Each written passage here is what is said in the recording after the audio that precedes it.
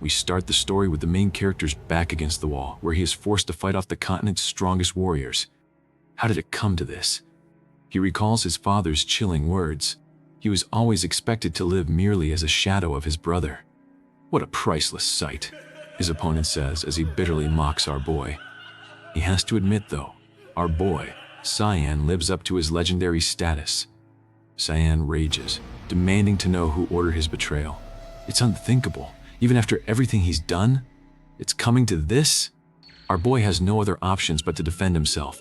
His aura starts swirling around the area. The opponent accuses Cyan of being a member of an infamous assassins organization, Mist, a great sin in the kingdom. Cyan vows to tear his enemies to absolute bits. But a chilling voice cuts through the chaos, commanding him to halt. Cyan stops dead in his tracks as a new figure steps into the light. Cyan looks on in utter shock, stammering out the name of his own brother, Ashiel. Ashiel steps forward with a cold smile, noting how deeply confused seems by his sudden arrival. Ashiel praises Cyan for carrying out his dark duties so exceptionally well, revealing that it was all done for his sake. Telling Cyan to finally lift the heavy burden from his shoulders, Ashiel watches as the battered warrior trembles, unable to comprehend what he did wrong. Ashiel scoffs at the word, declaring that the ominous fog brands Cyan as nothing more than a mindless murderer who can no longer be considered human. Spitting blood onto his collar. What kind of madness is his brothers talking about? Why is he being betrayed? The surrounding area erupts as Cyan remembers the brutal reality of the Empire's internal succession wars and the devastating raids of the Demon King's army. Why is he being betrayed like this? He recalls fighting on the front lines to help achieve everything his brother ever set out to accomplish, leaving Cyan coughing up blood as he realizes he is being completely abandoned. Cyan gasps for air, cursing the fact that he slaved like a dog for 20 long years only to be broken down and thrown away. Locking his eyes forward, Cyan resolves to unleash every single drop of his remaining strength if it means he can destroy his traitorous brother. An explosion of bright red energy rips through the dark monsters as the enemy commanders watch in absolute horror, realizing Cyan still possesses an impossible amount of mana. A cold, mocking message brands his final struggle as utterly silly as Cyan writhes amidst a swirling vortex of black and red energy. Ashiel taunts him, asking if he feels any shame, right before another powerful shockwave tears through the battlefield. Cyan drives his blade forward with savage desperation, screaming that he only needs a single, clean strike to end it all. With a heavy swing of his sword, Cyan aims directly for a critical weak point, hoping to pierce it before any regeneration can take place. Blinding lightning and magical energy clash violently as steel shatters against steel, sending Cyan crashing heavily to the ground. A blonde warrior barks out an order to a comrade while staring down at Cyan, cursing him as a poor, wretched bastard. A final, radiant sword strike cuts through the air, generating a brilliant burst of energy that seals Cyan's absolute defeat. Ashiel coldly claims he wanted to grant a painless death out of brotherly love, but states that Cyan has finally shown his true colors as a demon. Declaring he is glad he never trusted Cyan from the start, he leaves our defeated warrior broken on the ground. Staring at the dirt, Cyan lets out a bitter curse, realizing this is his end, and lamenting the foolish, wasted life he led. A heavy, echoing impact resounds through the darkness as Cyan's consciousness fades away completely. How did it come to this? Cyan suddenly gasps, his eyes snapping open in sheer confusion as he instinctively braces himself for another attack. A loud, frantic voice echoes through his ears, screaming for young Master Cyan to wake up immediately. A sharp voice demands to know how long he intends to sleep, telling him to get it together because he needs to get ready. Cyan stammers out the name Emily in utter disbelief, staring blankly at the maid who stands right in front of him. Emily asks if he is still dreaming, while Cyan realizes with a jolt that he is staring at the exact room he lived in during his childhood. Cyan bolts upright in his bed, sweat pouring down his face, as a sudden realization hits him like a physical blow. Emily chides him, asking if he is stalling for time simply because he wants to skip out on his mandatory training. Cyan blinks in complete bewilderment, repeating the word training as his mind struggles to process what is happening. Stepping out into the sprawling, old European-style streets, Cyan confirms that he has miraculously returned to the past within the duchy. He realizes this is no mere hallucination or a brief flash of memories passing before his eyes, right before death. Cyan notes the exact date as March 1st, year 985. Realizing he has regressed exactly 27 years back, 1 year before his academy admission. He remembers that the family holds an annual duel training session on this day, an event heavily attended by his stern father, Duke Vert. Cyan identifies his upcoming opponent as Kranz Vert, his half-brother who happens to be the exact same age. Because Kranz's mother is the Duke's official wife, Kranz always received far more attention and prestige, despite them both being the youngest. As a bastardized son, Cyan was brutally mocked in this exact fight in his past life, becoming an absolute laughingstock to the entire household. A stern warning echoes in his memories as Cyan recalls that this disastrous duel was the exact reason his father stopped paying any attention to him. Staring at the rapier in his hands, Cyan notes that, even though it is a light training weapon, it feels incredibly heavy to his current untrained body. Emily cheerfully tells him not to get hurt, while Cyan confirms through his senses that this reality is entirely real. Holding his blade low, Cyan looks up with wide, intense eyes, finally accepting that he is truly back in the past. Kranz steps onto the training field with an arrogant sneer, noting that Cyan surprisingly didn't run off and hide like a coward. Kranz calls out to begin and immediately lunges forward with a vicious sword strike, screaming at Cyan for looking away. Cyan effortlessly shifts his weight and fluidly dodges the blade, leaving Kranz completely stunned by his impossible reaction speed.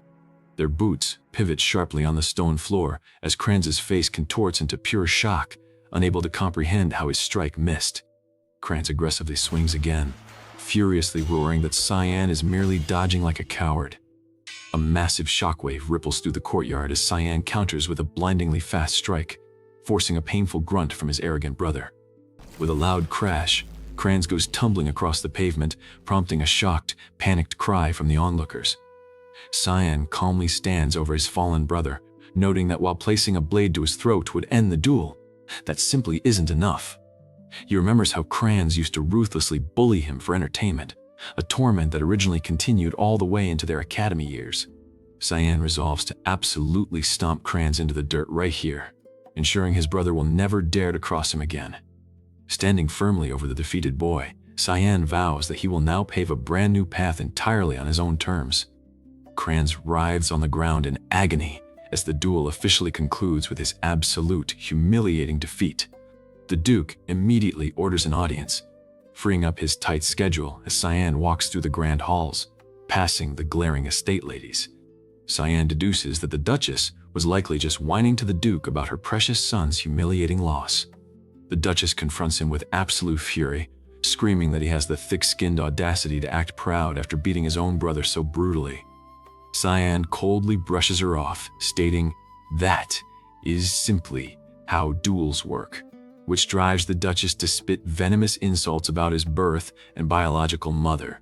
She rages that bastards belong on the streets begging for food, declaring he should know his place and be grateful for even living under their roof.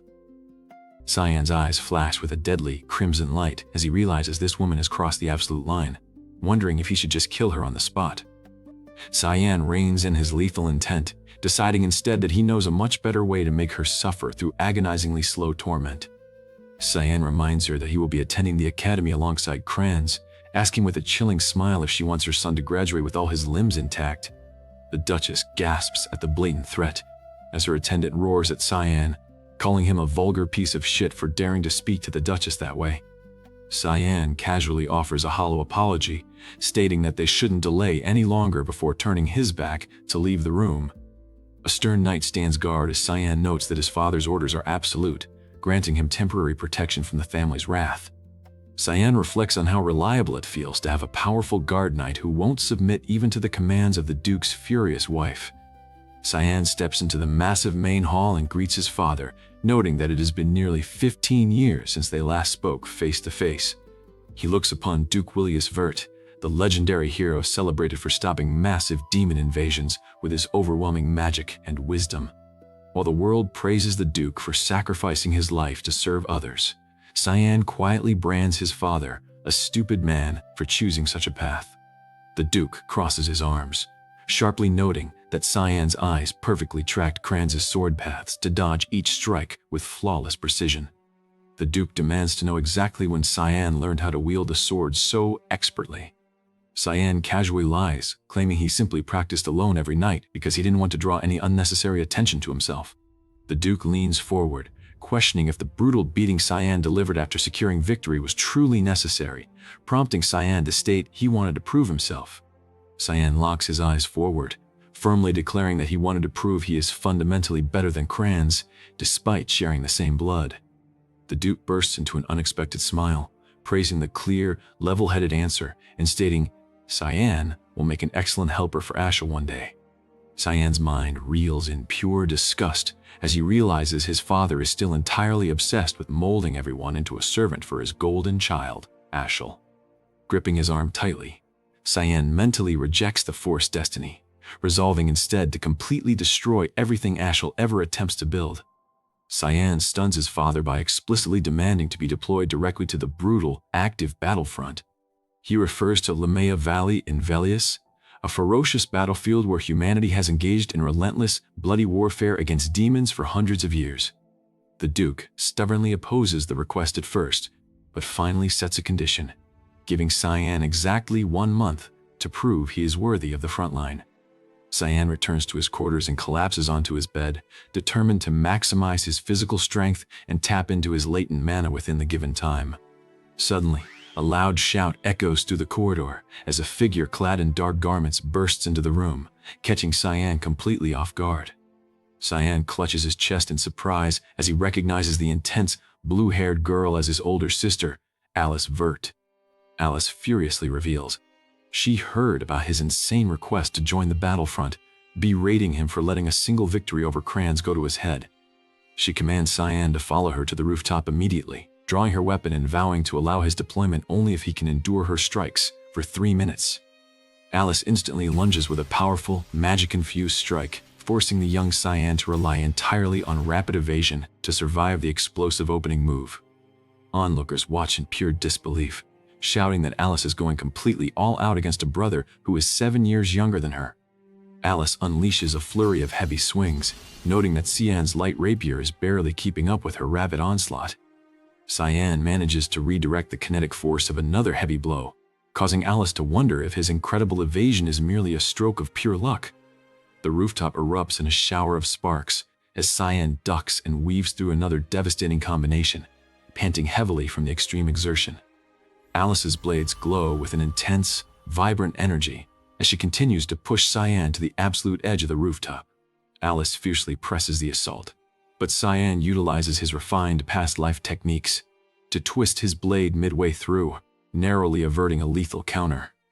Cyan notes that his movements are inherently restricted because his past swordsmanship from Mist consists entirely of lethal, single-strike assassination skills. Panting heavily as the time limit draws near, Alice begins chanting a spell, calling upon the elements of earth and wind to act as her blade. Cyan's eyes widen in shock as a massive aura erupts, realizing his sister is unleashing high-tier 6th-star magic known as Aquablade. Alice desperately screams that she cannot lose, while Cyan realizes that attempting to block such massive force will blow him right off the castle walls. Cyan braces his body and prepares to risk everything on a high-stakes counter, silently pleading for his technique to hold out against the magical storm. Just as the lethal magic is unleashed, a sudden shadow drops from above, forcefully intervening to halt the devastating clash mid-air. The dust settles to reveal Olkin, the Duke's personal guardian knight, who firmly tells Alice that she is being far too harsh against a younger sibling. Cyan lowers his training weapon, quietly noting that he was wondering exactly when the hidden guardian knight would finally choose to reveal himself. Alice deactivates her magic and huffs, claiming she only wanted to stop Cyan from throwing his life away on a suicidal battlefield. Cyan watches her leave, acknowledging that his sister was always considered the absolute elite of elite within the prestigious Royal Academy. He recalls that despite her rigorous training, she met a tragic, bloody end shortly after officially joining the Knights of Light in his original timeline. Olkin turns to Cyan, declaring that he will protect him this time, prompting Cyan to ask if he is acting under the direct orders of the Duke. Olkin confirms his mission to guard the young master, leaving Cyan to realize his father has been secretly monitoring his growth ever since he left the main office. The following day, Alice officially departs back to the academy, leaving Cyan entirely alone to face his brutal preparation period. 2 weeks into his training, Cyan collapses onto the grass in sheer exhaustion, realizing his current 10-year-old body has hit a hard physical wall. Groaning in frustration, Cyan recognizes that he desperately needs an immediate solution to bypass his physical limitations.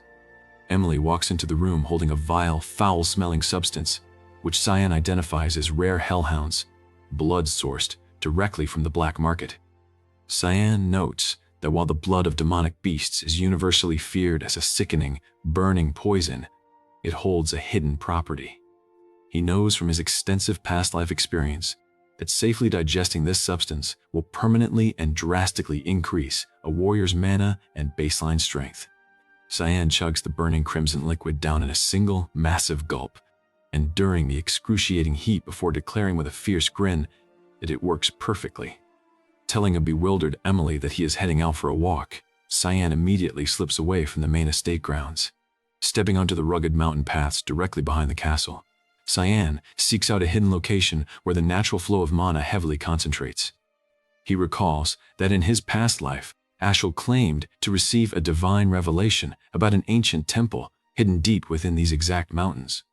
Cyan smirks as he navigates the rocky cliffs, noting that Ashel hasn't even received that divine message yet in this timeline, allowing Cyan to steal the prize first. Cyan descends a massive, ancient stone staircase, marveling at the colossal subterranean ruins hidden right beneath his family's territory. He reflects on how this ancient temple once served the god of light, Lumendel, before its entire history was violently erased during the Great War 300 years ago. Cyan approaches a grand altar to find a massive, ornate holy blade floating in a radiant vortex of ancient geometric magic. He identifies the relic as Duran Dark, the legendary holy weapon blessed by the deity that ultimately secured humanity's victory against the demon race.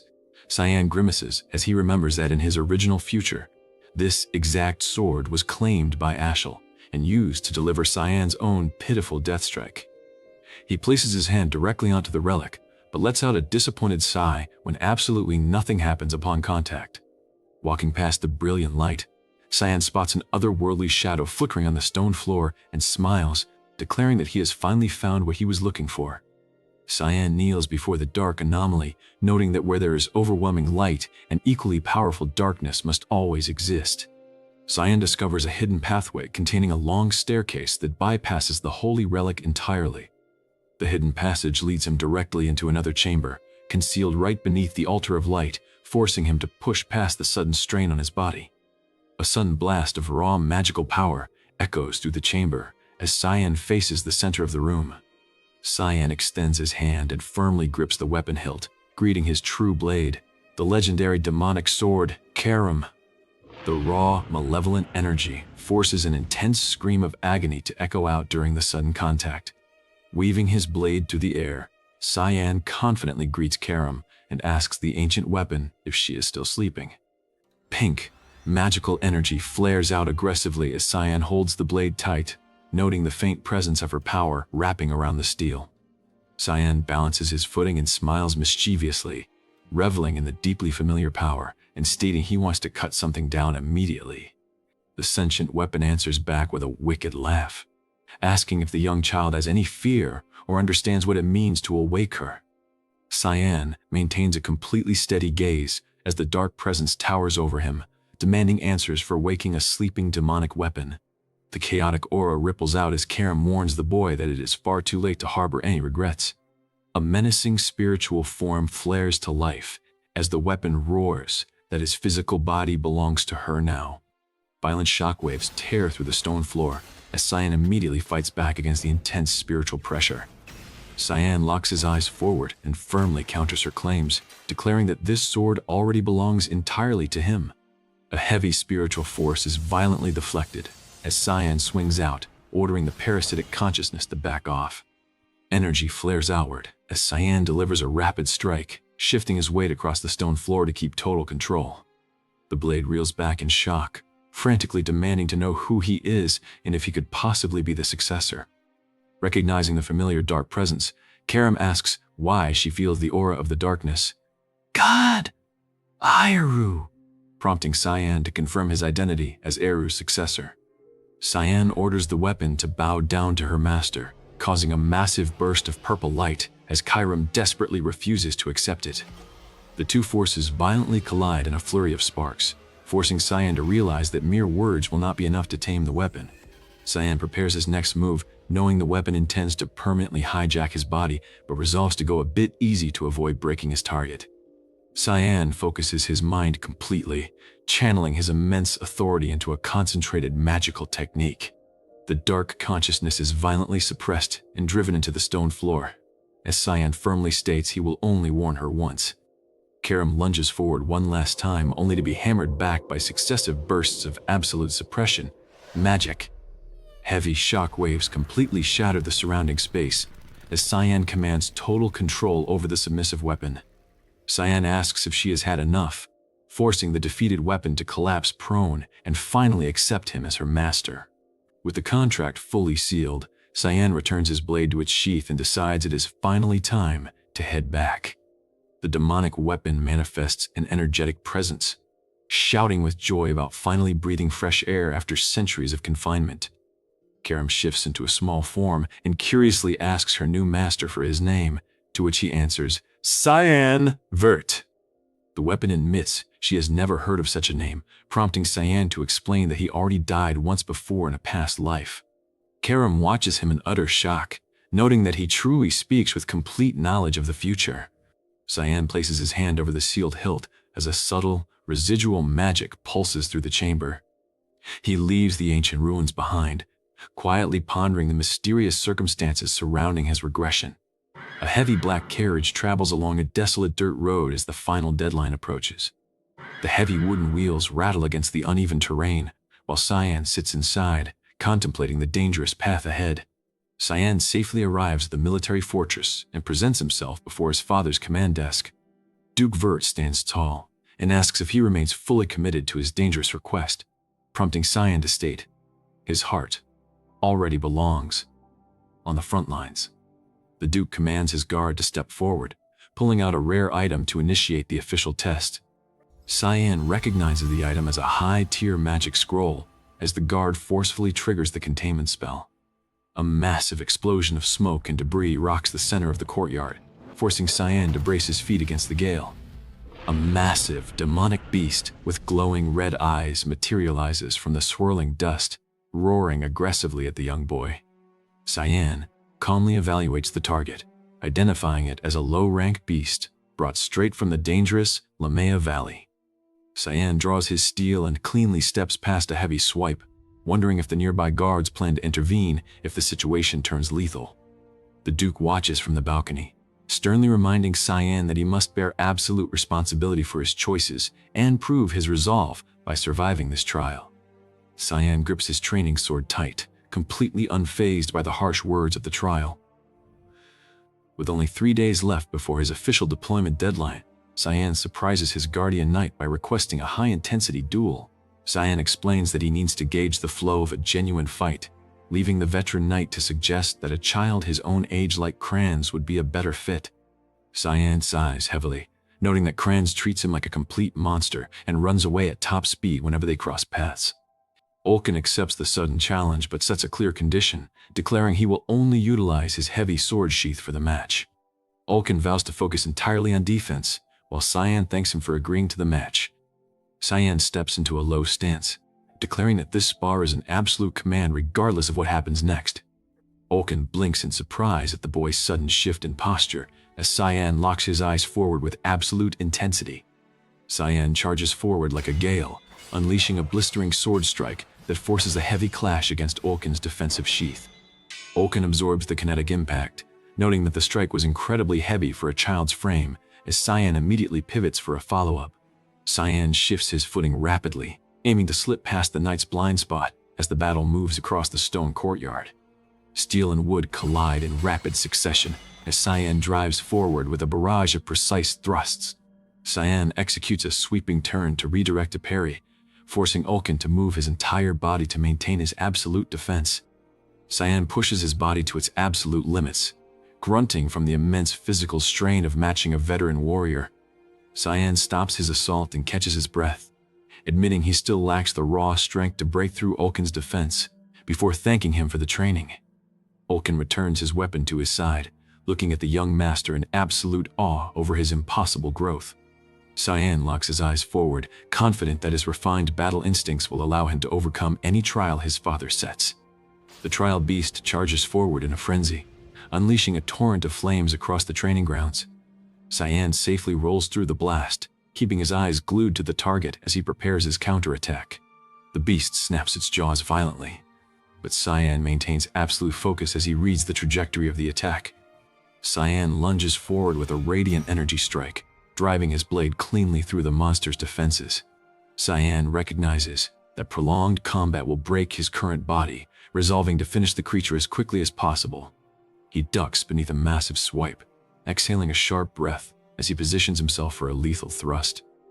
With a sudden burst of speed, Cyan drives his blade straight through the creature's weak point, ending the trial in an instant.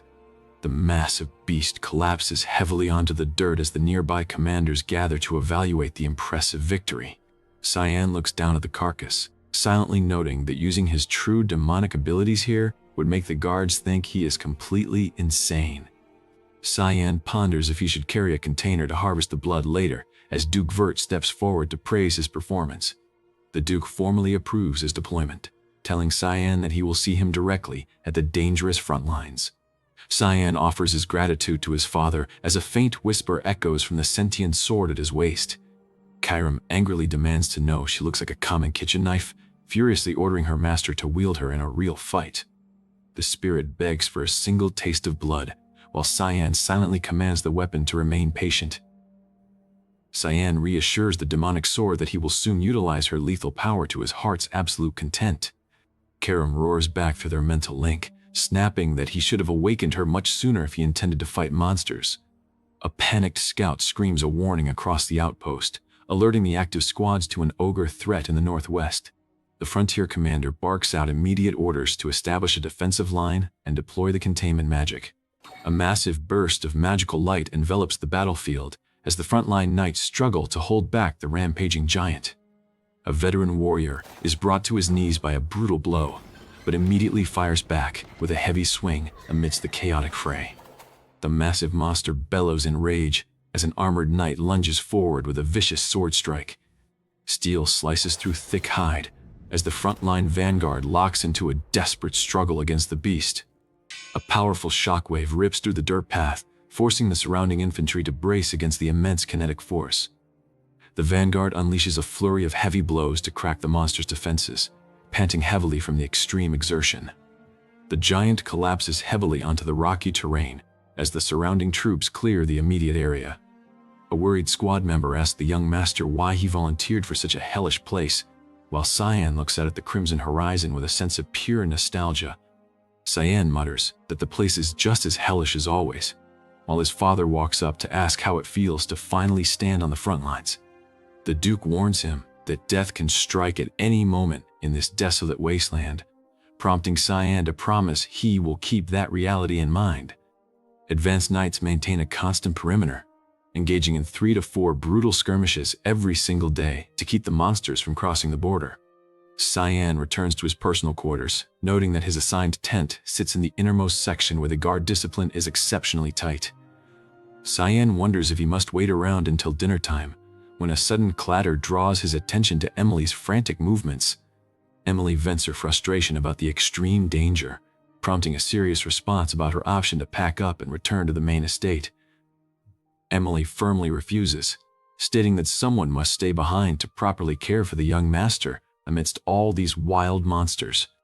She demands that he move so she can prepare the meal, while Cyan quietly asks if she managed to secure the specialized cape he requested. Cyan adjusts his gear inside the dim tent, wrapping himself in the dark fabric to hide his presence. Cyan confirms his gear is ready, while Emily asks with a sigh if he truly intends to exercise outside, even in a place like this. She notes his intense diligence, while Cyan instructs her to handle things as usual while he slips out under the cover of night. Emily agrees to cover for him by pretending he is fast asleep, allowing Cyan to slip past the reinforced night guards patrolling the fortress walls. Cyan steps into the dark wilderness, noting that moving during the midnight guard rotation is the absolute best time to avoid detection. Cyan unleashes the third move of his shadow style, calling upon Fog's descent to completely mask his physical form. He notes that the outer valleys are packed with high-tier monsters, making it the perfect training ground to unleash Karam's true power. Cyan addresses his sword, prompting a manic response from Karam as she revels in the overpowering scent of fresh blood. Surrounded by swirling red energy, the demonic blade begs her master to let her cut down their prey immediately. A massive beast emerges from the shadows with glowing red eyes, facing Cyan's steady blade. Cyan grins and gives the word, allowing Karam to fully unleash her bloodlust against the oncoming pack. The monsters lunge forward aggressively, only to be met by a devastating explosion of magical sword strikes. Cyan carves through the front ranks with blinding speed, leaving a trail of severed limbs and shattered stone across the valley. The fierce combat echoes through the rocky terrain under a starlit sky as Cyan maintains a relentless offensive rhythm. Cyan grunts from the physical strain, driving his blade home to finish the remaining stragglers before wiping the blood from his gear.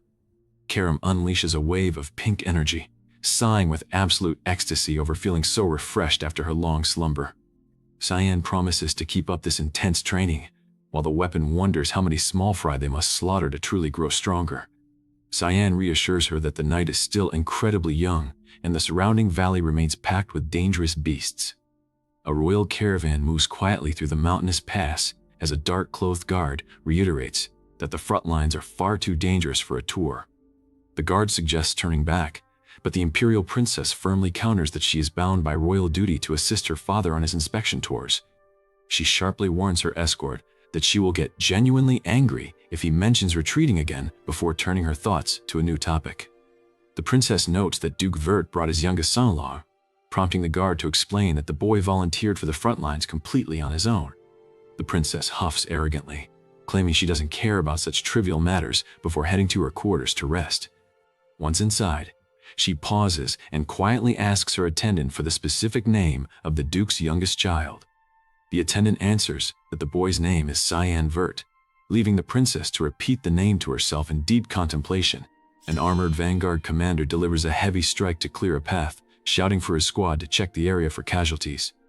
The scouts report that everyone is completely unharmed, leaving the Duke to silently evaluate the unusual signs left behind on the terrain. A heavy metal boot steps near the edge of the clearing as Cyan stands calmly, catching his breath after a stealthy engagement. The Duke approaches his son, asking how he is adjusting to the harsh reality of frontier life. Cyan answers that he is learning something entirely new every day, drawing a contemplative look from his stern father.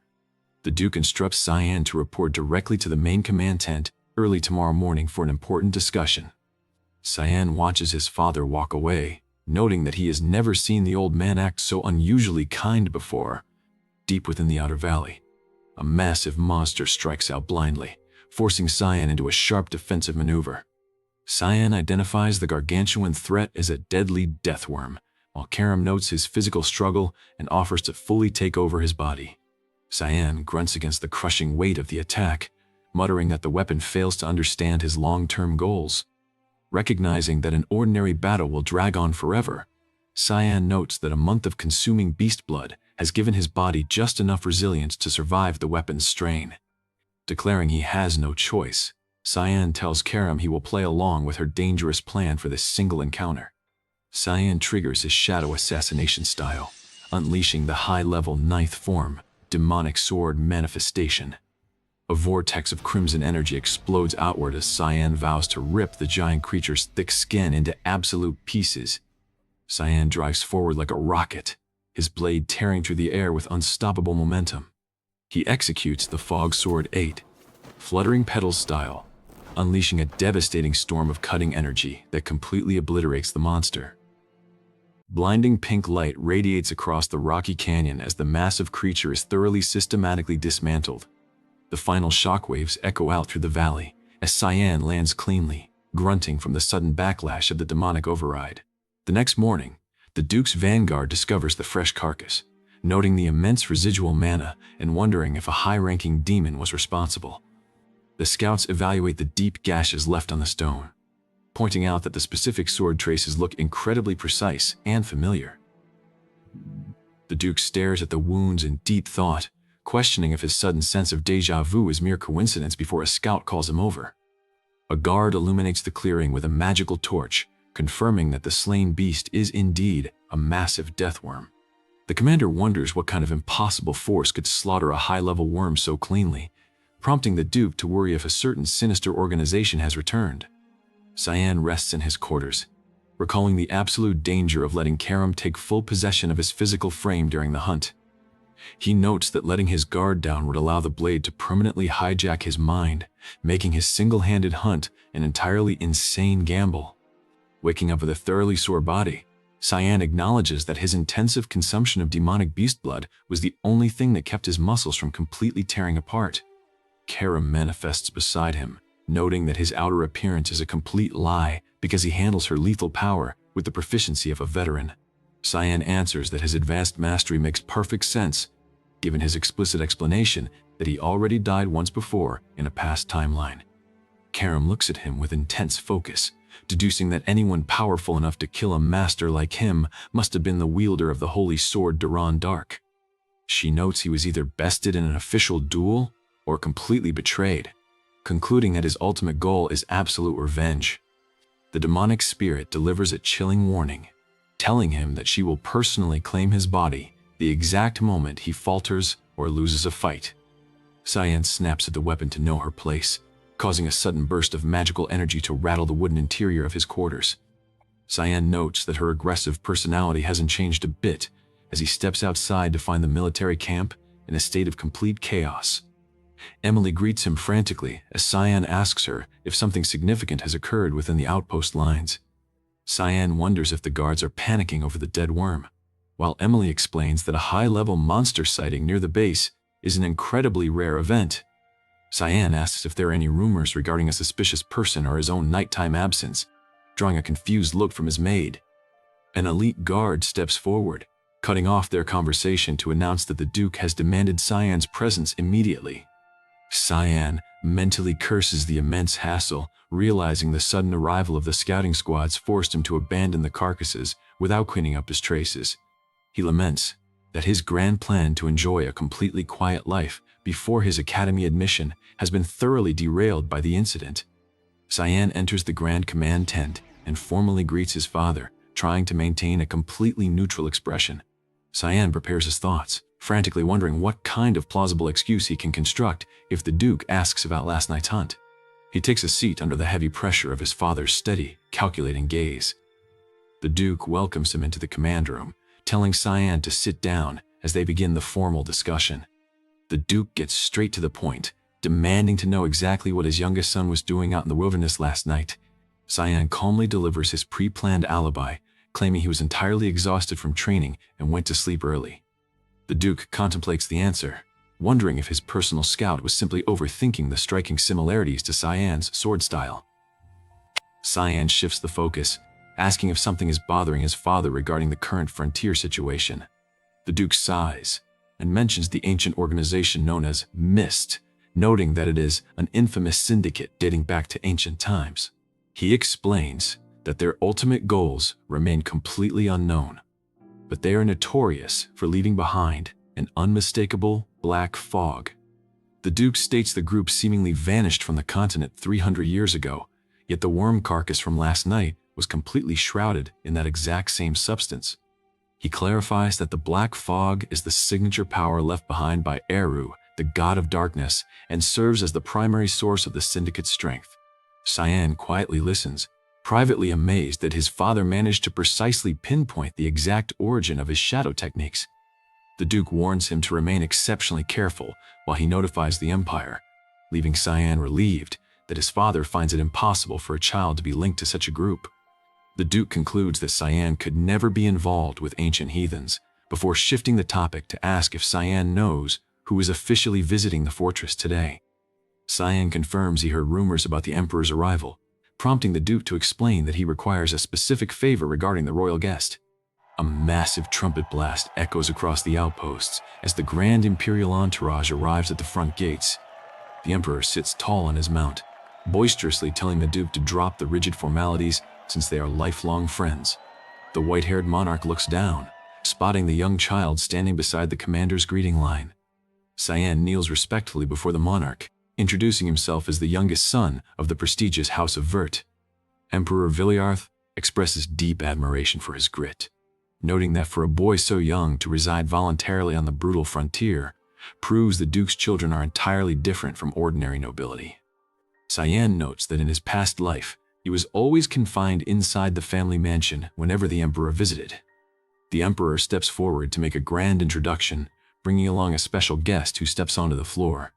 The fifth princess of the Ushif Empire introduced herself as Erin Severus, a name Cyan repeats under his breath in deep contemplation. The duke looks directly down at Cyan and delivers his official command, assigning him to escort Princess Erin for the day. Cyan reacts with complete surprise while his father calmly tells him there is no need to be so shocked by a simple task to keep her company. Cyan recalls seeing her at the academy in his past life and recognizes that forming an early acquaintance with the royal family holds no real harm. Though he harbors absolutely no personal desire to do it, Cyan respects his father's underlying strategy. He realizes the duke wishes for them to forge a lifelong friendship similar to his own bond with the emperor, but notes his father has picked the wrong candidate. Looking down at the royal guest, Cyan silently resolves that this girl can never truly become a friend of his. He remains cautious about her true connections, reflecting on the grim nature of royal court politics. As standard military skirmishes echo across the outer limits, Cyan turns back to his duties with a hesitant expression. Erin points toward the landscape and demands to know why a certain river runs completely crimson, prompting Cyan to identify it as the infamous Blood River cutting through Lamea Valley. Cyan explains that old, injured, and weak demonic beasts instinctively plunge into the current to perish, leaving the waters heavily contaminated with decomposing corpses and fluids. Erin recoils in absolute disgust and immediately asks what lies at the final destination of the Red Stream. Cyan reveals that following the flow leads straight into the demon realm where the Demon King resides, adding with a smirk that no sane person would ever try to go there. He walks along the ridge until a massive, sudden explosion rocks the distant valley, drawing their attention to the defensive wall. A yellow distress flare shoots into the dark sky, signaling a massive oncoming wave of demonic beasts targeting the western sentry post. The Vanguard commander roars an immediate order to protect the monarch while rallying the Guardian Knight division to reinforce the third outpost. The emperor stops his old friend from holding him back, sharply asking the duke if he truly thinks the sovereign traveled all this way just to go on a casual hike. The duke concedes to the monarch's fierce will, officially commanding all available troops to dive directly into the demonic beast raid and slaughter the monsters. The duke orders Cyan to join the active fray, prompting the princess to demand why Cyan shouldn't simply head to a secure shelter instead. Cyan snaps at her, stating that the battlefield is a literal slaughterhouse where people die every second rather than a safe playground for children. Cyan commands his guardian knight to substitute the royal escort, prompting Olkin to immediately step forward and escort her highness back to the safe barracks. Erin screams that he is incredibly impudent, but Cyan fixes her with a deadly gaze, asking if she can bear the absolute responsibility for all the lives at risk here. Cyan turns his back and delivers a brutal final warning, telling her to retreat immediately if she intends to cry like a helpless toddler. Massive, fleshy monstrosities crash heavily over the wooden perimeter stakes as a frantic close-quarters melee erupts across the trenches. Armored knights lunge forward with heavy sword strikes, screaming to hold the lines and slay every single monster to safeguard the emperor. Frontline warriors plunge headfirst into the chaotic fray with savage battle cries, carving through the oncoming wave of beasts. Cyan recalls the intricate structure of the imperial family, noting that Emperor Dione Severus had 2 official wives, though the first empress has since passed away. The former empress bore the first 2 princesses, while the current empress delivered the 2 older princes, leaving the 5th princess as an outsider. Erin Severus was actually a bastardized child born to a peasant mistress, causing the court to look down upon her mixed blood, though she fiercely ignored their perception. She steadfastly fulfilled her royal duties, but would eventually be framed for treason by jealous factions, cast out of the empire, and rumored to die alone of disease and exile. Because of her tragic fate, history remembered her as the tragic princess, prompting Cyan to reflect that she could have survived if she stayed devoid of ambition. Cyan weaves through the active battlefield, noting that the harsh brutality around him is the true reality of high-stakes royal politics. A massive horned monster unleashes lightning energy across the dirt right before a devastating impact shatters its heavy armor plates. Monsters scream in agony as brilliant static arcs rip through the trenches, clearing out whole clusters of attackers.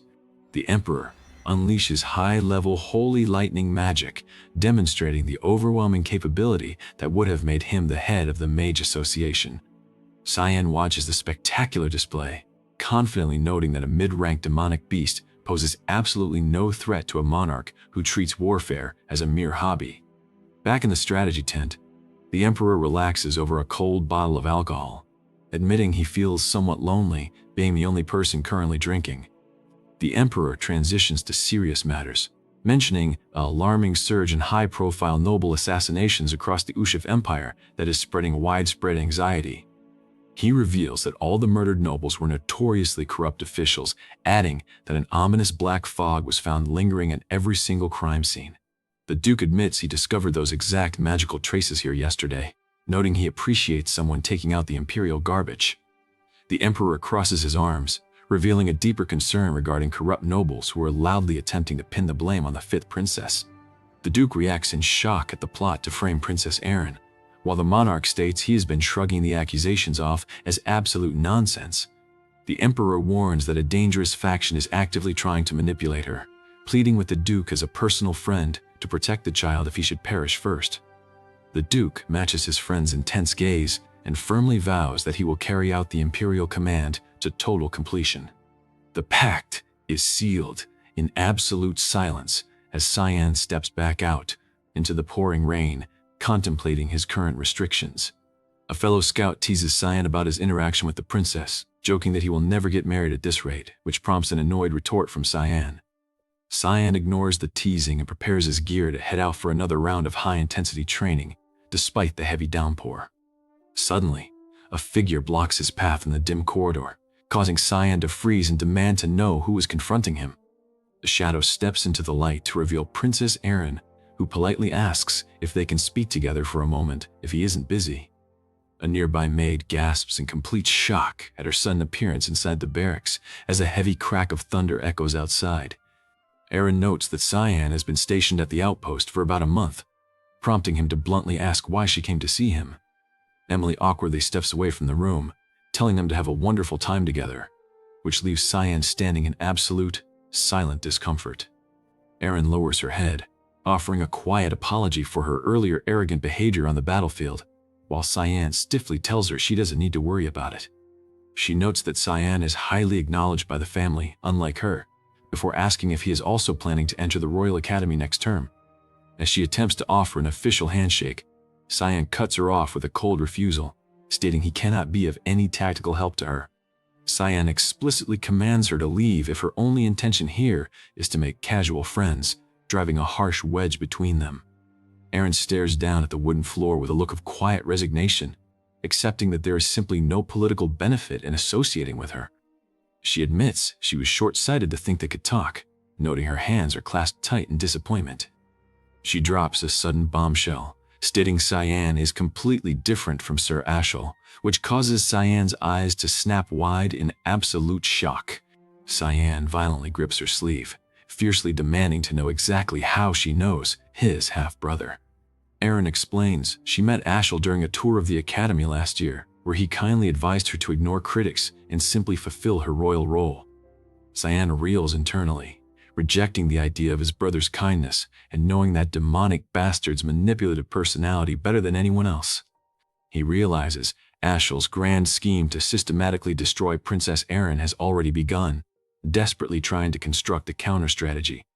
Suddenly, a panicked cry cuts through the storm as a scout sprints through the archway, screaming for everyone to run immediately. A massive shockwave tears through the camp perimeter, sending stone debris flying and throwing the central sector into pure chaos. Guards shout in pure panic that the young master's tent has been directly hit, scrambling through the smoke to check for survivors. A massive, ominous shadow looms over the burning remnants of the encampment as an explosive roar echoes across the valley. Soldiers scream in horror as a secondary impact completely shatters the wooden structures of the rear guard post.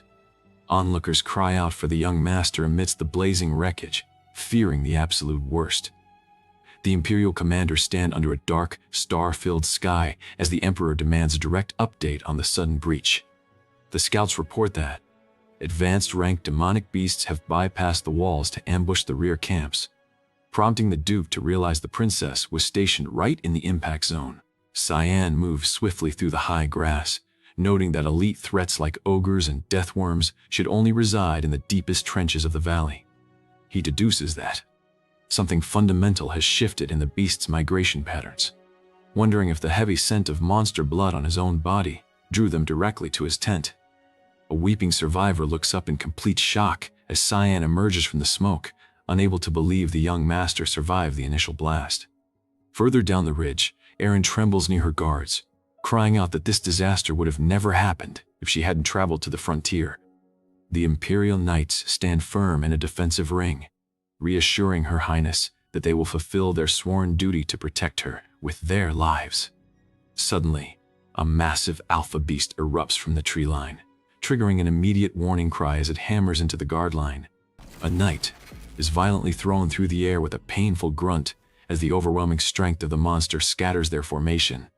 Cyan dives into the fray with his steel drawn, commanding the princess to get back while staring down the muscular beast. Cyan signals his guardian knight to grab the princess and flee, prompting Erin to frantically question what the young master is doing. The gargantuan beast lets out an earth-shaking roar, swinging its massive arms to completely crush the terrain. Cyan parries a heavy claw swipe, realizing the monsters are completely intoxicated by the pungent aroma of the beast blood he consumed during training. Kyram speaks through their mental link, mockingly pointing out that his body reeks of slaughter and has driven the valley predators into a frenzy. The demonic spirit materializes a menacing aura, reminding Cyan that her ultimate goal is to hijack his physical shell. Cyan violently cuts through an oncoming strike, fiercely commanding the parasitic weapon to shut up and obey his movements. A massive brute looms over him, but Cyan coldly stands his ground, completely unconcerned by the scale of the encirclement. As an endless wave of predators roars and lunges forward, Cyan drops into a low stance and prepares a rapid assassination dash. He cleanly severs the tendons of the lead monster, stepping past the falling carcass as he notes that no human eyes are left to watch him. With his cover completely clear, Cyan decides to let Karam feast on the blood of these high-tier beasts, spotting an unexpected anomaly further down the canyon. A massive silhouette with purple scales crashes into the rocky canyon, revealing an incredibly rare, rogue dragon hatchling. Karam goes completely wild with greed, screaming that it doesn't matter why a dragon is here because they must manifest their true power to capture and consume it. Cyan channels his forbidden dark mana, launching himself directly at the scaled beast in an explosion of sparks and kinetic force. Meanwhile, the Duke and the Emperor stand over the vanquished vanguard monsters at the primary wall, confirming the sector is finally clear. The Emperor urgently demands updates on his daughter and Cyan, but the scouts admit they lost all tracks past the ruined tent lines. The Duke coldly states there is no need to worry, declaring that a true member of the House of Vert must always possess the independent strength to watch out for himself. A scout arrives with Princess Erin in tow, who runs straight to her father and frantically begs the army to send immediate reinforcements to save Cyan. The princess identifies Emily amidst the ruins, confirming that Cyan intentionally stayed behind to act as a decoy so they could escape.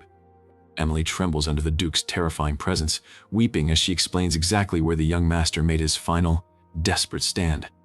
The Emperor commands his forces to move out instantly, but the Duke steps forward and flatly refuses to initiate a rescue operation. The royal party stares at the commander in utter disbelief, as the Duke firmly states that securing the border defense remains their absolute priority. He argues that allowing a monster breakthrough will devastate the Empire, choosing to focus entirely on structural reconstruction to prevent further human casualties. An officer questions the fate of the youngest son, but the Duke coldly replies that Cyan has simply fulfilled his required duty to facilitate the evacuation. Eren watches the troops turn back, completely crushed by the brutal, unfeeling nature of the family patriarch. Deep in the canyon, Cyan unleashes a continuous barrage of sword strikes, his blade generating massive waves of pressure against his targets. The dragon rolls through a heavy explosion, snapping its jaws as Cyan pivots mid-air to execute another rapid descent.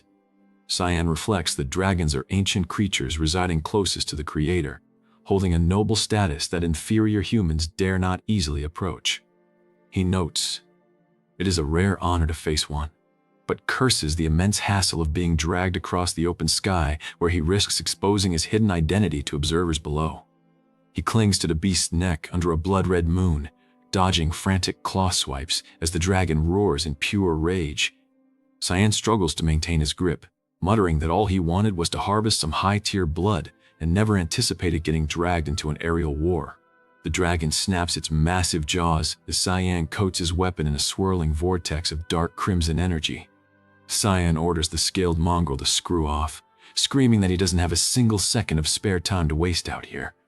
Cyan triggers his signature assassination mechanics, unleashing the devastating rushing fogstorm style against the beast's flank. The blade cuts deep into the purple scales with an explosive crunch, forcing a painful grunt from Cyan as the kinetic backlash rattles his body. The dragon counters by channeling its inner core, unleashing a brilliant, blinding wave of purple breath magic across the sky. Cyan shields his eyes against the radiant blast, using a quick parry to redirect the magical pressure before plunging back into the smoke. Surrounded by a blazing aura of dark red energy, Cyan roars that the beast is being entirely too rude for their very first meeting. He commands the dragon to take his blade directly to the face, driving his steel down into the core of the monster. A massive shockwave rips through the upper atmosphere as Cyan slides along the scaled back, absorbing the immense vibration. A giant sword silhouette descends through the cloud line, engulfed in roaring red flames as Cyan prepares his absolute final combo. Shouting into the gale, Cyan triggers his forbidden style, swordless. 8 fluttering petals. The attack lands with a succession of shattering impacts, systematically dismantling the dragon's primary wing joints and forcing a rapid descent. The massive lizard desperately thrashes to throw him off, but Cyan vows he won't fall for the exact same survival trick twice. Cyan hooks his arm into the scales to lock them together, acknowledging he has used up every single drop of his luck for this single encounter. Karam screams through their mental link, furiously demanding to know why her master is hesitating to unleash her full demonic form to finish the job. Cyan snaps back, gesturing toward the army station directly below and stating he will be burned at the stake as a heathen if anyone witnesses his forbidden powers. As they plunge through a sheet of lightning, the weapon demands to know if his grand plan is simply to ride the dying monster all the way to the dirt. Suddenly, the sky above flares with a catastrophic light as Duke Vert charges his ultimate 8-star area of effect destruction magic, the secret sword of the heavens. Cyan looks up at the incoming magical apocalypse, mockingly praising his father for truly living up to his cold title as the continent's guardian. The massive spell rips through the atmosphere, completely engulfing the dragon in a blinding, destructive pillar of pure energy. Cyan jumps clear off of the dissolving dragon at the very last second, using a rapid spin to break away from the lethal crossfire. Karam mocks his positioning, asking if his ultimate goal is to shatter his body on the solid terrain below. Spotting an alternative landing zone, Cyan resolves to dive headfirst directly into the putrid current of the Blood River to cushion his terminal fall. Deep within the shadows of the lower valley, a group of highly powerful mystery figures track the anomalous energy signature cutting across the sky. The lead tracker notes the creature was a mere hatchling that wandered into severe trouble, deducing that an exceptionally powerful force must be operating nearby. A scholar with glasses identifies the lingering dark energy signature, while his comrade prepares to move out and investigate the exact coordinates. The warrior promises not to slaughter everything he encounters out of mere boredom before disappearing into the dense valley fog. Cyan forcefully drags his heavily bruised, waterlogged body onto the muddy riverbanks, coughing up fluids and fighting to maintain consciousness after his narrow escape. Lying flat on his back on the cold ground, Cyan curses his current situation. As water surges around them, Karam anxiously shouts out to see if Cyan is still alive. Cyan snaps back, telling Karam not to even speak to him while he contemplates exactly how he should kill him. Energy crackles through the air as Cyan tries to force himself to get it together. A reassuring voice tells him not to worry, realizing that something incredibly fun was waiting for them, and that there was no way they would randomly stumble across a higher demon here. Cyan desperately yells for it to stop, recognizing a voice that is so deeply embedded into the very tracks of his brain. Stepping forward with intense momentum, Cyan looks toward the formidable figure standing on the rocky outcrop and identifies him as the Demon King, Valkyrian. Blinding, magical energy erupts across the terrain as an intense confrontation hangs in the balance. Cyan stumbles back in shock, his mind racing as the memory of that deeply embedded voice echoes once again. Valkyrian demands to know if Cyan is a human, standing tall amidst the magical debris. Cyan stares into the deep canyon, fixated on the terrifying visage of the Demon King, who wields absolute power. In his past life, every single person who ever witnessed this entity claimed that it felt like staring directly at the embodiment of pure evil. That very same catastrophic nightmare is exactly what stands right in front of Cyan at this very moment. Wielding his glowing blade, Cyan curses under his breath as the weight of the battle presses down on him. Valkyrian presses further, coldly asking if he is human and why he refuses to answer the question. With an intense glare, the Demon King asks Cyan if a mere kid like him actually wants to fight. Cyan grunts in pain as swords clash, creating a massive shockwave that rattles the surroundings. Spells explode across the floor, leaving Cyan surprised and struggling to comprehend the massive gap in strength. Valkyrian mentions hearing that Cyan's kind possesses infinite potential, leaving Karam to panic and ask who this terrifying figure is, only for Cyan to reveal it is the Demon King himself.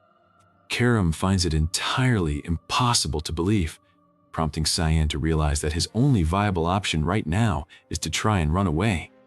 As strikes crash and tear up the earth, Cyan harbored doubts about whether he can even survive against a monster like Valkyrian. Valkyrian looks down lazily, asking what he is even supposed to do against a little kid.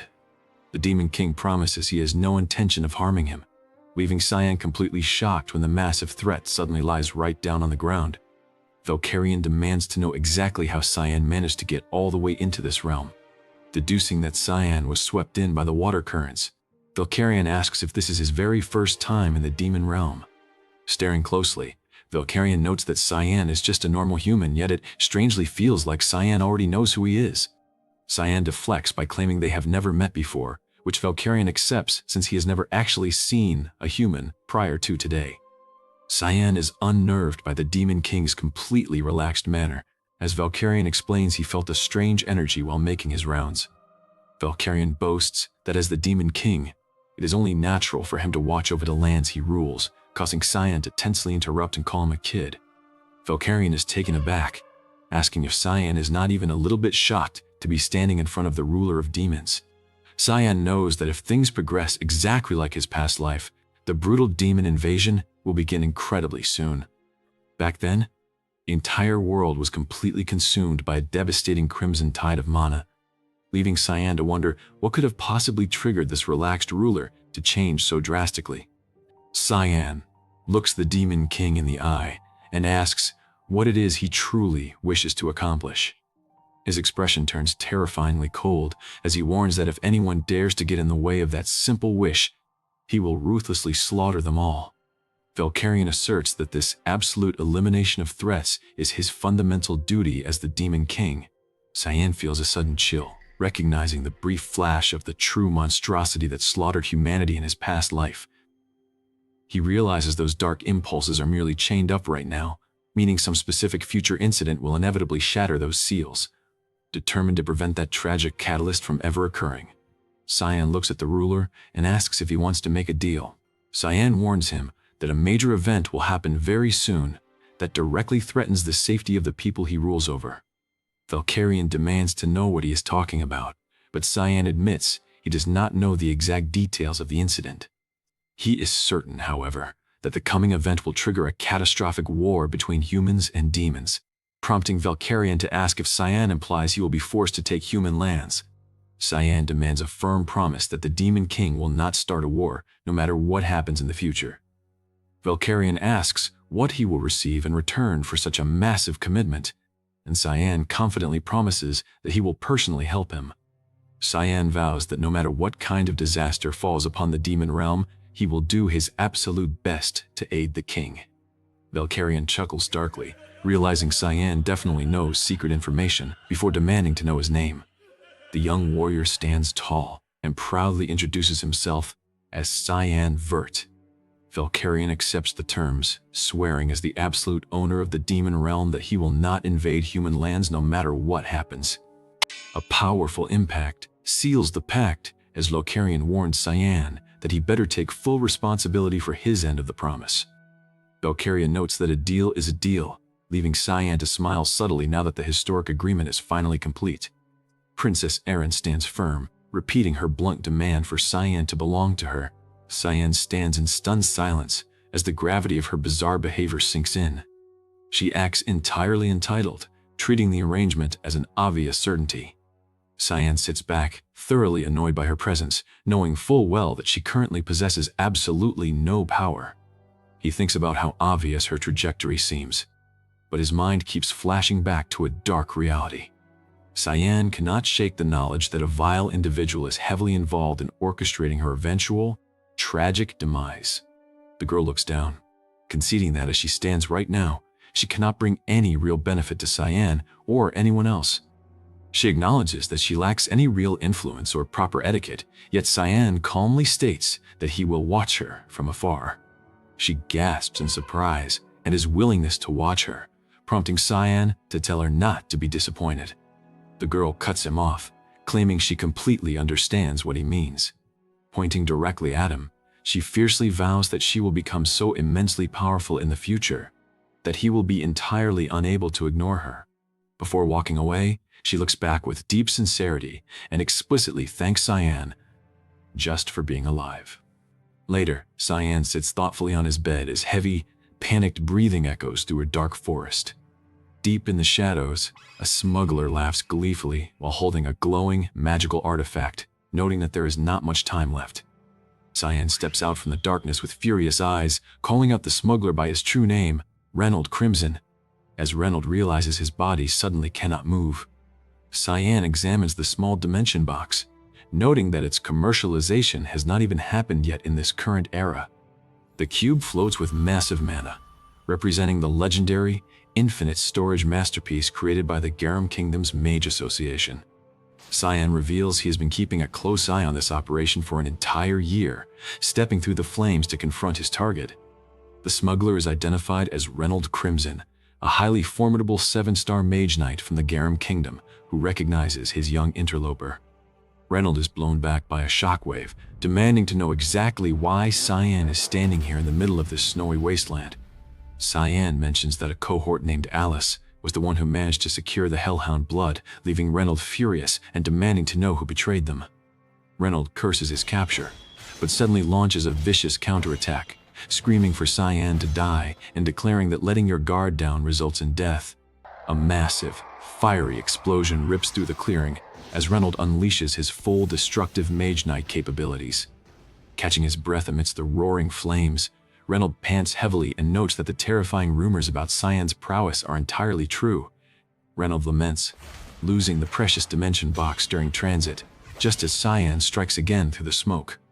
Swirling dark fog completely encircles Reynold, leaving him terrified and screaming about the pitch-black mist trapping him. Reynold grunts in agony as Cyan demands he hand over the details of the smuggling route and the identity of the spy, if he wants a comfortable death.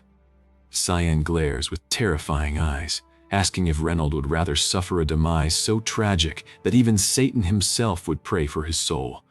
The scene shifts to the bustling western border trading post of Velius, where mysterious chests are dropped off. Guards notice 2 unexpected boxes and eagerly open them to see how much loot is inside, only to scream in absolute horror. They look inside to discover the bloody, severed remains of Sir Reynold packed neatly away. Cyan and Karam look out over the landscape, asking Cyan if he really plans to just leave those remaining smugglers alone. Cyan looks back at the Gothic Academy, knowing it is a place where mages, insanely obsessed with the foundations of magic, gather. Cyan states that these mages will do horrific things with demonic beast blood in the future, prompting his companion to joke about him becoming a selfless problem solver, which Cyan tells him to shut up about. Deep within a grand residence of the Ushiv Empire, Cyan's elite older brother discovers that Cyan has gone out to the front lines with their father. The blonde young master notes that Cyan has been severely getting on his nerves lately. He crosses his arms coldly, declaring that he will have to personally go out and see his younger brother. Soldiers rejoice that they are finally leaving the gloomy front lines for the academy, while Cyan quietly notes that the true hell is just beginning for him. In reality, the Grand Academy is an elite institution entirely rife with deadly politics, hidden schemes, and faction warfare. As female students gossip excitedly about handsome instructors, Cyan remains completely detached from the trivial chatter. Cyan steps firmly onto the urban stone paths, immediately startling a blonde youth named Kranz. Kranz stammers Cyan's name in complete shock, causing Cyan to casually greet him before a sudden commotion erupts on the structure above. Cyan watches the chaotic display, asking who that idiot is, and noting that he seems like the absolute opposite of his family members. Cyan locks eyes with an unseen observer, walking straight into a grand, ornate hall where servants await. The robed attendants bow deeply, politely welcoming young Master Cyan back to the estate. Cyan notes bitterly that these people never even glanced at him in the past, but a lot has clearly changed over the course of the year. Suddenly, a violent burst of pressure slams into the room, and Cyan immediately recognizes the chilling aura. Cyan shudders as a massive, suffocating pink energy radiates down from the upper balcony. A massive explosion of force rocks the hall, as Cyan braces himself against the sudden assault. A voice calls out from the smoke, noting that it has been a long time since they last met. Cyan's blonde older brother stands at the top of the stairs, mockingly asking if Cyan has completely forgotten his own family. The violent aura flares aggressively, completely shattering Cyan's composure. Wielding a glowing purple blade, the older brother slashes down with lethal intent. He tells Cyan he better get it together immediately if he has no desire to die right here. Cyan deflects the strike and formally greets his older brother, prompting the blonde youth to smile, glad that Cyan actually remembers his face. Cyan answers that it would be impossible to forget his own brother's face, keeping his weapon ready. The elite brother states that this realization makes him genuinely happy, mentioning he heard rumors that Cyan's swordsmanship had significantly improved. He brings up Cyan's exploits on the battlefield, looking down with absolute confidence. He declares that he is glad, while Cyan reminds himself that his brother is the type of monster who refuses to spare a single glance at anyone he deems useless. Knowing his brother is only paying attention because Cyan has proven his worth helps him calm his raging nerves, allowing Cyan to offer a fake smile and say he missed him too. Emily collapses onto the floor nearby, complaining loudly that the young master left her behind to carry absolutely all the baggage by herself. The older brother turns his sharp gaze to her, noting he heard she was close to Cyan, but surprises him by how comfortable she acts around a noble. Cyan steps between them, firmly asking Emily to leave him alone with his brother for a brief moment. Me! Cyan glares intensely at his sibling, warning him not to make him repeat himself. A dark, malicious entity within Cyan stirs, laughing that it was a perfect opportunity to completely take over his physical body. Cyan demands to know why the entity stopped him from escalating the fight right then and there. The dark spirit tells Cyan not to be mistaken, explaining it simply wants Cyan's inner rage to grow so that he becomes far more delicious to consume. Cyan smiles coldly, noting that such a vile desire is exactly like the entity, before walking down a long hallway toward a set of double doors. An informant enters the study, revealing to the older brother that he has successfully tracked down the second young lady as ordered. The informant reveals she is currently in the north, specifically within the territory of the White Elves, and is instructed to report back immediately if she attempts to return. Ashel's servant notices the older brother's bright expression, asking if his reunion with Cyan was highly amusing. The brother laughs out loud, admitting it could be described that way, but reveals a dark undercurrent. His smirk vanishes as he declares he is actually in a terrible mood, recalling how Cyan looked directly at him as if staring at a lifelong nemesis. Vowing to keep a incredibly close eye on his sibling, the blonde young master mutters Cyan's name, wondering what massive secrets he is actively hiding outside the courtyard. Emily calls out with deep disappointment that Cyan is leaving her behind. Cyan argues that it is not his fault. He is strictly required to take a formal night escort to the academy, but Emily fires back that he should have told her beforehand. Cyan bids her farewell and tells her to be good, rolling up the carriage windows as they officially begin their journey.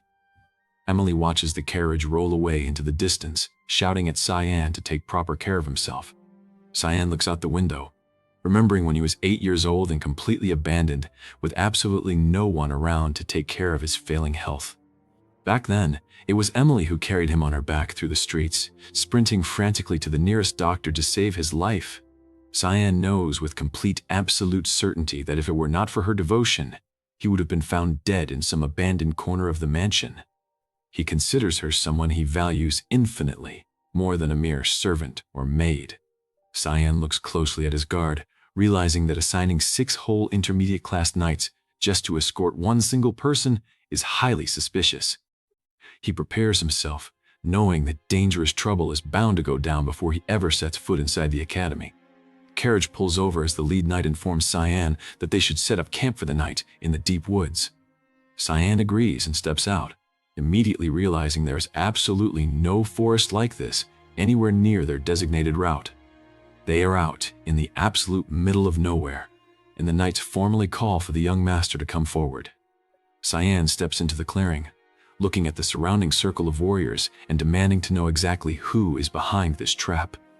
The 6 intermediate class knights draw their weapons with cold, lethal expressions, but Cyan simply responds with a mocking smile.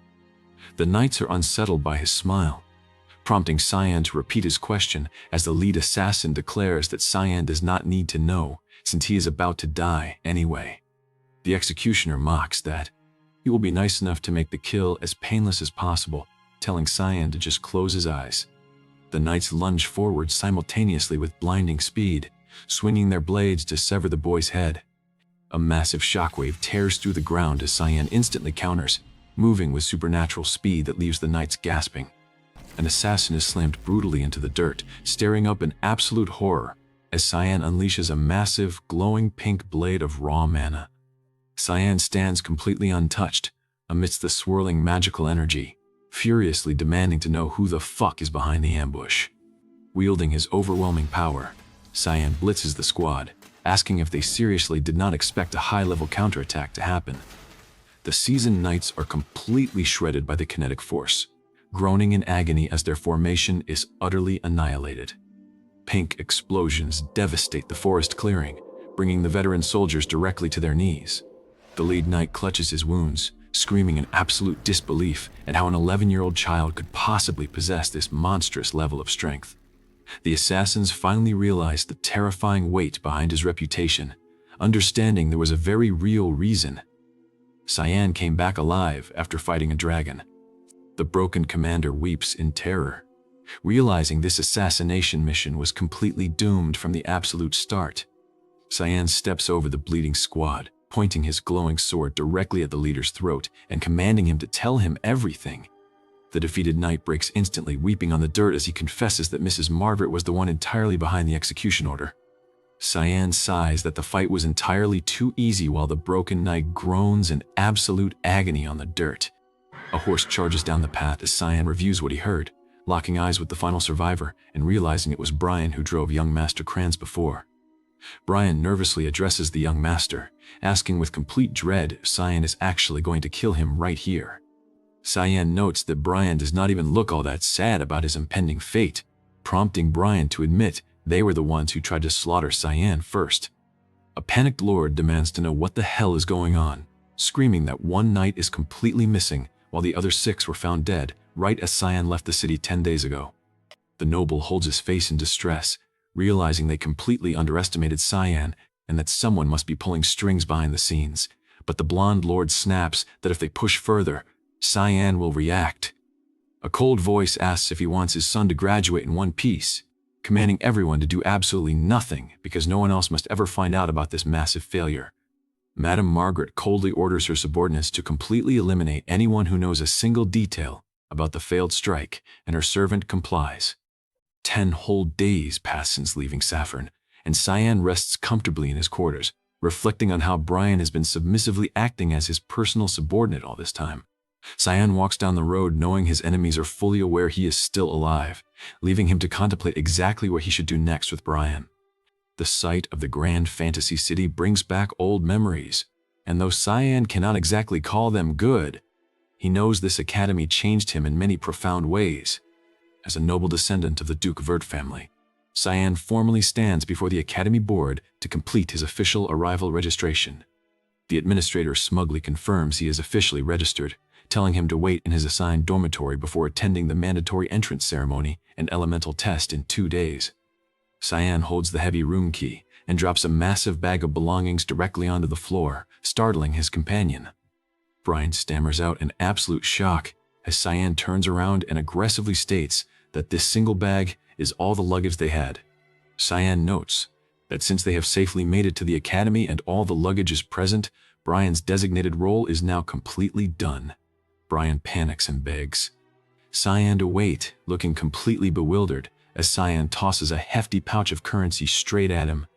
Cyan calmly explains that the money is more than enough to help Brian start a brand new life wherever he chooses to go. Instead of fleeing, Brian fiercely drops to his knees, slamming the floor as he roars a request for permission to serve Cyan for his entire life, leaving Cyan to ask if he truly considers himself a knight. Brian mentions a lesson his father used to tell him, but Cyan sighs heavily at the sheer foolishness of the display, leaving the young servant completely confused. Cyan darkly asks how Brian can be so sure that he won't betray him, but Brian stands firm and states, "It does not matter," prompting Cyan to skip the boring entrance ceremony and head straight to the elemental test. Powerful elite students gather inside the grand hall as the high-stakes elemental assessments officially begin. Magical circles erupt as Erin Severus steps forward, manifesting a luminous wave of energy that solidifies her rank with a 2-star mana tier and a massive 52% light element affinity. Seth Chahar Khan unleashes his own dynamic physical prowess, leaving the bearded dean to look through the student paperwork with surprise. Cyan steps into the center of the testing array as dark purple mana surges violently around him, recording a staggering 1-star mana rank, an S-tier physical grade, and a massive 92% dark element score. Dean Kundel Quizel marvels at the paperwork, noting that even the legendary Alice Vert, who is praised as a child of God, cannot match up to the raw potential of her younger brother, despite his element being darkness. A heavy impact echoes through the chambers, as instructors tensely discuss the massive political ramifications of Cyan Vert being assigned directly to the Royal Hall. The 5th princess looks on with absolute intensity as the faculty worries that Cyan's presence will heavily accelerate the dangerous succession conflicts within the Empire. An instructor warns them not to overthink it, noting that the entire Empire will simply have to witness whether this anomalous child becomes a savior or brings forth absolute ruin. Cyan observes his 92% dark affinity score, thinking back to his past life, when a hostile voice suddenly asks if his high score is the result of drinking so much demonic beast blood. The arrogant bully steps forward, identified as Popper Panarin, the elite son of Marquis Panarin from the Garum Kingdom, who mockingly states he heard Cyan does not even know who his own mother is. Cyan smiles smugly, recognizing Popper as the exact same vile brat who relentlessly bullied him alongside Kranz in his past life, thinking how incredibly lucky he is to cross paths with him now. Kranz commands his lackeys to move so he can give Cyan a good beating, but he suddenly freezes in terror when he locks eyes with Cyan's terrifyingly cold glare. Popper gets clapped by Cyan's shoe to the ribcage, then cornering a trembling Kranz and asking if they should have a nice little chat. Cyan leans in close and coldly warns Kranz that he does not care what games are played behind his back, but if it happens again, Kranz will be graduating from this academy in a wheelchair. Leaving his enemies frozen in fear, Cyan navigates through the grand, sunlit corridors and enters the towering archive shelves of the massive academy library. High heels click softly against the floor as a mysterious observer watches Cyan from the shadows of the tall bookcases.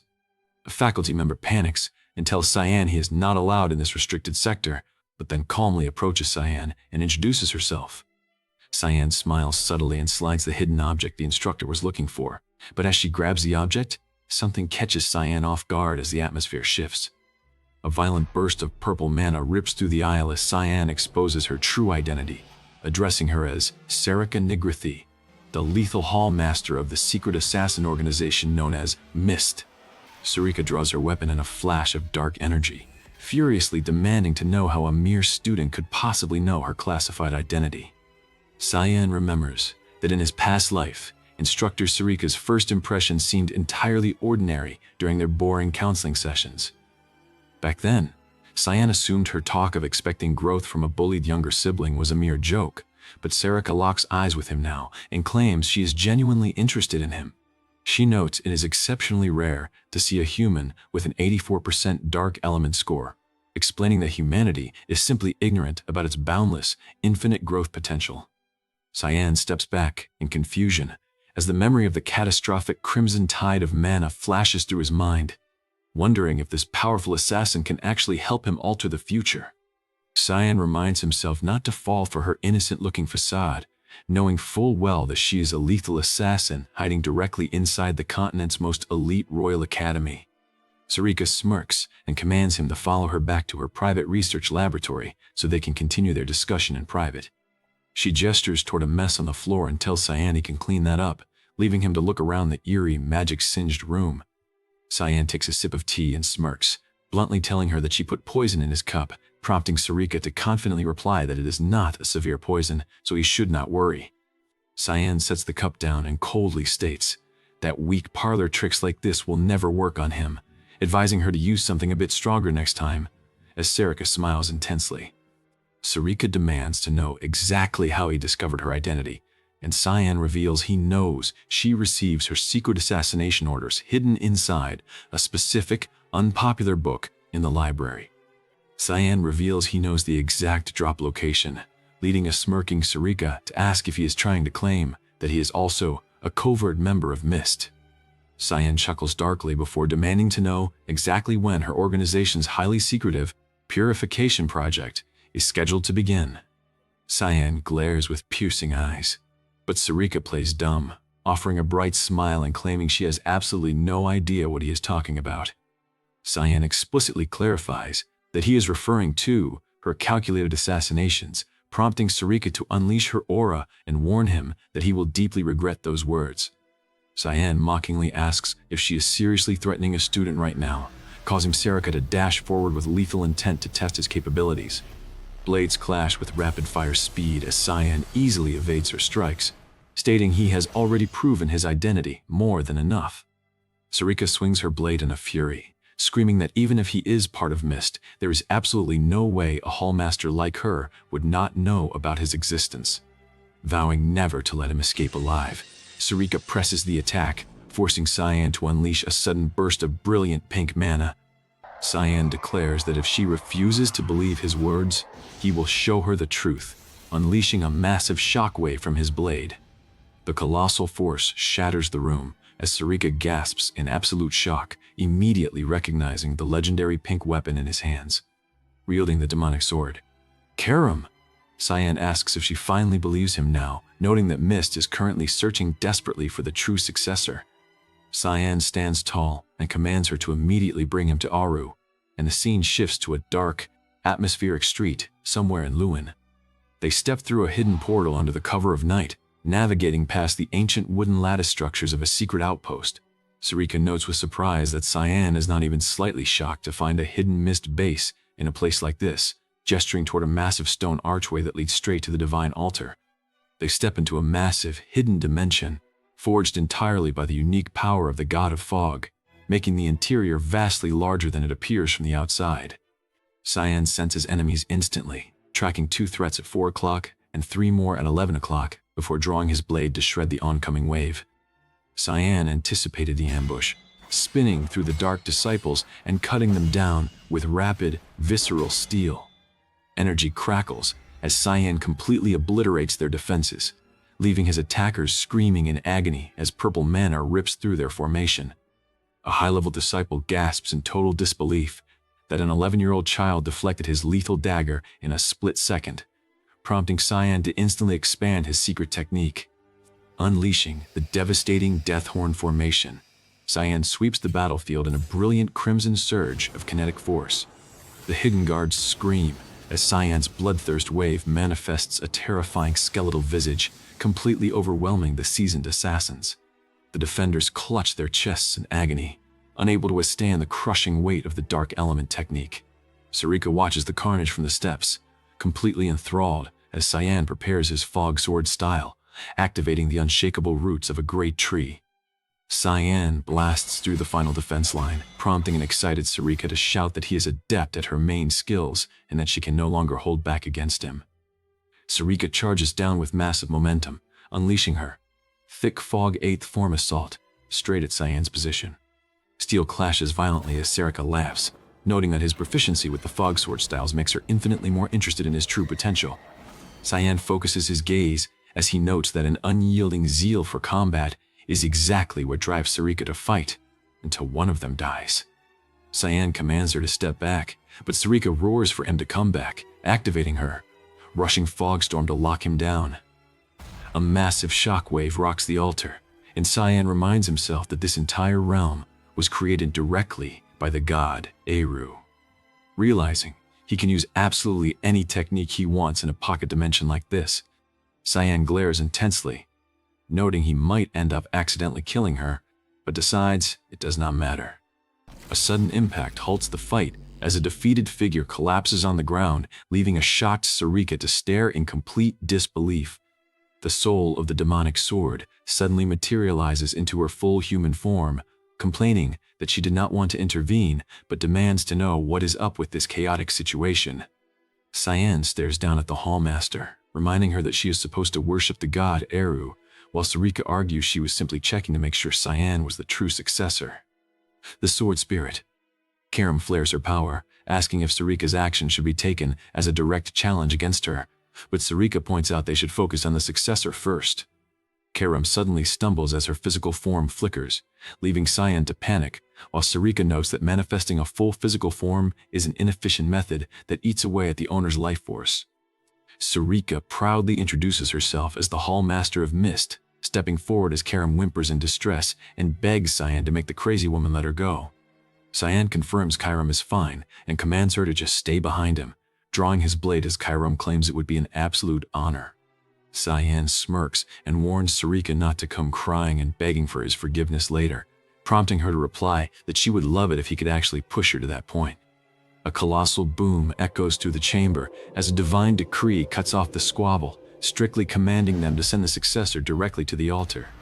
A magnificent, glowing blue portal opens in the center of the hall, and Cyan steps forward, ecstatic that he finally gets to meet Eru, the god of darkness. Cyan approaches the grand throne where the massive, cloaked deity resides, recalling how the common people always claim that the god of black fog is evil and kills without hesitation. In response to those claims, the deity asserts that his kills are simply what his targets desired, reminding Cyan that others do not get to decide what is right or wrong. Cyan knows that this god is actually just trying to protect the weak, stepping up the grand staircase as the divine entity asks if Cyan truly knows who stands before him. Arrow unleashes a staggering wall of pressure, but Cyan stands completely unfazed, confidently addressing him as Eru, the god of black fog. Eru gazes down from his throne, noting he has never seen Cyan before, and demands to know what concrete evidence he has to claim himself as the true successor. Cyan notes that Eru has surely already sensed it, as there are only two distinct ways to ever become the official successor of Mist. One way is if the god grants the Mist Stone personally, while the other occurs when the stone finds a qualified master on its own, leading Eru to deduce that the latter applies here. Eru notes, "It is entirely true that the Mist Stone which belonged on the altar mysteriously vanished into thin air last year." Eru admits, it is highly surprising that Cyan managed to awaken Karam when even he couldn't track her down, staring into Cyan's eyes and realizing he is an outsider from an entirely separate timeline.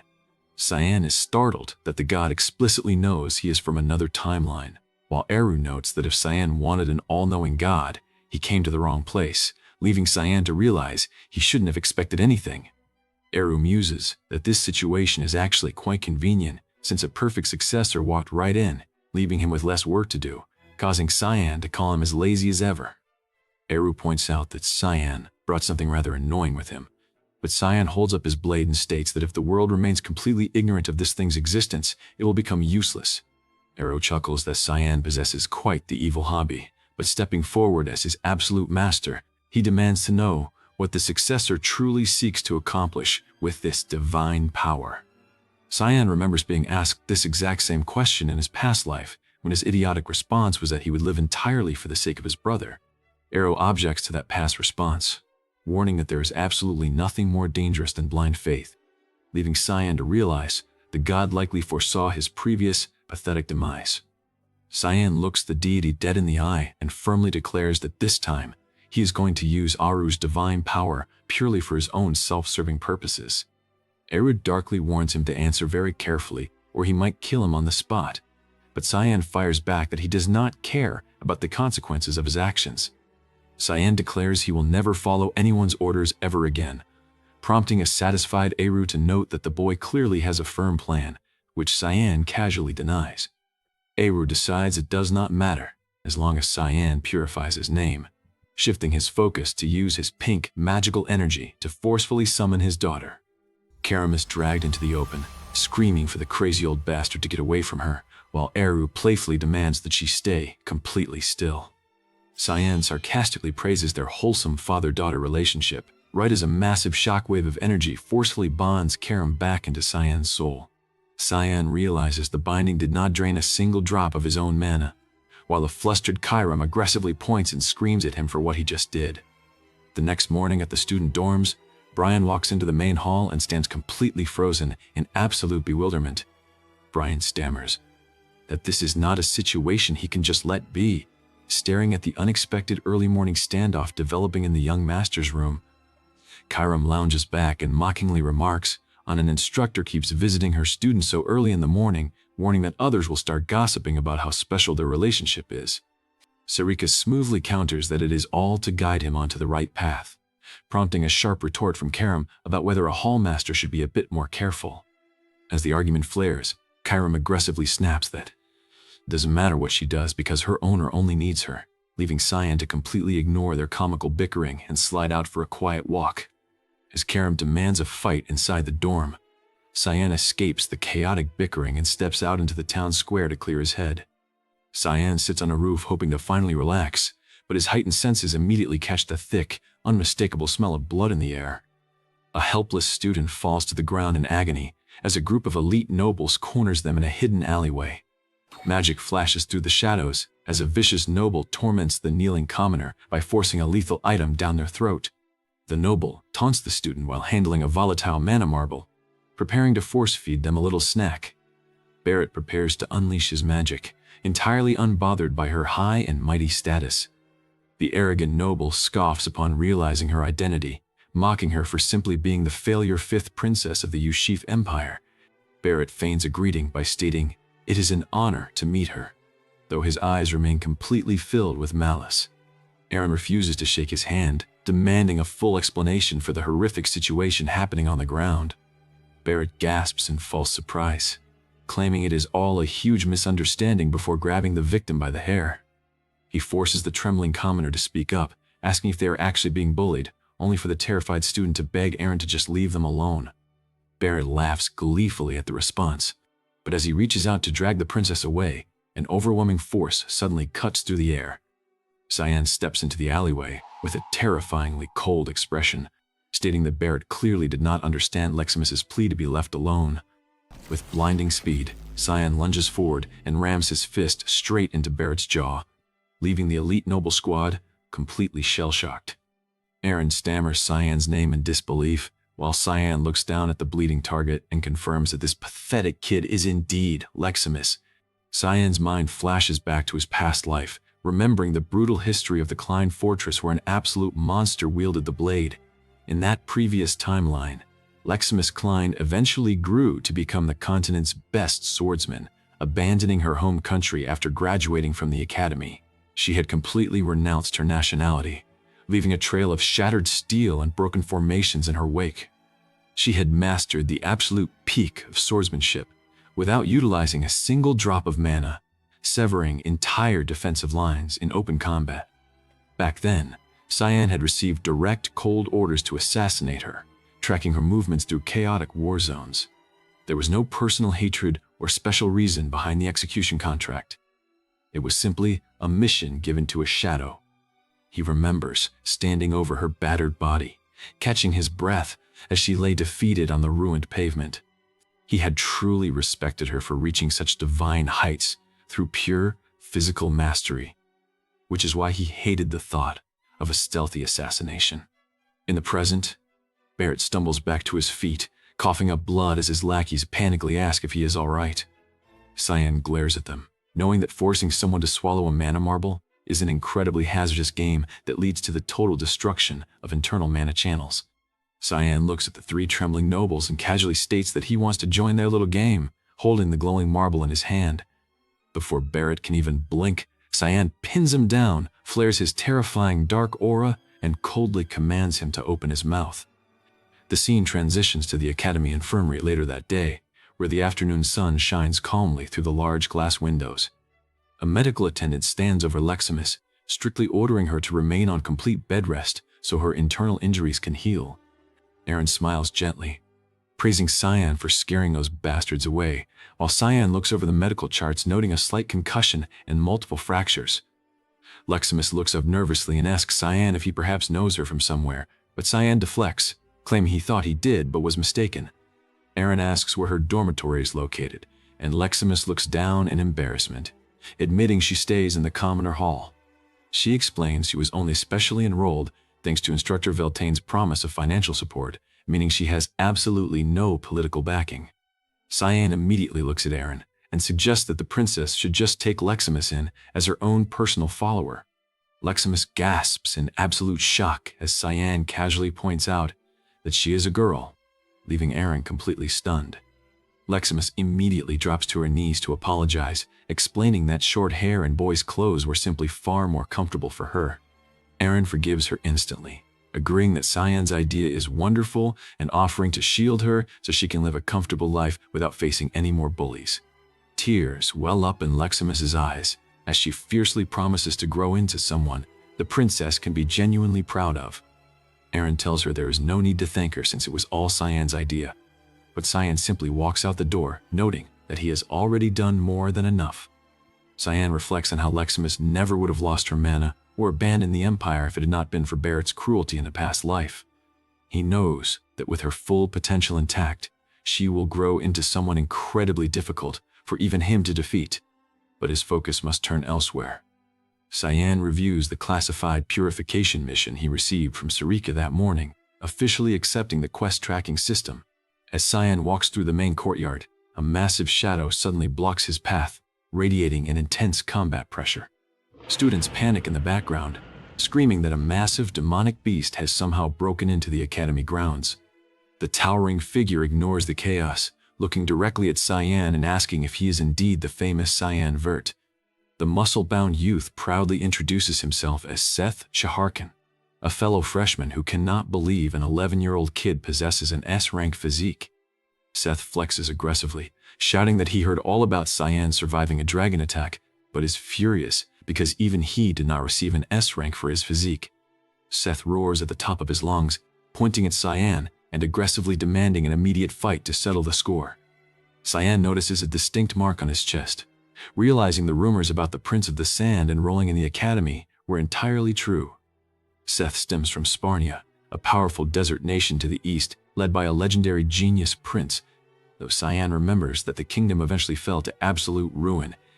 Cyan notes that he never met the Sand Prince like this in his previous life, remembering that Seth eventually neglected his health in pursuit of pure muscle growth. Seth demands they decide who is the best right here and now, but Cyan bluntly declines, stating that unpermitted duels are strictly forbidden on campus. Cyan tricks him by stating they must submit an official request on the 3rd floor of the main hall, sending a fired-up Seth sprinting away to find the office. Cyan sighs as the loud prince leaves, confirming the rumors that Seth's brain is made entirely of muscles before refocusing his mind on his actual target. The scene transitions to the dark streets of the city, where a shadowy transaction is currently being finalized. A wealthy noble named Zickerman Albus barks orders at his men to stop loitering and deliver a payload to the clients immediately. Known publicly As a kind philanthropist who donates heavily to charity, Zykerman secretly runs the continent's most brutal multi-species breeding programs and slave markets.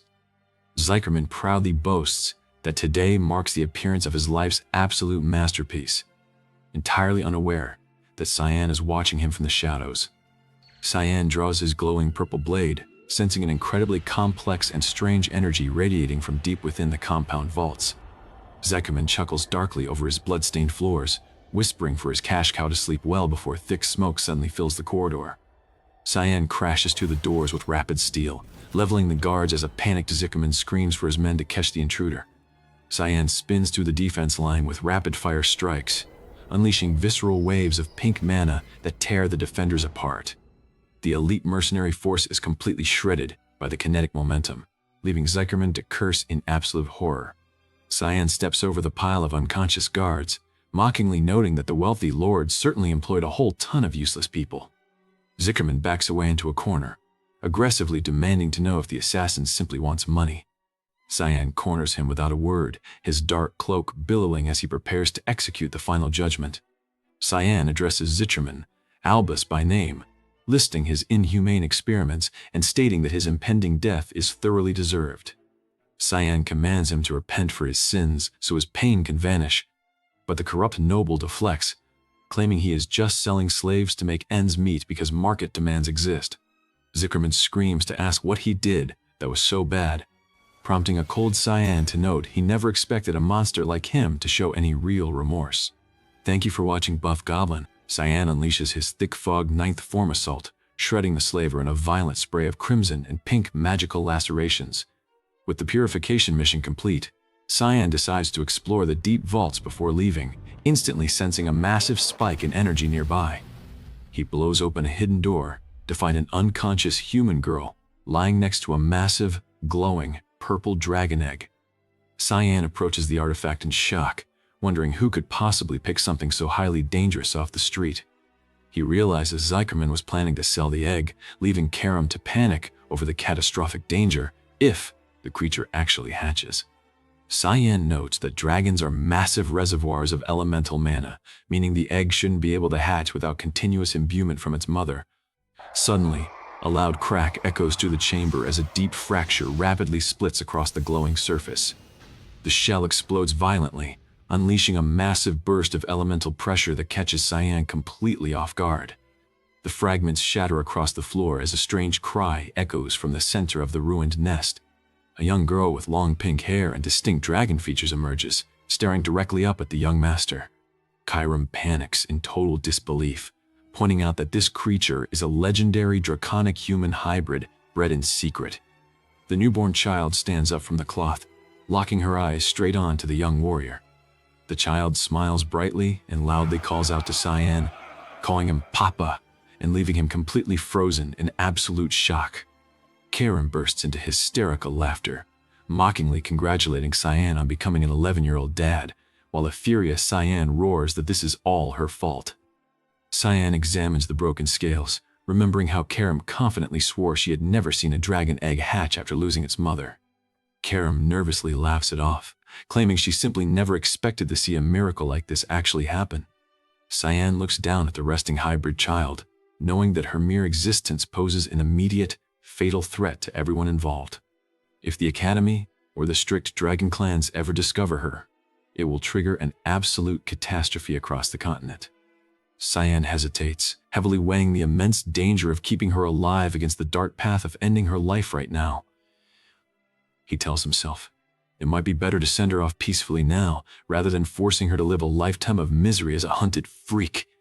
Cyan draws his blade with a cold look, stepping closer to the sleeping girl to deliver a swift end. The child suddenly opens her eyes and sweetly calls out to him again, reaching her tiny hands up toward his face. Cyan pauses as he picks her up, stunned by a sudden wave of unfamiliar emotion as he notes how incredibly warm her body feels. The child hugs him tightly, entirely melting his cold assassin exterior and shattering his homicidal intent. Cyan sheathes his steel and sighs, telling Karam they will just have to raise her and make things work out somehow, leaving Karam to wonder if she will become his servant. Meanwhile, A massive political storm erupts back at the Grand Vert Castle as the high noble lords discover that their ambush failed. Cyan's brother confronts his distressed mother, confidently telling her to report any struggles to him before heading off to receive a classified briefing. The elite brother commands his informant to report, learning that 6 of their knights were found slaughtered in the mountains and that Madame Margaret was the true orchestrator. The informant adds that the youngest son was successfully placed into the royal hall, prompting the older brother to claim he already knew all this. He states, "Their lord never keeps around subordinates who disappoint him, vowing that he cannot afford to lose his premier position after all his hard work." The brother dispatches an operative to infiltration the academy personally, commanding them to discover exactly what massive secrets Cyan is actively hiding. The spy accepts the direct order with a firm salute, disappearing into the long castle corridors to begin the tracking mission. Back at the academy dorms, Sarika drops by Cyan's room and freezes in absolute shock, demanding to know why there is a random baby inside his quarters. Cyan sighs heavily, stating it is an incredibly long story, before his guest reveals. Cyan has caused massive trouble by accepting an official duel request. The guest barks to ask if Cyan is insane, but Cyan casually shrugs it off, knowing this muscle-brained prince is no ordinary 11-year-old child. Just 2 hours later, Cyan stands inside the grand outdoor arena as massive blue barrier runes flare to seal the perimeter. Seth Chaharkin draws his weapon with an intense grin, shouting that he has been eagerly waiting for this exact moment to test Cyan's S-rank physique.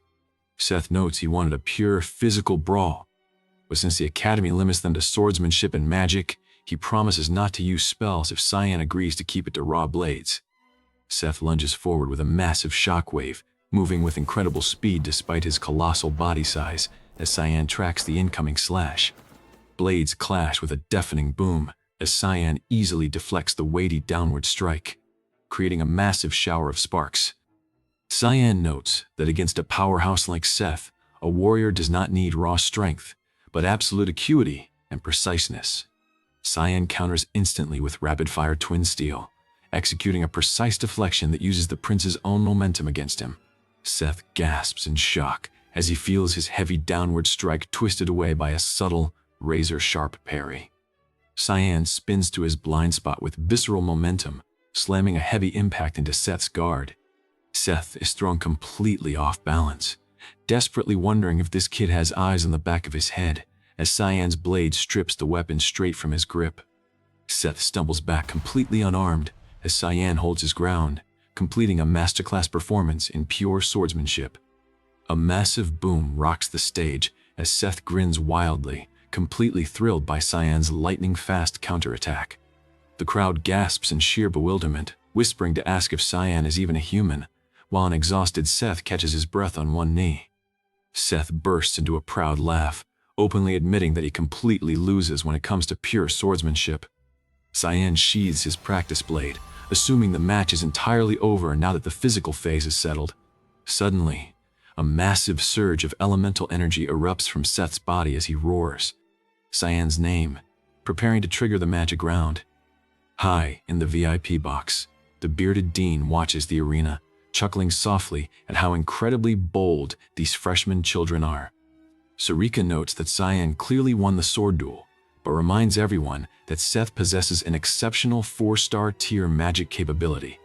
The faculty muses that the physical result was entirely obvious given their original ranks, wondering exactly what Cyan will do now that the spells are flying. Seth unleashes a staggering sand aura, while Sarika screams internally that Cyan is simply begging for people to pay attention to his skills. Seth activates his devastating Death Fist technique, unleashing a massive, crackling electrical punch straight at Cyan's position.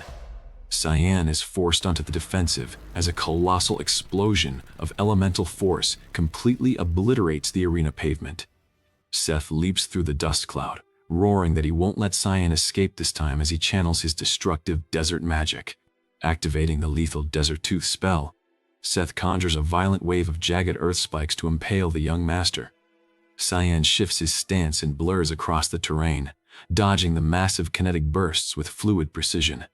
Cyan notes that based on the sheer scale of the assault, Seth is easily capable of wielding high-level 4-star magic, leaving the barrier instructor struggling to maintain the protective seal. Seth barks in frustration, demanding to know how long Cyan intends to keep running around. But Cyan calmly asks if Seth expected him to just take the massive tracking attacks head-on. Cyan fixes him with a cold glare, bluntly dismissing the roaring prince by reminding him that he is acting like a mere child. A massive sandstorm spell erupts across the battlefield as a combatant screams out in pure distress. The veteran Dean watches closely as shocked onlookers realize that Seth has shattered expectations by unleashing a high-level 4-star spell, despite only being ranked at 3 stars. The overwhelming golden energy attack streaks forward as Seth shouts that this next strike is completely impossible to dodge. Cyan Vert stands completely unfazed on a high vantage point, calmly deciding to take the massive incoming magical assault completely head-on. After weathering the blast, Cyan handles a potion jar and notes with a confident smirk that the liquid temperature is absolutely perfect. He casually remembers how annoying it used to be, taking care of his younger siblings before calling out loudly to the princess. Onlookers gasp in utter shock as they notice just how rapidly the small child has grown up in such a short amount of time. A massive wave of blue magical energy slashes through the air with a deafening boom.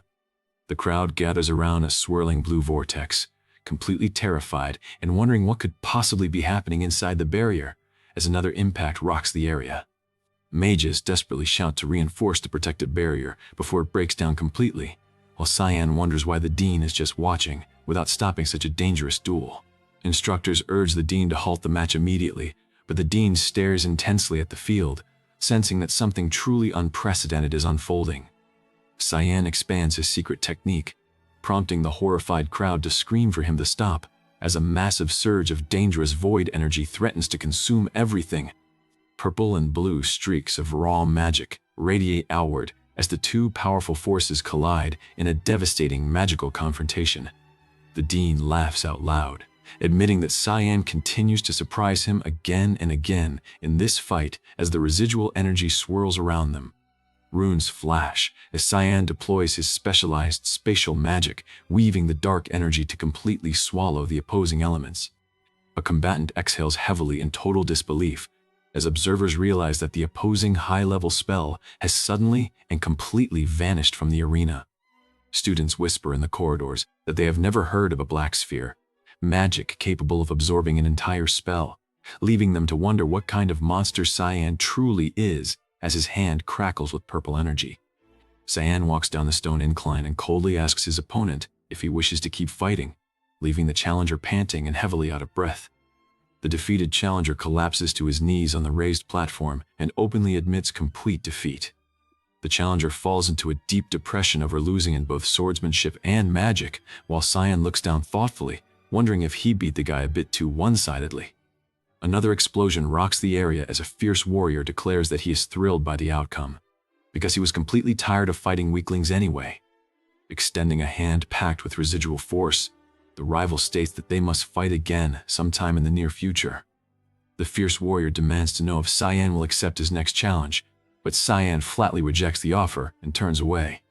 Cyan looks closely at the young girl, noting that while he understands how fast dragon hybrids grow, she already looks like an advanced 6-year-old. The adopted girl floats forward with a bright smile to welcome her papa back, prompting Cyan to cross his arms and marvel at the insane growth rate of a dragon-human hybrid. Cyan worries that hiding her existence is going to become impossible if she keeps growing this fast, while a companion warns him that it will be especially tough if he keeps going wild like he did today. Sarika offers to help hide the demonic sword, but looks Cyan dead in the eye to demand what the hell he was thinking by causing such a massive scene. Sarika repeats the stern warning, emphasizing that going wild in public makes hiding their secrets completely unmanageable. Sarika points out that whatever Cyan picks up during a high-stakes mission is entirely his own business to deal with. Sarika warns that something of this magnitude will be incredibly hard to handle, officially putting Brian in charge of taking care of the young girl. Cyan receives an official red envelope with a gold seal, holding his blade as he mutters that this is a rather disappointing reward for winning a high-profile duel. Cyan locks his eyes forward, and Sarika reminds him that absolutely nothing good comes from attracting too much attention. Cyan reads the notice and realizes the dean is threatening to kick them out for misbehavior, throwing little Nana into a total panic as she cries out, wondering if they are going to end up living on the streets. Cyan looks down at the distressed child and asks where she even learned such dramatic phrases, before assuring her that she does not need to worry about a single thing. Brian asks anxiously if things will truly be all right if they are forced back, but Cyan tells him to relax because he realizes the warning letter came directly from the dean himself rather than the administration office. The dean stands tall and demands if Cyan truly wishes to enter the Knights of Light just to live for the sake of his brother, while Cyan stands firmly alongside a companion and confirms his choice. With intense focus in his eyes, Cyan listens as the dean laughs and offers some cynical advice regarding the path he is choosing. The dean looks forward sternly and states that absolutely nothing good will come from taking this path, warning that Cyan will face brutal trials and a cruel fate without gaining a single benefit. The dean barks that living this way is no different than existing as someone else's hollow doll, and that no matter the final result, Cyan will just end up blaming his brother. Cyan, steal. His expression, remembering that these exact chilling words were spoken to him by the dean in his past life, before his attendants interrupt his thoughts to suggest giving the young child a proper name. Cyan casually suggests the name Nana, causing his attendants to blink in utter confusion. The young girl beams with absolute joy, realizing that the name Nana is perfectly spelled the exact same way backwards. The scene shifts to the grand, opulent office of the Royal Academy Dean, where an official brush is put to paper. Dean Kundal Quisel mutters Cyan Vert's name, admitting to himself that he always knew the young boy possessed an immense amount of hidden potential. The dean ponders how a mere 1-star black sphere could completely absorb an advanced 4-star spell, staring intensely into the empty room. The dean narrows his eyes as he recalls that Cyan did not look like he exerted any effort at all during the feat, declaring that he wants to find the boy's absolute limits. The massive double doors of the office loom shut as the legendary name of Kundal Quisel echoes through the academy halls. As the academy's elite gather, it is noted that Quisel personally educated the current emperor and stands as one of the very few legendary 9-star mages on the entire continent. Following the tragic death of the empress, Quisel threw himself entirely into educating the academy students, and now he stands determined to uncover the truth behind Cyan's anomalous power. Cyan sharpens his gaze and moves like a flash, unleashing a devastating physical strike that shatters the surrounding air with a loud boom. Cyan smirks as he steps through the structural damage, noting that the old man's testing personality has not changed one bit from his past life. Standing inside the brightly lit chamber, Cyan realizes the dean knew exactly when he would arrive, confidently welcoming the incoming challenge. Looking up at the bright doorway, Cyan turns his back to the light and resolves to take this forced test head-on. The bearded dean glares with intense focus, demanding to see what the arrogant young master will do next. Cyan maneuvers through the air with incredible speed, catching the legendary 9-star mage completely off guard and leaving him wide-eyed with shock. Cyan crashes dynamically through the structural layout of the grand office, confronting Dean Kundal directly. Cyan introduces himself boldly as an incoming student, announcing that he has arrived to express his complete disagreement with the disciplinary complaint. The dean extends his hand to acknowledge the bold entrance, while Cyan points out that after bypassing the massive barrier outside, he became certain of one crucial detail. Cyan references the official letter bearing Kandal Chiogel's name, exposing the fact that the warning letter was nothing more than an excuse. Cyan looks the old man dead in the eye and asks if this entire theatrical display was just a hidden test of his talent, which the dean flatly confirms. The dean stands firm and states that he refuses to take back the official warning, challenging Cyan to try and persuade him otherwise. Cyan narrows his eyes and delivers a sharp interrogation, demanding to know if the dean desires the rapid expansion of the empire or simple honor for his family line. The dean scoffs at the bold question and flippantly claims that neither option concerns him, prompting Cyan to press further regarding what happens after the death of Emperor Dion. Cyan asks if the dean intends to remain completely neutral during the succession, causing the old man to grow furious and bark that Cyan is not just bold, but utterly arrogant. Cyan looks down as he internally reflects on being treated like a mere doll for Ashel, recalling the bloody historical throne succession fight from his past life. He remembers that Luenel was a cruel, vicious man who slaughtered all of his own siblings and who framed Kundal as a traitor before chaining him to a stone wall for execution. Cyan recalls how Kungdo worked tirelessly to brighten the future of another, only to be brutally betrayed, a realization that leaves the dean completely stunned in the present. The silver-haired dean barks that this is absolute nonsense, demanding to know how Cyan could possibly think the peace of the last century could fall so easily. Cyan stands his ground and asks if the dean truly believes that peace will last, exposing the fact that the Nepellus household is notoriously greedy for power. Cyan warns that the greedy household will resort to absolutely anything to keep their position, and that the day of their peaceful era falling is fast approaching. The dean stares downward in complete shock, wondering how an 11-year-old child could possess such a profound thought process, before asking why Cyan is revealing this information. Cyan smiles confidently and states that he has come to negotiate, offering his direct assistance in exchange for the dean pulling back the official warning.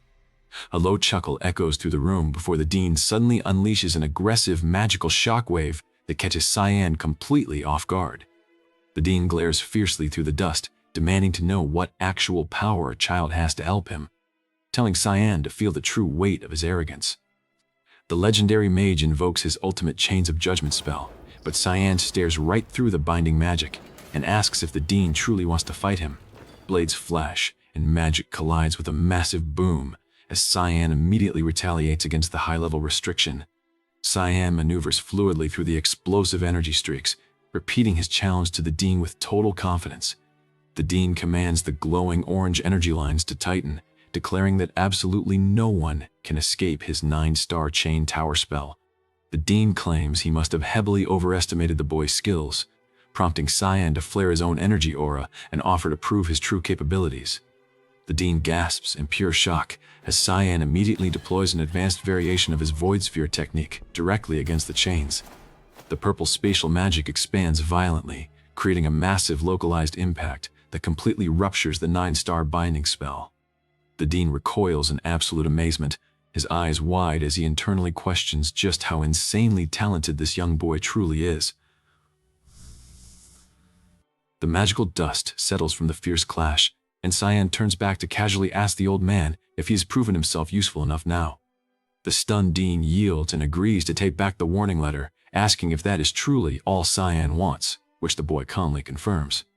Cyan states that he simply does not want to watch the academy collapse a second time, before heading into the Sunset Market to buy a massive bundle of sweets for the kid waiting at home. Cyans! Servant Brian walks down the quiet streets, noting with a serious expression that the entire area feels strangely and unnaturally quiet. He pauses in a narrow alleyway, wondering if he is just making a big deal out of nothing before a shadowy presence prompts him to command the hidden figures to come out. Brian gasps in recognition as his bundle of provisions and fresh bread are violently scattered across the stone pavement. Meanwhile, Cyan relaxes at his desk, reflecting on how he agreed to attend classes after his deal with the dean, but finds himself completely and utterly bored out of his mind. He complains about reviewing material he mastered 30 years ago, deciding that since there are no active missions, he might as well go train. A classmate blocks his path, pointing out that lessons are not over, while Cyan tries to excuse himself to the bathroom, only to be called a liar. Erin's servant complains that Princess Erin isn't acting like a princess. Erin demands to know why Cyan still calls her Your Highness. Cyan just explains he's Hua Sivian. How could he call her by name? The conversation takes a sharp turn as a silver-haired noble looks up in absolute shock at an unexpected arrival. Cyan steps onto the grand staircase, casually calling out a greeting to an old acquaintance after a long time apart. Arrogant, high-ranking students named Pavian and Nerovian look down in complete disgust, demanding to know why royals are hanging around peasants and servants.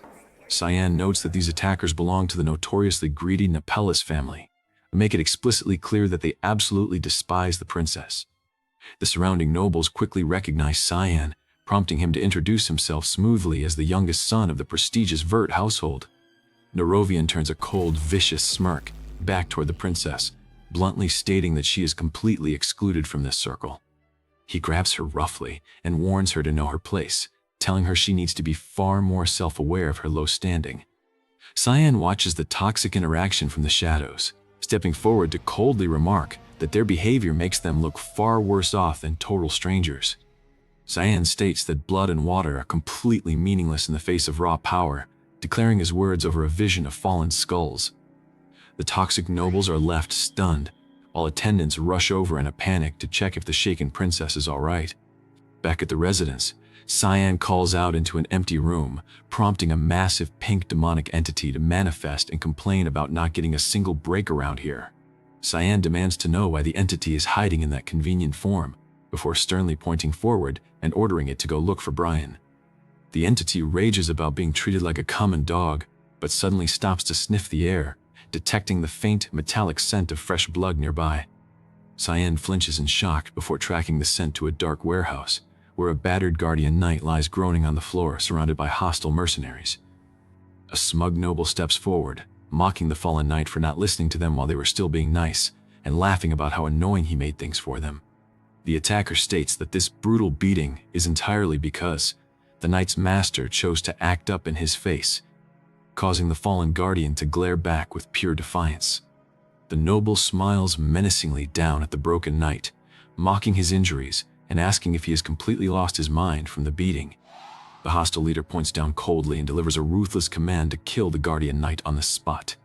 A dark, cloaked figure suddenly emerges from the shadows of the warehouse, instantly identifying the mastermind behind this ambush as Barrett Lewismill. The battered knight gasps out for his young master, while Cyan looks over the damage and notes that his subordinate's vocal cords are heavily injured.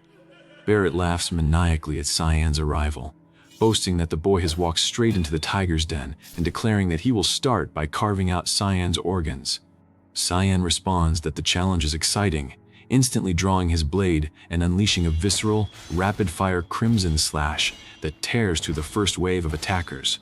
Bright, magical energy erupts through the warehouse as Cyan blitzes the mercenary ranks, leaving them screaming in agony as they are cut down in a flash. Barrett recoils in sheer terror, completely unable to comprehend how a single student could possess such monstrous, overwhelming strength. A blinding flash of magenta energy tears across the room, driving Barrett into a desperate rage as he screams Cyanvert's name and vows to kill him. An attacker tries to launch a fire spell, but is instantly silenced with a heavy strike as Cyan swings his blade through the dust with absolute precision. Barrett collapses heavily to the ground, panting and completely exhausted, yet he still managed to smugly ask what his sadistic hobbies have to do with Cyan. Barrett is known as the oldest son of the authoritative Lewismill household, notorious for physically assaulting others and burning small animals alive for his own sick entertainment. In the past timeline, Barrett completely crossed the line by murdering a female classmate, which ultimately triggered an official assassination order from Mist to purify him.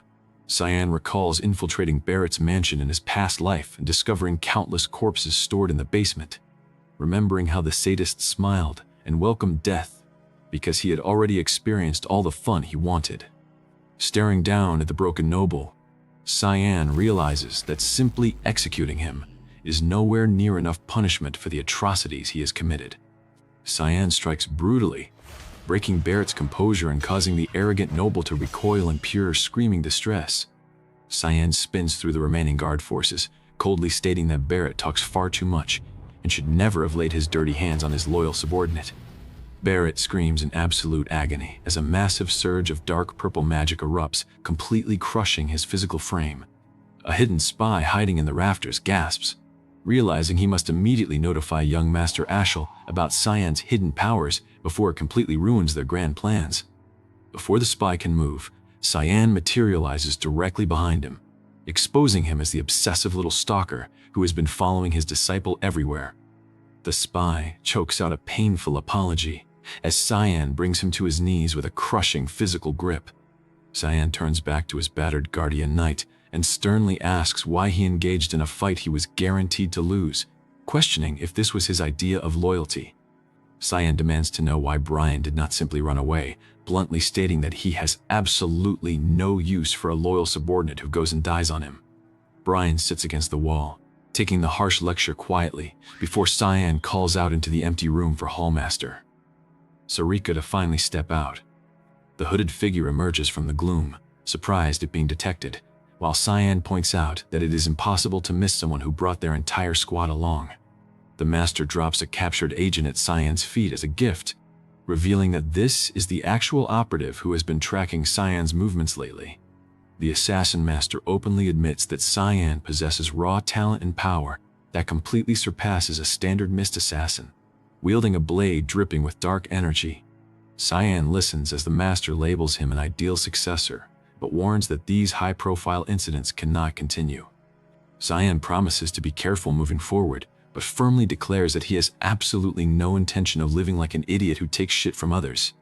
The master smiles at the boy's fierce protective nature over his own people, before waving a hand to depart and promising to clean up the rest of Barrett's remaining minions.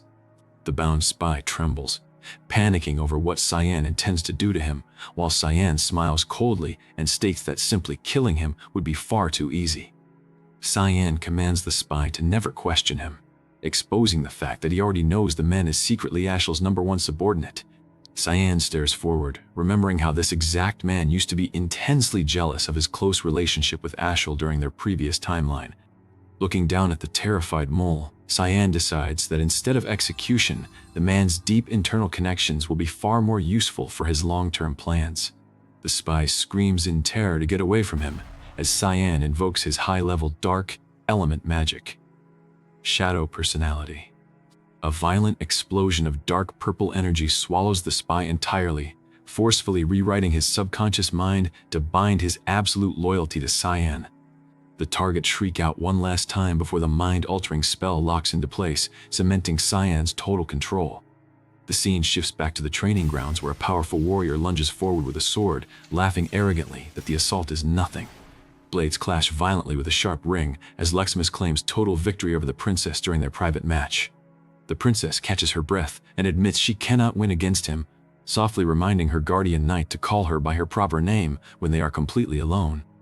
Cyan watches the training session from afar, noting that the combatants are pushing themselves incredibly hard as a heavy blow connects with a loud grunt. Another heavy strike rocks the courtyard, sending a trainee crashing into the dirt. Cyan observes the martial form and acknowledges the fighter's strength, while a determined Brian pet heavily and insists to his young master that he can keep going. Cyan watches the intense practice, reminding himself that there is absolutely no guarantee a dangerous incident like the one with Barrett won't happen again. Magical explosions and purple energy slashes rip through the training arena as the knights push their limits.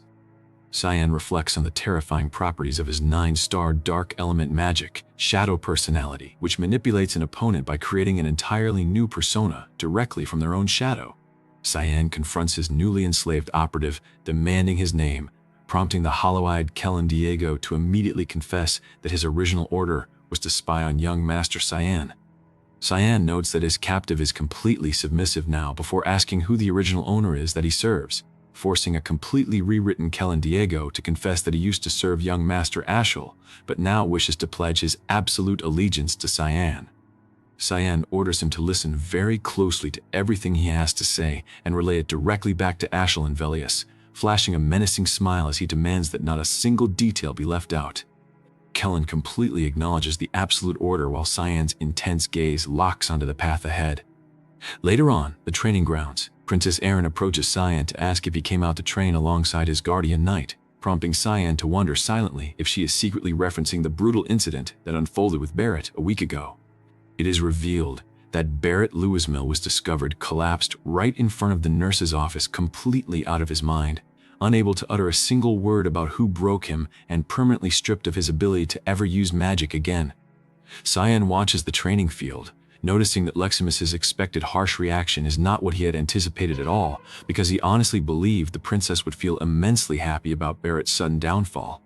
Suddenly, Brian breaks the quiet atmosphere by pointing out into the open sky in an absolute panic. Cyan panics instantly, remembering that he explicitly left Nana under Karam's watch. The surrounding trainees look up in complete confusion as little Nana appears out of thin air. Nana lunges forward with a bright shout for her papa, completely freezing the entire crowd as the princess gasps out in absolute, jaw-dropping shock. Cyan sighs heavily in an ocean of question marks, wondering how she managed to track him all the way to the Academy street grounds. Brian panics immediately, warning that they will all be forcefully kicked out if the Academy administration finds out about a hidden dragon child living on campus. Princess Erin steps forward with absolute resolve, looking right at Cyan and swearing that she will keep this a complete secret from everyone. Cyan asks if Her Highness is truly serious, and she confirms it instantly, looking softly down at Nana out of pure sympathy. Erin points out that the child will never fit in with purebred dragons or standard humans, but notes that Cyan clearly wants to take care of her regardless of the heavy consequences. Erin blushes deeply and sheepishly asks if she can come visit Cyan's private room sometimes, rapidly clarifying that she only wants to see Nana and that he shouldn't take it the wrong way. Cyan smiles and agrees that this will be their shared little secret, forcing a flustered Erin to eagerly swear to it. Cyan announces that he must be heading out, leaving Erin standing with a racing heart as her attendants try to process her bizarre behavior. Erin smiles to herself, wondering if this shared secret means she is finally getting much closer to Cyan, while her guardian knight frantically asks if she is feeling physically unwell. Back in the private quarters, the demonic sword manifests from the smoke to mock Cyan about missing out on all the fun while it was sleeping, jokingly asking why he doesn't just reveal their shared housing arrangements too. Cyan aggressively shuts the blade down, ordering it to be completely quiet and reflect on its actions before he wraps up his gear to head out. High above the jagged mountain ranges, a pair of dark wings and a crimson-winged silhouette cut through the evening sky. The purebred red dragon. Catalina suddenly halts, sniffing the air as she senses a sickening, unnatural scent lingering over the region. Lucian pauses beneath the starry night sky and realizes they are floating directly above the outskirts of the Luen Academy, sensing a hybrid aura emanating from the territory that he absolutely cannot permit to exist as a true dragon. Deep within the rugged outskirts of Luen, the two purebred entities begin scanning the rocky pathways below.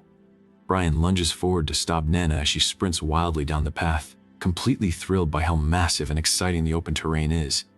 Cyan watches her run with a calm smile, noting that they are 10 kilometers away from the center of Luen, making it the perfect safe spot for her to play around as much as she wants. The demonic sword mocks him for acting like a real father, teasingly suggesting he should find her a mom next, like the princess from earlier. Cyan's eyes flash with a sudden purple glare as he commands the blade to wait, sensing a sickening, dangerous force rapidly descending on their position.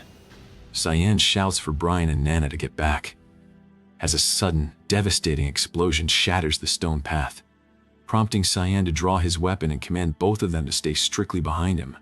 The dust clears to reveal two high-ranking purebred dragons hovering directly above the ruin, casting a terrifying magical pressure over the field.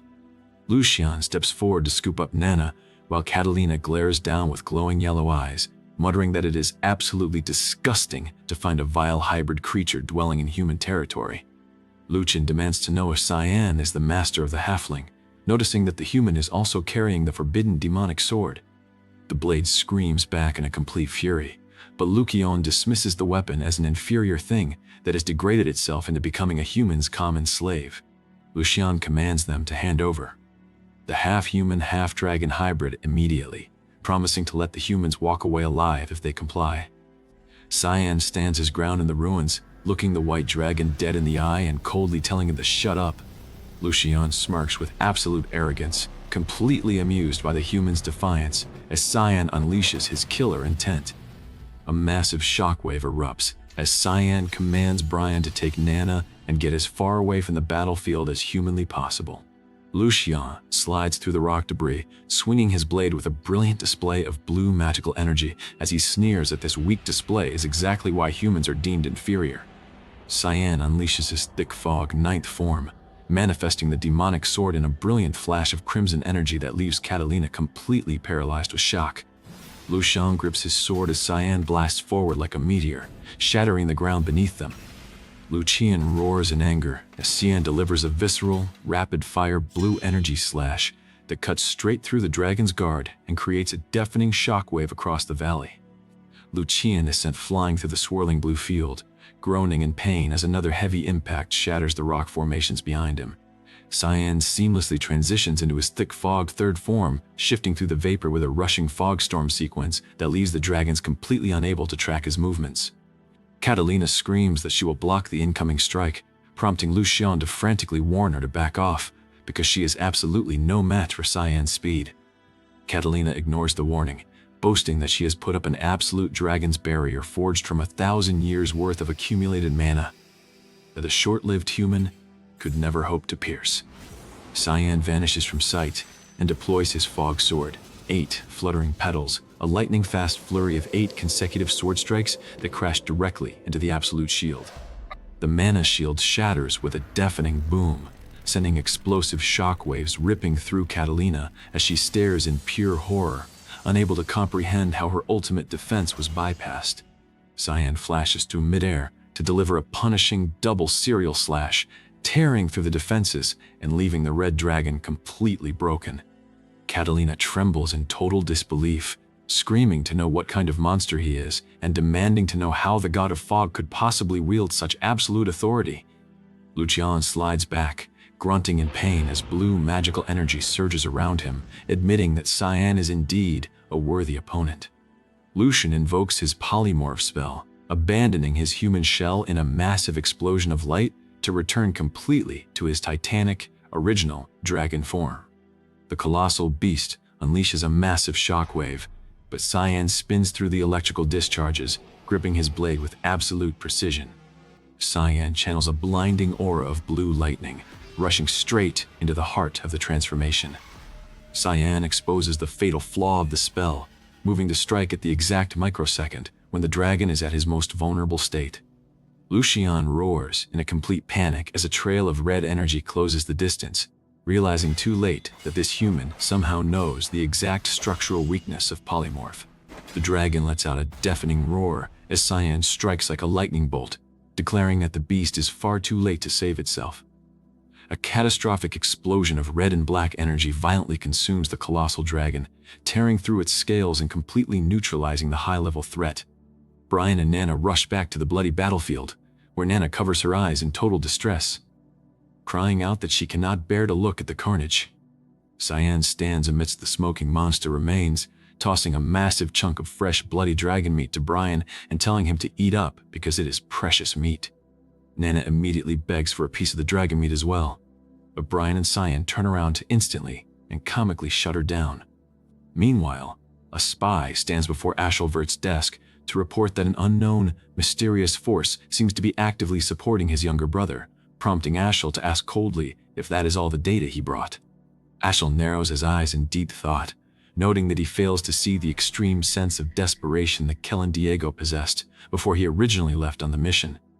Ashel locks his gaze onto the rewritten spy, delivering a sharp interrogation to test his loyalty because he is beginning to heavily doubt the report. Kellen flawlessly bypasses the suspicion by offering a grand blessing of Lumendel, prompting a satisfied Ashel to dismiss him by stating it was just a routine ritual check. Kellen steps out into the hallway and breathes a sigh of relief, reminding himself to be incredibly careful so he does not get in young Master Cyan's way. He accidentally bumps into a maid in the corridor, who sheepishly introduces herself as Emily before he asks what brings her to this sector. Ashel then looks her over and asks if her name is Emily, before asking if she could possibly do him a quick favor. Far away, in the Dragon Council chambers, elites panic over the shocking news that Master Lucian and Miss Catalina have completely gone missing after manifesting divine powers on the outskirts of Luen. The investigators reveal that the missing dragon's mana stones have been completely shattered, and that the killer likely used advanced dark elemental magic to erase all other physical evidence from the battlefield. The council notes that while the legendary 9-star mage Kundal Quazel possesses the raw power to execute 2 dragons, he does not wield dark magic, meaning a mysterious 4th individual is operating in the shadows. The elders look through the academy records, pointing at a dark element user named Cyan Vert, who notoriously survived an assault by the Devil Dragon and has ties to the deaths of Reynold Crimson and Zickerman Albus. The council grows furious, noting that those fallen operatives work directly with them to supply testing materials, and they begin looking for the hidden connecting link between these incidents. Back at the Royal Academy dorms, an attendant bursts into the room with a massive, special cake crafted directly by the chefs of the Imperial Palace. Nana screams with absolute joy, declaring her love for the food, while Cyan stands in the background and happily tells her to eat as much as she wants. Cyan watches her smile, realizing that if purebred dragons can already track Nana's presence, he must ensure absolutely no one can ever lay a finger on the people he protects. A companion walks in and comments that Cyan looks incredibly happy, asking if something exceptionally good just happened to him. Cyan simply grins to himself, replying that he just had a very nice, comforting thought about the future. The scene shifts to the beautiful Vert residence garden, where a royal guest, Luenell, comments that Ashel is looking exceptionally well, prompting Ashel to credit his high standing to His Majesty. Luenell looks closely at him, asking how much longer Ashel intends to rot in this isolated estate in the middle of nowhere while expressing concern over his missing rivals. Luenell smiles sharply, asking if Ashel is secretly terrified that his rivals might completely threaten his position of power, forcing a serious Ashel to state that they shouldn't speak of such taboo matters. The friend laughs it off and shifts the conversation, asking if his younger brother's name is Cyan, and revealing that the Duke is heavily considering an engagement between Cyan and Princess Erin. Luenell advises Ashel not to feel rushed, noting that the more public attention and power Cyan gains, the easier it will be to manage him, which brings a calm smile back to Ashel's face. Ashel pours a drink and proudly introduces a brilliant new follower named Boris Lelm, calling him an absolute jewel that he personally found while scouting out the local slums. 2 full years pass within the timeline, as Cyan deliberately keeps as low a profile as humanly possible, successfully adjusting to standard academy routines alongside his peers. A blue-haired warrior kneels out of breath in the grand city square as massive wooden doors are forcefully thrown open. A veteran commander stands tall at the entryway, demanding to know if the young warrior thoroughly enjoyed his recent travels to Fruina. The veteran notes that the young fighter seems to have completely made up his mind, prompting the warrior to announce that he is officially joining the Knights of Light. The commander points out that this choice continues the long-standing will of his noble family line, while the warrior admits he is simply worried about the safety of his younger siblings. Inside the grand estate hall, a bearded elder laughs out loud over reports about Cyan acting incredibly shy, calling the rumor completely amusing. Meanwhile, Cyan stands in the quiet courtyard, looking straight ahead with a soft smile as he announces that he has deeply missed his sister. Alice Vert steps into the street, marveling at how Cyan has grown to match her exact height and joking that he will be much taller than her soon. Cyan playfully asks if maybe she is just shrinking instead, prompting a smiling Alice to tell him to stop right there as Cyan internally reflects on the exact date. He remembers this precise summer day vividly from his past life, noting with a dark expression that it was the absolute last day he ever saw his beloved sister alive. Alice asks why he isn't heading back to the family mansion for the upcoming summer break, and Cyan bitterly responds that absolutely no one, besides her, would ever welcome him back there. Cyan explains that Ashel is currently occupying the estate, and that the Duke's treacherous wife tries to assassinate him in every single opportunity she gets. He notes that returning home right now would be an act of total suicide, resolving to stay away until graduation before asking Alice if she is on good terms with Kranz. Cyan states that being friends with Kranz is completely impossible, reminding her of the brutal ways he was treated and revealing that Kranz even tried to outright murder him once. Alice gasps in absolute shock, while Brian steps forward to completely testify to the truth of the assassination attempt, leaving Alice devastated that she was away in Fruina, completely unaware of the danger. Cyan reassures her that the real villains are the Duke's wife and Kranz, telling his sister that none of this is her fault. Alice's expression shifts into pure, unbridled rage as she demands to know if Cyan has spoken to anyone else about these hidden crimes. Cyan watches her intense focus, while Alice tells him that he does not need to bottle everything up inside and that he can always depend on her. Alice fiercely vows to protect him from now on, before announcing she must briefly handle some urgent business elsewhere and ordering Brian to take exceptional care of little Cyan. Brian stammers that he will do his best, while Cyan watches her march away toward the main Gothic estate under a stormy sky. Cyan reflects silently that he has never seen his sister look so completely consumed by rage in either of his lifetimes. Inside the estate training hall, an arrogant Kranz stands over a bloodied, beaten opponent, mocking him as an orphaned piece of trash and demanding that he get back up. The victim begs for the beating to stop, but Kranz lunges forward with a heavy wooden blade strike that shatters the surrounding floor tiles. Suddenly, the heavy doors explode inward as Alice strides into the chamber, her eyes blazing with absolute wrath as she commands Kranz to apologize right now. Cyan watches the family manor from a distance, recalling that he saw his sister look this terrifying only once in his past life, and he resolves to protect her from her miserable future this time around. An attendant delivers 2 folders to Cyan, explaining that one official document came directly from the academy, while the other was retrieved from a local janitor. The noble examines the packages, pointing at a deep red envelope sealed with the official gold crest of the imperial family. He realizes the palace is throwing their annual grand banquet, but notes that the second hidden document contains a high-stakes assassination order targeting Drenian Nephilius. Since the target is the direct younger brother of the current empress, the order comes as a total shocker, prompting the noble to ask Cyan if he actually intends to go. Cyan places a demonic sword restriction seal over his gear, ordering his team to make all necessary preparations to infiltrate the imperial palace banquet. Suddenly, a voice calls out that she is hungry, causing Brian to scream out in absolute, face-palming horror.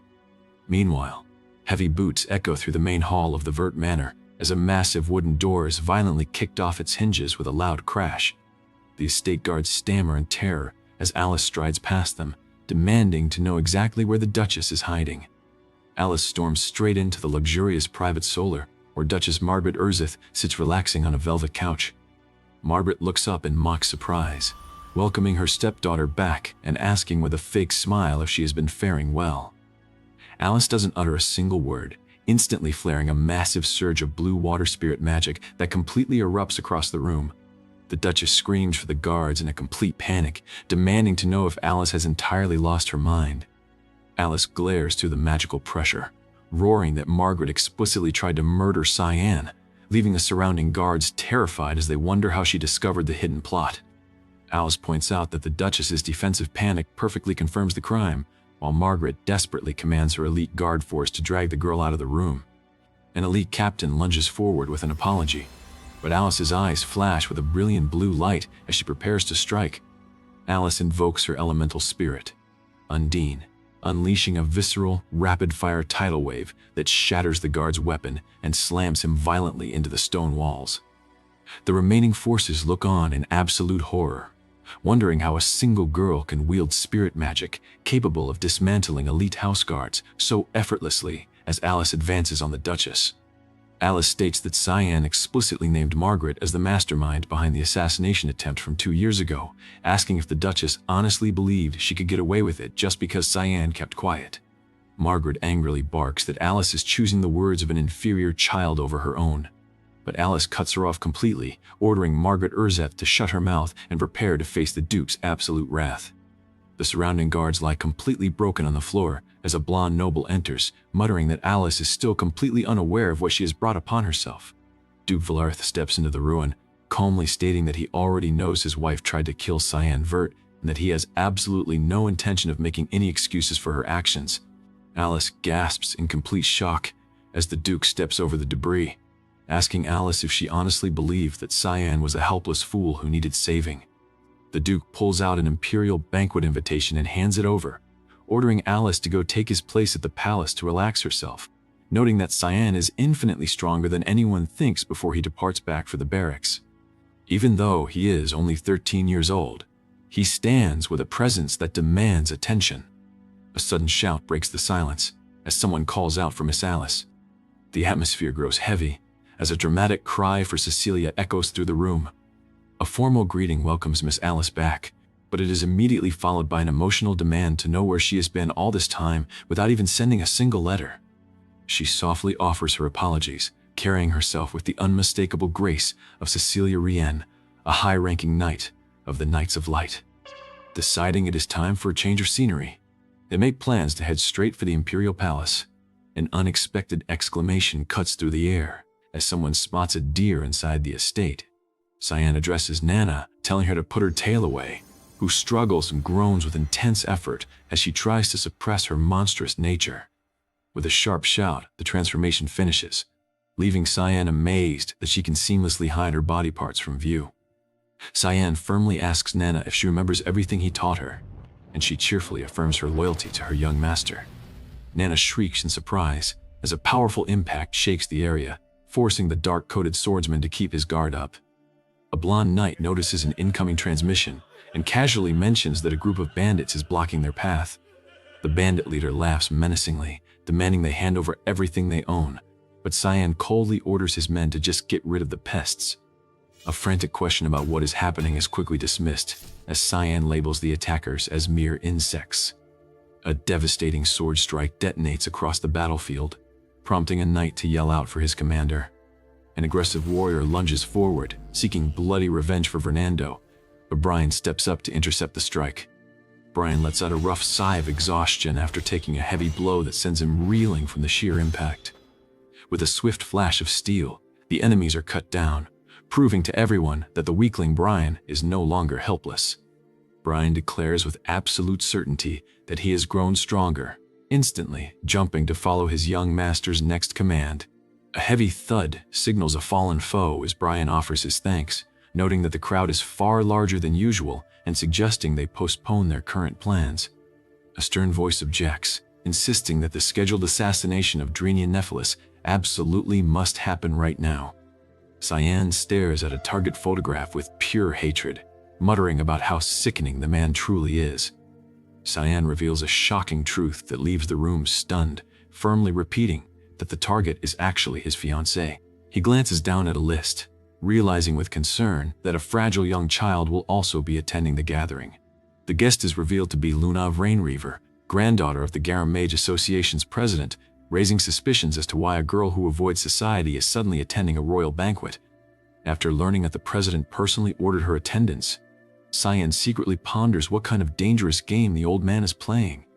Recognizing that something is deeply wrong with this banquet, the group arrives in the capital, noting how massive the main roads are.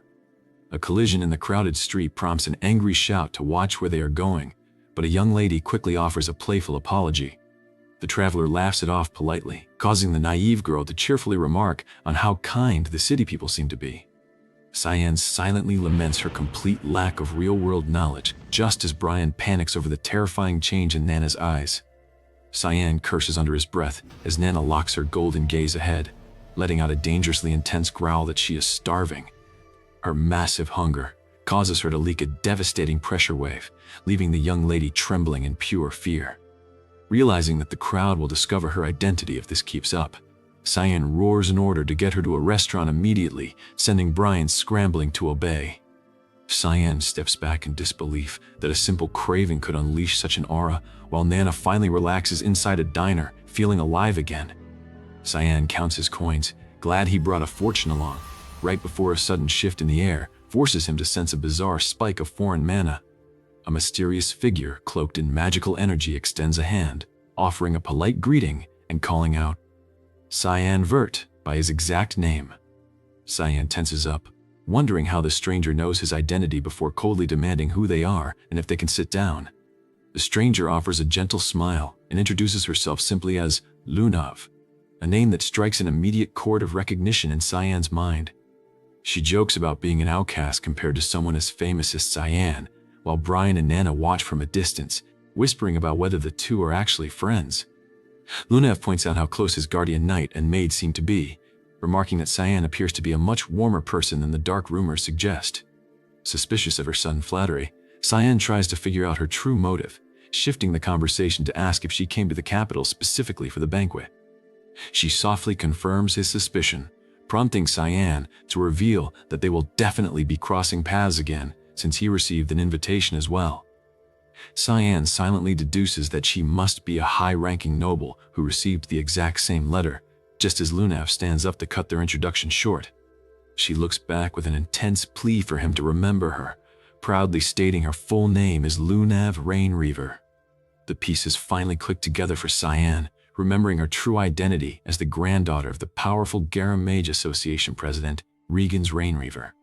A dark memory resurfaces from his past life, where this girl died, tragically young at the academy, making him realize that he keeps altering the timeline by crossing paths with people he never met before. Annoyed that the future keeps constantly shifting, Cyan looks over the glowing city square, dreading that this gathering is destined to become the infamous Banquet of Blood. Inside the dressing rooms, Princess Erin presents herself, asking Leximus if her formal attire looks acceptable. Her attendant showers her with compliments in hopes of being able to leave the runway show as fast as possible. Leximus reassures her that young Master Cyan will absolutely adore the look, sending the princess into a stuttering, blushing panic about being seen a certain way by Cyan. The teasing intensifies until she tells them to stop, since it is entirely obvious, just as a surprise package arrives as a gift from her brother. The princess says, "Stop," to Leximus, claiming she doesn't like Cyan. Cyan scans the room, noting that if Kellen is already present, then Ashel cannot be very far behind. An informant confirms that Ashel is currently with Prince Luenel, before urgently asking Cyan if it is possible for him to abandon the banquet entirely. Cyan narrows his eyes, wondering if their purification mission has been compromised, as the informant admits to having a terrible feeling about the night. He reveals that Ashel explicitly ordered him to flee the palace early because a small event has been prepared, tipping Cyan off to the mastermind behind the impending slaughter. The informant admits he could bear to see Cyan get hurt, but Cyan firmly tells him to leave immediately since his own life is in far greater danger. With a final respectful nod, the ally retreats, leaving Cyan to smirk bitterly at his brother's twisted definition of a small event. Cyan glares forward with absolute fury, cursing Ashel for being a far more unhinged lunatic than he ever anticipated. Shifting back to his hidden team, Cyan is questioned about his sudden distraction regarding psychological influences. Cyan addresses his faction, stating they have no choice but to push off the purification mission, earning a sharp demand for an explanation. He delivers the grim truth that the entire hall is about to turn into an ocean of blood, insisting they verify the perimeter immediately since time has completely run out. Cyan reassures his ally that her perverted fiancé will perish in the upcoming chaos anyway, turning away to get straight to work. His partner barks out a final warning to explain himself later, right as a startled voice calls out in disbelief upon spotting Alice. A respectful bow greets the instructor, followed by a confused question regarding what could have possibly brought her to the capital. Cyan curses silently, realizing that Alice is about to get dragged straight into the disaster, just as a noble flatters her by comparing her to a walking flower. Grounded by the reality that his hands are already entirely full, Cyan watches as Drenian Nephelis steps forward to formally introduce himself. Cyan corners Brian in the archway, delivering a swift directive that the eager knight promises to execute with his entire life. Noting that Brian has been walking on air lately, Cyan commands him to thoroughly inspect the underground pathways of the Imperial Palace. When Brian hesitates, Cyan barks at him to just go, only for the knight to suddenly point behind his master and scream a frantic warning. Detecting a spy peering at them from the shadows, Brian lunges forward with a fierce vow to take the intruder down. A crashing impact echoes down the corridor as the spy is slammed to the ground, but Cyan quickly tells Brian to hold his fire since they recognize her. Brian halts his blade in confusion while the groaning spy recovers on the stone floor. Deep in the subterranean darkness, a hooded necromancer raises a glowing artifact, calling upon his hidden subordinates to finally arise. Upstairs at the gala, a dismissive noble sneers at the crowd before a polite voice approaches to greet Princess Erin. Lunav is approached by an elite student who recognizes her, causing her eyes to widen in complete shock that her name is known. The student smiles, praising her as the legendary genius of the Garam Kingdom, while Lunav politely defers the compliment. A cloaked figure expresses hope that Cyan recognizes her worth as well, prompting a startled question about how she could possibly know him. Lunav beams, bragging that they were together just yesterday, which drives her into a frantic inner panic about her hidden feelings leaking out. The student smirks at the obvious reaction, boldly teasing her about being completely in love with Cyan. A piercing scream shatters the festive atmosphere, causing the entire ballroom to freeze in absolute terror.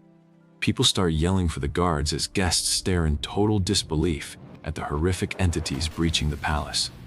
A scarred, hooded monstrosity stands tall amidst the crashing masonry, sending the nobles into a frenzy as they shriek about monsters and missing security. Spitting blood on the ruined pavement, a mutilated creature locks its eyes onto the royalty, hoarsely croaking out that it has found the princess. Amidst the escalating madness, Nana, now dressed as a maid, calmly introduces herself to an elite defender right before a heavy shockwave rattles the hall. The other maid watches from behind, fueled by intense jealousy that Cyan would abandon her for a girl who is apparently cuter than she is. Cyan ignores the drama, demanding to know if it was truly Ashel who brought her into this place, prompting her to reveal that he offered her a job. Cyan tenses at the mention of employment, recalling how Ashel aggressively tried to recruit his staff the moment he left for the academy. She proudly notes that she turned down the offer, but Cyan sighs in exhaustion, knowing his relentless brother hasn't given up his schemes yet. Recognizing that Emily's survival completely alters his past memories, Cyan determines that Ashel must have been tracking his movements through hidden spies. Cyan mutters his brother's name with venom, while another guest holding a vibrant red bow tie boasts that it was a personal gift from Ashel. A nearby scout inspects the gift closely, suddenly recoiling in disgust as a foul metallic scent fills the air. On the balcony, Ashel informs Prince Luenel that the carnage has officially begun, boasting that their asset Boris proved to be highly useful. He declares that they will continuously exploit him to forcefully reshape an empire currently drenched in soft peace, showing the world exactly what kind of rulers it needs. Down in the corridors, commanders scream at the crowd to evacuate immediately and leave the frontline defense to the heavy guard. A knight implores the princess to prioritize her escape, but Lunov steps forward with immense resolve, swearing to stay and help. Eren thanks her warmly, but their conversation is cut short by a monstrous roar as a warrior realizes a second wave of beasts has ambushed them. A panicked soldier screams for his captain as a massive, towering mandrake demon materializes in the center of the hall. The defenders lose all hope, crying out in terror over why frontline warfare beasts are suddenly loose inside the imperial capital. An academy instructor steps into the fray, roaring at the surviving soldiers to use this distraction to evacuate the civilians immediately. The outer guard forms a shield wall to protect the fleeing nobles, bracing themselves as the main assault is landing. Cyan notices the shifting movement of the horde, realizing with absolute horror that the monsters are completely bypassing the guards to target Princess Eren. Shadowed commanders yell at the top of their lungs for the Imperial Guards to protect Princess Eren at all costs. As the dust settles from a massive blast, a weeping noble laments that it is all her fault, begging for forgiveness from the heavily wounded Morris. Mages gasp in awe as Lunov flawlessly fuses her elemental spells together, though a nearby medic warns the princess that they must retreat immediately. The royal guard charges forward to buy time, allowing the princess to reluctantly agree to move toward the secure shelters. She vows never to forget Sir Morris's ultimate sacrifice right before a protective wall of dense mana slams down to intercept an incoming strike. The casting mage warns the soldiers that a single touch from the monster's skin will kill them, pleading with them to stay behind the barrier and survive. Delivering a final absolute order, the commander rallies the remaining heavy knights, who scream a fierce oath for the safety of the princess. Alice screams at the vanguard to fall back, unleashing a massive freezing spell that coats the entire corridor in thick ice. She commands the survivors to follow her lead, proudly introducing herself as Alice Vert, the Academy's premier instructor. She stands tall amidst the wreckage, noting that the primary mandrake has finally stopped moving after being shredded by her blade technique. While her allies finish off the remaining stragglers, Cyan watches from the rafters, knowing Alice must secure the princess while his team handles the true threat. As the escaping royals wonder if Alice is related to Cyan, they run straight into a dead end, realizing the monsters are tracking their exact coordinates. A lone swordsman grips his hilt, questioning if he has enough strength to solo a high-ranking nightcrawler entirely by himself. The backup forces arrive with a massive explosion, cutting through the final wave until the corridor finally falls completely silent. Inspecting the grotesque carcass, Cyan notes a deeply unsettling feeling, realizing the creature is actually a forbidden marionette. He stares at the blood-splattered steps, explaining that the banned necromancy spell turns the dead into mindless puppets, proving their enemies are trying to spark a full-scale war. Heaving heavily among the bodies, a weary fighter yells out for his father as the dust settles. The commander dismisses the concern, telling his men to take care of the other wounded first, just as another massive wave of entities breaches the lower walls. The team inspects a strange package, questioning why Ashel would suddenly send Cyan a gift when he has never done anything like this before. Brian points out that Cyan has always harbored a deep, simmering resentment toward Ashel that goes far deeper than trivial family issues. A sudden shift in the air forces Nana to warn Brian that they need to run immediately, right as her eyes change into something completely dangerous. Brian yells at Emily to get out of the area just as a massive, muscular monster known as a behemoth breaches the palace perimeter. A noble screams that everything is over, but Drenian manages to slip out faster than anyone else to save his own skin. A massive explosion rocks the corridor as Drenian panics internally, declaring he absolutely cannot die here before seeing his lovely maid, Lily. Fleeing survivors desperately ask if the back doors are safe, while an elite warrior yells out in absolute fury against the incoming threat. A terrified scream echoes through the hall as the nobles notice a sudden surge of water, mana filling the corridor. Alice flashes into the battlefield, unleashing a devastating freezing spell that instantly shatters the attacking monsters into thousands of sharp fragments. The crowd gapes in absolute awe, completely stunned that these mysterious newcomers managed to eradicate the entire horde in a single instant. Alice proudly declares her identity and orders the knights to guard the princess, while a wounded soldier recovers slightly from the blast. Lunav steps forward to warn everyone that the next wave is about to land, prompting the royal knights to rally and build a defensive perimeter around the princess. A defender vows to provide heavy backup support, shouting for the knights to hold the line even if he falls in battle. A lone swordsman slashes through a beast, noting grimly that no matter how many he cuts down, more just keep appearing as if they track their exact location. A thunderous impact shakes the foundation as defenders scream for help against a high-ranking demonic beast loose inside the palace walls. Realizing Cyan isn't there to shield them, a determined defender steps up as the sole protector of the group, vowing to slay the monster approaching them. The beast lets out a blood-curdling roar and charges, but the warrior lunges forward with a fierce strike to block its massive claws.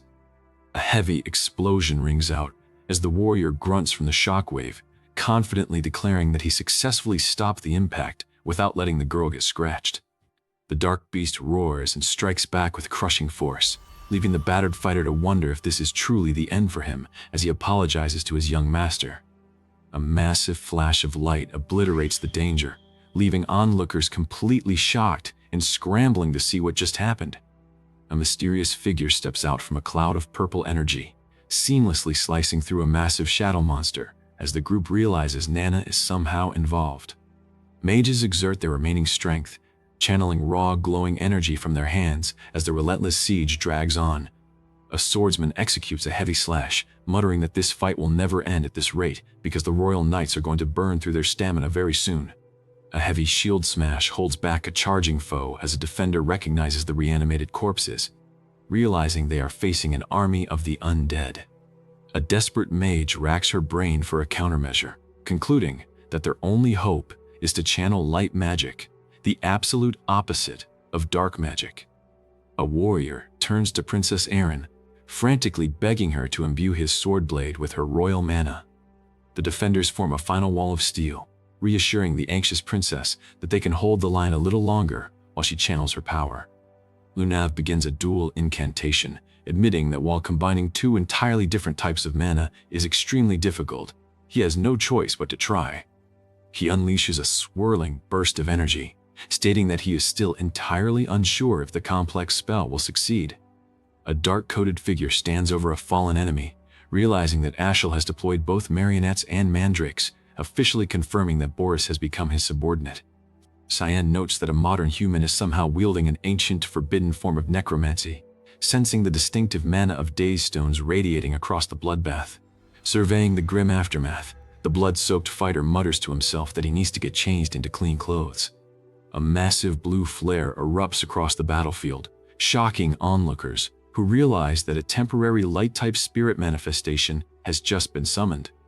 A warrior warns that normal mana cannot be mixed like this, shouting that they must stop her immediately before her physical body completely breaks down from the strain.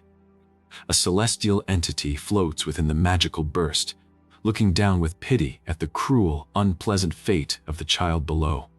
The spirit extends her glowing hands, releasing a devastating force wave that commands the incoming monsters to stay away from the girl. A shockwave violently clears the room, but a masked knight warns that the fallen puppets are already getting back up, shouting at the mage to stop before she kills herself from exhaustion. A sweeping blade strike labeled, "The Spirit King's Authority" cuts through the center of the hall. Alice gasps for air as a thick black fog rolls into the room, prompting the group to wonder if yet another marionette has arrived. Alice narrows her eyes at the encroaching darkness, just as she shouts that she's being completely consumed by the red fog. A sinister voice bids a final farewell to Alice, leaving her completely stranded in the dark mist as she scrambles to comprehend what is happening. A defender notes in disbelief that someone completely blocked off the local mana to nullify the spirit manifestation, right as an army of monsters begins a fresh charge. A sharp clash of swords rings out through the haze, forcing a red-eyed warrior to smirk, realizing his suspicions have been completely confirmed. A group of masked fighters secretly converse, asking if anyone can sense a specific type of monster-like mana coming from anyone other than Lunav. A warrior prepares an aggressive assault, telling his partner to help him close the physical distance to the target in a single go. A massive blast detonates as a commander barks a warning for everyone to stay on high alert. A rapid series of sword slashes cuts through the fog, completely vaporizing the reanimated puppets and leaving Alice kneeling on the ground. As the battlefield falls completely silent, the survivors look around in shock, wondering who the masked person was before noticing that Lunav has collapsed. A frantic voice begs Lunav to open her eyes, just as a sudden monstrous shriek causes everyone to turn toward the princess in terror. A figure, cloaked in red flames, violently grabs a noblewoman, prompting an armored knight to roar at the attacker to let her go right now. Eren senses a familiar aura from the assailant. Right before a knight draws his steel and roars a curse, a swordsman lunges forward to strike, shouting in absolute confusion as a thick wall of fog completely blocks his vision. A desperate cry rings out to stay away from Lunav, right before a massive lightning strike labeled the God Stinger tears through the dark mist. The attackers gasp as the target completely dissolves into thin air, while a serious voice reveals he destroyed the focal jewel to stop attracting the horde. He directs the survivors to flee through the secure front gates of the palace, leaving a baffled warrior to question the true identity of their savior. The remaining students confirm they are uninjured, prompting a declaration that getting these children to safety is his absolute highest priority. A faint whisper calls out Cyan's name, right before a sudden burst of purple energy prompts a soldier to question what kind of maid possesses that much power. Cyan stares in shock at the field as Nana struggles heavily against a swirling mass of dark shadows. Widespread rumors spread regarding the high death toll of the banquet, falsely claiming that Princess Eren engineered the entire catastrophe using a daze stone to seize total power. Because of the engineered chaos, Ashel and Luenell are universally praised as the glorious heroes who benefited the most from the incident. A dark-coated protagonist looks down at the city's skyline, bitterly noting that humans who sacrifice their own kind for political benefit are far worse than demons. As the team prepares to leave, Karam delivers a final chilling piece of information, revealing that a companion smelled exactly like a dazed stone too. Nana bares her sharp teeth in a feral frenzy, growling that Emily smells delicious while a blonde knight frantically tries to hold her back. Emily flees in total terror as Nana pursues her like a ravenous monster, driven by a bizarre, unstoppable urge to hunt her down. A massive surge of purple mana detonates across the clearing, sending the defenders flying backwards from the raw physical shockwave. Brian screams out for his young master in pure panic as Cyan steps directly into the line of fire, hoarsely calling for Karam to hurry. Karam grabs the necklace from the maid. The maid recognizes it as the necktie that Ashel gave her. Nana's golden eyes widen in absolute horror as she snaps out of her trance, realizing with tears that she has violently attacked her own master. Cyan looks up with a completely calm profile, reassuring the weeping draconic human that the strike didn't hurt at all and she did absolutely nothing wrong. With a swift shift of his cloak, Cyan calls for his team to pack up and leave immediately since the area has turned into an absolute mess. Deep within a ruined stone corridor, Luenell looks around in confusion, noting that he doesn't see a single monster corpse left behind. Princess Eren sprints through the dust, her father crying out in immense relief as he discovers that Eren is completely safe and uninjured. Eren credits her survival entirely to her two mages, prompting Luenell to coldly state that he is simply glad she didn't end up dead. Eren softly returns the sentiment, but Luenell turns his back to address the remaining lords, sending a flash of severe panic through a nearby observer. Luenell claims to know the true mastermind, stepping forward to declare that Lunav Rainreaver is officially under arrest. An angry defender orders him to lower his sword, but the official smirks, claiming that the Garam group orchestrated the slaughter to spark continental chaos. He reveals that a highly suspicious aura of dark mana was explicitly detected inside her private quarters last night, forcing a royal patriarch to demand the truth. A lord commands his daughter to leave the investigation to him, stating he merely kept an eye on the foreign delegates as a safety precaution. Lunav looks down in deep distress, wondering if this horrific framing is a trap or something her grandfather fully intended to happen before she's hauled off to prison. Cyan stands quietly in the courtyard, reflecting on how he managed to prevent far more casualties than in his past life, even if he couldn't stop the event from being branded, the Banquet of Blood. Inside the estate, Alice tells Cyan he didn't need to push himself so hard, admitting they would have been doomed if a mysterious warrior hadn't cleared their path. She notes that the Savior's physical height was remarkably similar to Cyan's, playfully teasing him about his newfound muscle mass before checking on his recovery. Cyan asks if everyone is safe, prompting a nearby observer to realize that Cyan is deeply wary of Ashel's true movements. Ashel reveals he came to deliver news, confirming that a silver bracelet embedded with a cursed daze stone was explicitly found inside Lunav's room. Cyan asks if they know who originally gave her the artifact, and the informant notes that a palace merchant was suspected but was found dead this morning. Ashel locks his eyes onto Cyan, sharply asking if he personally received any unusual items on the day of the banquet. Cyan looks away with a completely blank expression, realizing instantly that this interrogation is a total sham and that his servant Emily is in danger.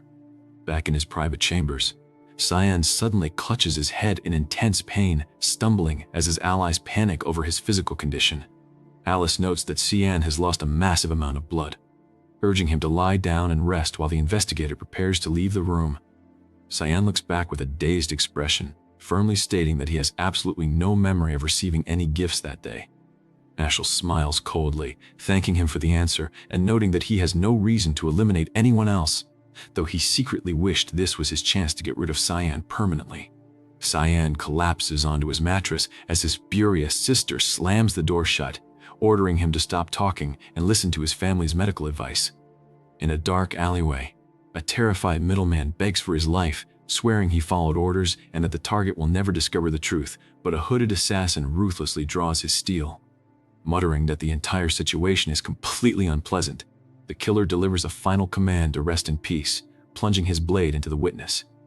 The cloaked figure notes that a corpse was left behind last time, insisting that he must ensure a mistake like that never happens again. He drops a glowing crimson artifact into the jaws of a monstrous creature, coldly ordering the beast to eat the evidence up completely. Out in the peaceful countryside, Emily gasps in surprise as a cheerful Brian arrives with a box of fresh apples he picked up from the town. Emily thanks him warmly as they enjoy the pleasant weather, right before the conversation shifts back to the suspicious package sent by Ashel. Cyan steps into the clearing, warning Emily with absolute gravity that neither the palace nor the Vert estate is safe for her anymore. Cyan explains he has urgent business to clear up, commanding Brian and a quiet Nana to focus entirely on keeping Emily safe from harm. Brian watches him leave, noting he has never seen Cyan make such a distressed face before, while an older warrior inspects the perimeter of their hidden cabin. The veteran admits he never imagined the simple housemaid would turn out to be a powerful draconic human, a sentiment that Brian completely shares. Emily cheerfully tells Brian to stop stressing over the past, offering him an apple as they both swear to do their absolute best to support their young master. Inside the imperial throne room, a furious Luenel demands an explanation from his father, who sharply orders the prince to watch his mouth. Luenel roars in frustration, slamming his fist down as he berates the emperor for being too soft to seize total reign over the continent. Luenel stands with an arrogant expression, entirely confident in his position. Aaron confrontingly points out that letting suspects go when they have clear evidence is completely unacceptable. Luenel is visibly surprised that she has managed to uncover his secret, but he quickly tries to save face, claiming her expression tells him everything he needs to know. He desperately tries to lie to his father, claiming he has absolutely no idea what is being talked about, but the emperor looks back down at him with pure intensity. Disgusted by his son's actions, the emperor furiously declares that Aaron is a far better fit for a ruler than Luenel will ever be, slamming the door and ordering him to get out of his sight. Luenel finds himself left in the shadows, his mind consumed with absolute rage toward Aaron Severus. He seethes to himself, cursing the princess for entirely ruining his master plan. The unexpected commotion echoes loudly through the grand hall, sending a violent shockwave through the room. A concerned guard stammers in confusion as Cyan Vert leaps forward out of the shadows into a flawless combat stance. The sudden clash sends bodies tumbling across the floor as a surge of raw energy is channeled straight into a strike. Cyan's eyes lock onto his target as the Emperor gazes down at the sudden chaos, demanding to know what Luenell has brought to his doorstep. Luenell lets out a breathless, unhinged laugh, declaring that he has finally arrived. With a deeply unsettling look on his face, the prince states that he has simply come to have a little chat with his precious sister as intense magical energy streaks through the air. The Emperor demands an explanation from Luenell for the utter madness occurring right before them. A devastating blast tears through the room as Luenell steps through the smoke with crimson eyes, coldly repeating that he has only come to talk. The prince raises his voice in a shouting frenzy, while the princess servant warns Luenell that even if he is the prince, his reckless actions cannot be tolerated. Determined to protect the princess, the subordinate resolves to take direct action, but Luenell merely looks back with intense, mocking eyes. Luenell mockingly calls him a parasite as a sudden slash cuts through the air, his eyes widening with an aggressive, challenging stare.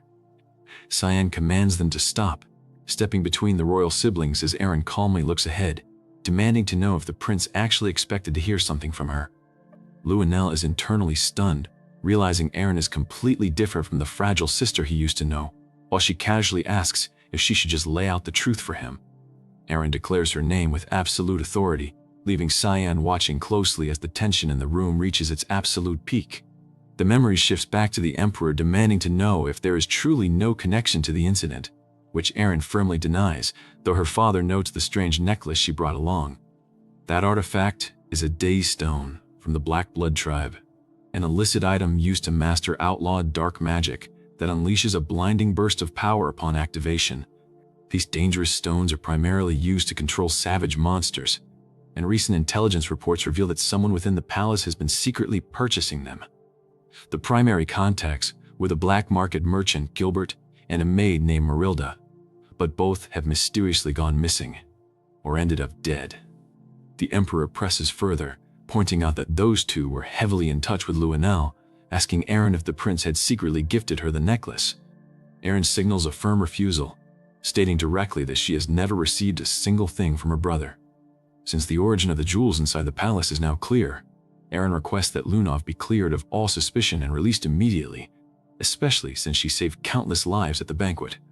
The Emperor calmly agrees to drop the matter, while Eren privately worries that she can no longer predict what reckless move Luenell might make against the people closest to her.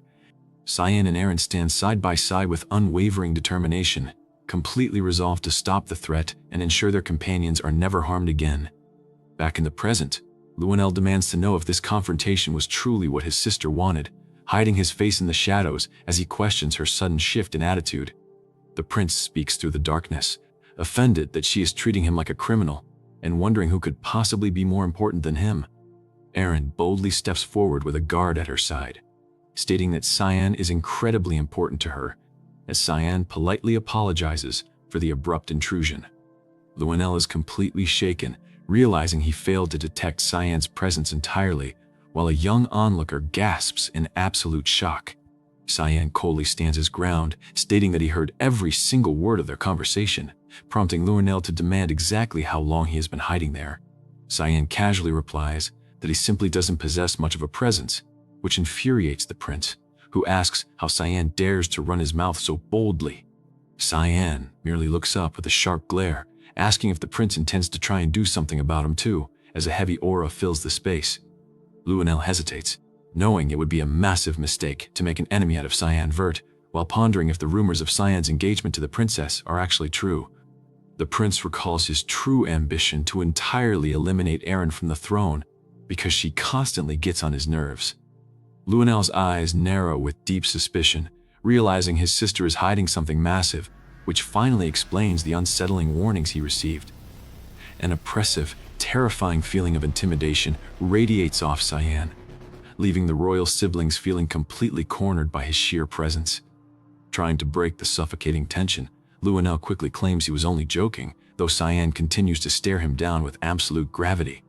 Cyan reflects on the past life, remembering how Luenell was feared as the insane emperor who ruled over a mountain of skulls, noting that he is far more manageable in this timeline. A fierce look passes between them, as Luenell warns him to watch his back before turning around to storm out of the ornate room. The princess's servant breathes a sigh of relief, calling the prince a complete piece of trash and thanking Cyan, though Cyan insists that the princess did the vast majority of the work. Eren flusters in distress when Cyan suddenly sits right next to her, admitting that she is just a little bit surprised by his boldness. A companion laughs at the prince's stupidity, amazed that Cyan had the audacity to speak to royalty that way, while Cyan notes that their plan to make Luenell believe they are together worked perfectly. After bidding farewell to his allies, a furious voice screams out in the distance, demanding to know how their supposedly perfect plan failed so miserably. Luenell rages over the fact that the targets they wanted dead are all perfectly fine, realizing he has completely lost his father's royal trust. He falls to his knees in a desperate frenzy, shouting that he was meant to be the grand savior of the entire Ushif Empire. A dark figure steps forward, introducing himself as Boris Lelm and greeting the prince, prompting an angry Luenell to demand where he has been all this time. Luenell brings up the sudden disappearance of Emily, asking what success they could possibly have when they have clearly underestimated the people surrounding Princess Eren. A painful shout echoes through the room before Luenell coldly asks if he is expected to just sit around and reflect on his failures. Boris commands him to look closely, revealing a crystalline artifact glowing with an ominous, swirling purple magical energy. The Dark Operative explains that this item is extraordinarily rare, possessing a deeply evil and ominous nature. Luenell smirks with absolute malice as Boris reveals that this signature is the mana of a taboo demonic sword, proving that one of Eren's closest companions possesses a forbidden weapon. A massive, multi-limbed, monstrous serpent thrashes violently, letting out a deafening screech as it dominates the battlefield. A young man stares down at the bizarre dish, disappointed that it looks nothing like the crab stew he expected, while his companion wonders how the others are completely unfazed by the moving creature. He flinches back in absolute shock as the creature suddenly twitches right in front of him, swearing that the thing is definitely still alive. Cyan decides it is time to slip away before Ashel catches on to his movements, quietly telling his servant that he only stopped by to ensure everything was fine. He reassures them that he has placed stealthy guards all around the building before turning his back to make a swift exit. Cyan tells Brian to take care of himself, leaving his blonde companion bowing respectfully with a nervous expression as the heavy wooden door firmly shuts.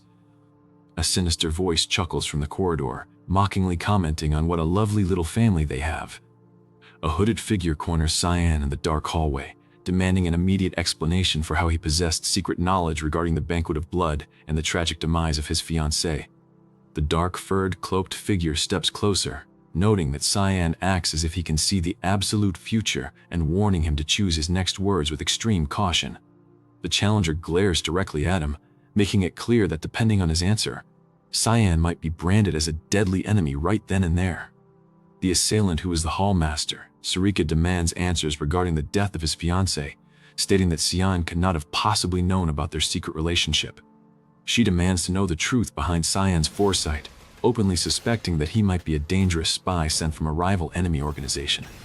Cyan scoffs before dodging a sudden violent strike as his opponent lunges forward in a hooded jacket. Bright, magical energy erupts across the corridor as the attacker demands to know if Cyan truly intends to stand directly in her way. A lethal wave of crimson energy slashes through the air, but Cyan effortlessly maneuvers through the assault, telling his foe that she clearly never learns his lesson. Karam smirks through the intense clash, finding absolute enjoyment in the thrill of the battle as magical explosions shatter the surrounding structure. Energy beams collide violently with a resounding crash, forcing the dark-haired fighter to grunt in pain as he struggles against the overwhelming pressure. Sarika unleashes a rapid succession of strikes, confidently boasting that no matter how powerful a skill is, he can easily avoid it. A sudden, blinding burst of crimson energy erupts from the flank, completely catching the arrogant warrior off guard as he scrambles to dodge the lethal blast. Wiping the sweat from his brow, he realizes with horror that if he had tried to block Kairam's devastating power directly, he would have been obliterated on the spot, while his female companion curses her missed strike. The battlefield settles momentarily among the trees as a voice calls out, noting that stopping a monster of her caliber would require summoning the Demon King himself. Cyan smiles with absolute confidence, telling his opponent to brace himself because the warm-up is officially over, which only excites the purple-haired warrior further. Cyan instantly activates his demon sword control, unleashing a crushing blow that leaves Kairam on the floor. Cyan steps forward to reprimand the fallen Kairam, calling him an absolute idiot and warning that causing such a massive ruckus will get them all captured. The purple-haired assassin agrees to relocate their operations, ordering the remaining two to handle the immediate cleanup details on site. The heavy doors slam shut, leaving them both behind. Cyan walks in and gasps in disbelief upon realizing an intruder managed to entirely bypass their advanced detection barrier and protective mist.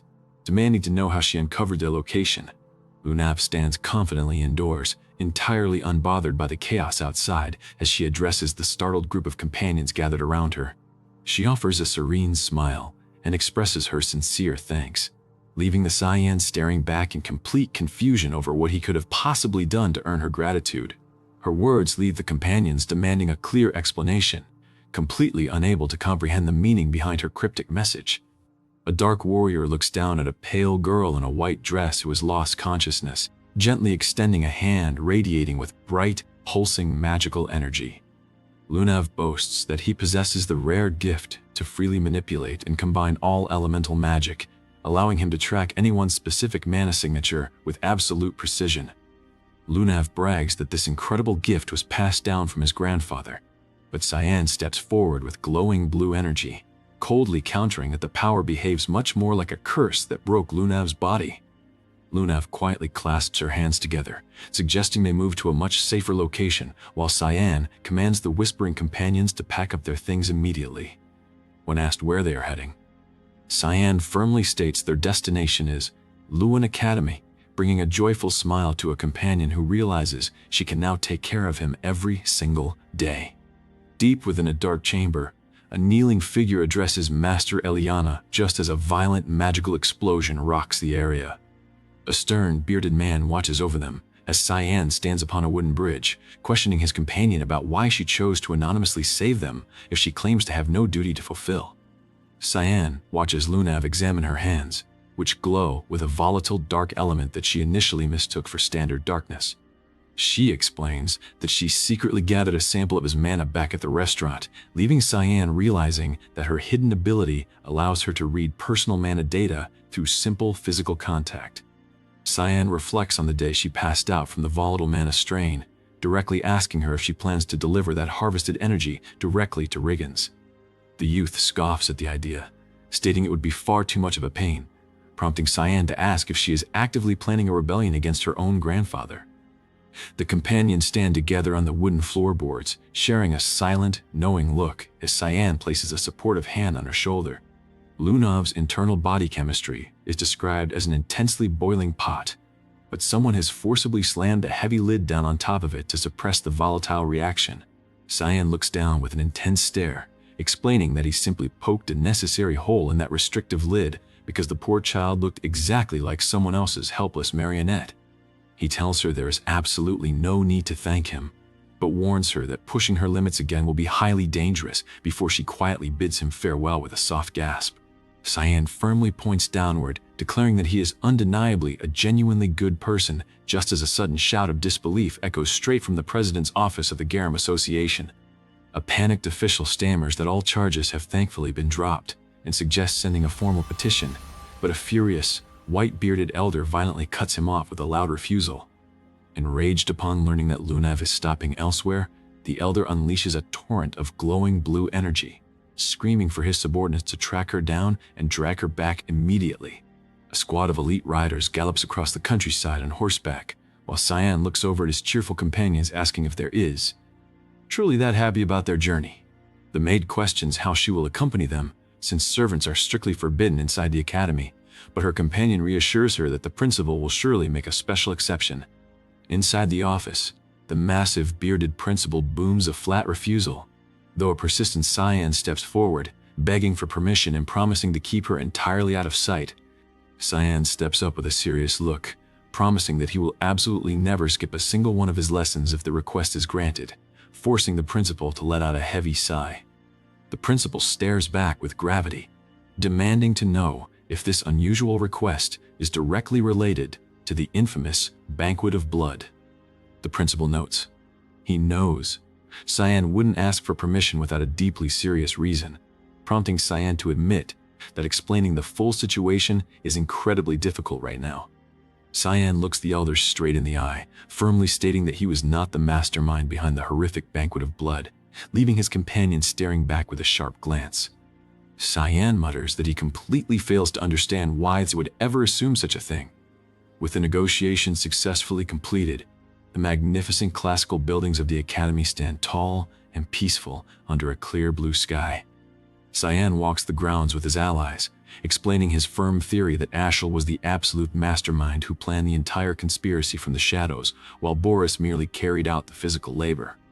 The three companions stand close together, knowing that this underhanded method is exactly how those dangerous enemies have always operated. Cyan discovers a massive, muscular warrior in the middle of an intense training routine, loudly counting out his thousands of repetitions over a fallen training partner. The blonde brute spots him and beams with excitement, calling Cyan his buddy and instantly challenging him to a fierce duel to determine who is truly the strongest. He proudly flexes his muscles mid-sentence, but before he can even finish his boast, a sudden blow floors him instantly.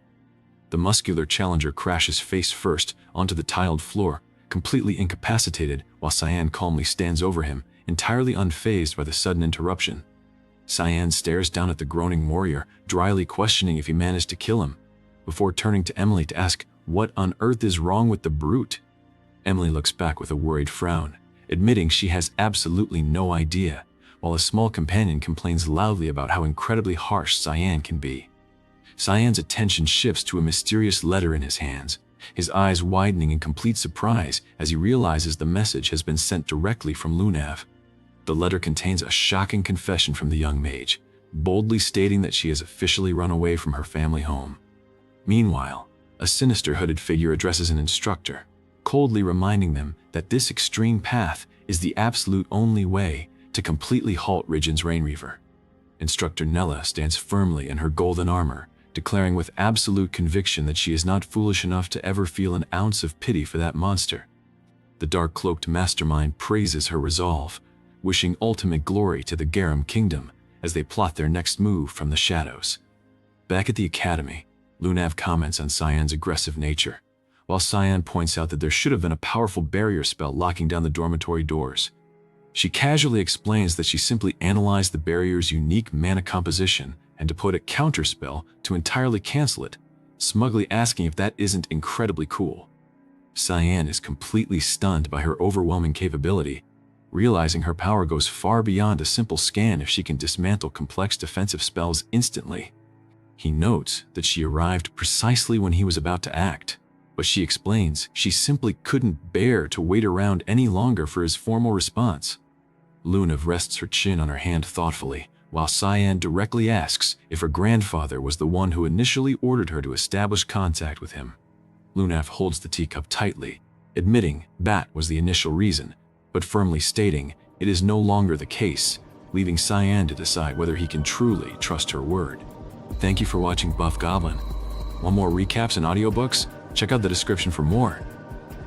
She takes a quiet sip from her warm drink, explaining that several deeply ominous events have recently plagued the internal ranks of the association.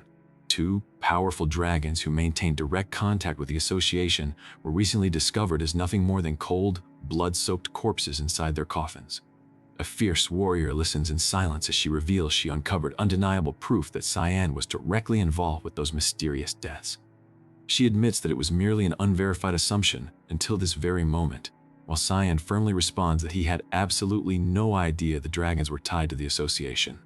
Cyan listens grimly as Lunav softly states that she knows her body's true condition and is fully aware that she is going to die very soon. She calmly estimates that she has roughly 3 years of life left inside her. But Cyan stares back with absolute intensity, flatly refusing to believe her tragic prognosis. Cyan sharply tells her that her health is none of his business and orders her to go back, reiterating that he absolutely despises getting tangled up in highly annoying affairs. A sudden crash echoes through the room as Kyram demands where his manners are, warning that leaving her out there is a mistake, though Cyan insists it is for the best.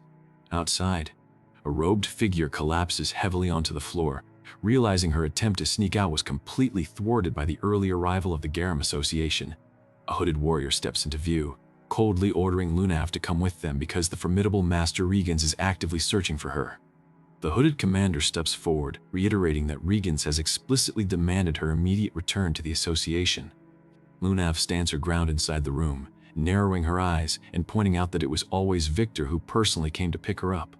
The imposter quickly lies, claiming Victor was simply too busy today. But Cyan steps forward into the light, coldly revealing that he knows for a fact there is absolutely no one named Victor. Exposed. A violent magical clash instantly erupts as Lunav unleashes a powerful gust of wind magic to blow her attackers away. Recognizing the attackers as dangerous extremists, Lunav realizes she needs to break through their lines and escape the area immediately. The extremists instantly activate a restrictive sleep catch spell, sending a wave of binding energy that forces the white-robed mages into a frantic struggle. The enemy commander admits he knew capturing her wouldn't be simple, gazing down at Lunav, who falls completely unconscious onto the ground under a dark cloak. Cyan senses the battle from a distance, standing by a massive wagon wheel as a guard orders the squad to stand by their positions.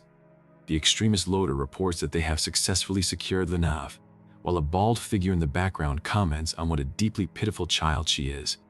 Cyan watches intently from beneath his hood as the captors justify their cruel actions, claiming it is all being done for the sake of a greater cause.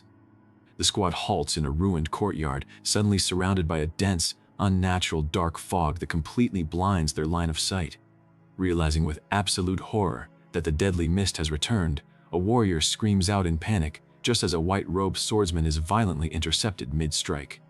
The enemy forces stammer in absolute shock as a massive explosion rips through their defensive line, completely decimating their positioning.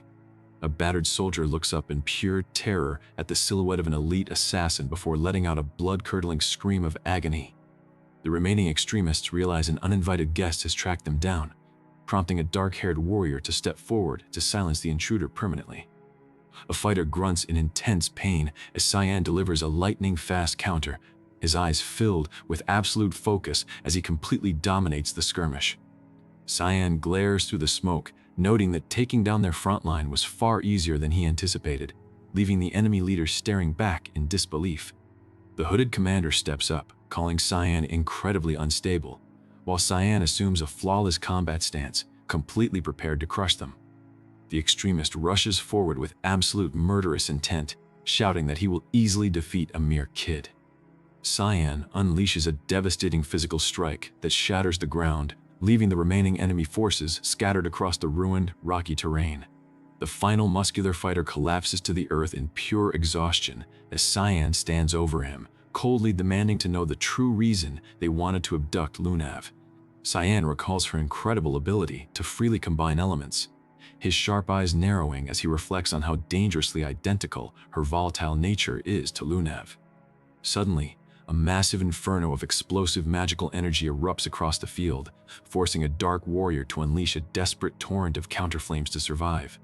A bright pink shockwave slices through the air with incredible speed, leaving the enemy commander staring back with wide eyes in absolute shock. The extremist screams in disbelief, unable to comprehend how Cyan is effortlessly deflecting their high-level magic, using nothing but a pair of ordinary daggers. Cyan executes a flawless air leap through the magical crossfire, convincing the terrified commander that this kid is far too dangerous to be left alive. The desperate extremists pool their remaining magical reserves together, unleashing a final, cataclysmic explosion that completely engulfs the entire battlefield in blinding debris. Lune writhes in agony, screaming for release as her immense mana flares violently and threatens to tear the carriage apart.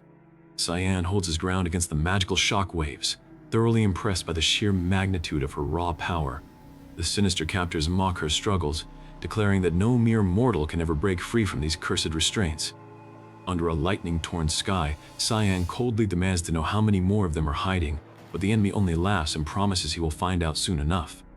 With a bloody grin, the assassin bids them farewell to hell, prompting Cyan to realize Lune is suffering under the influence of a notorious heart curve artifact.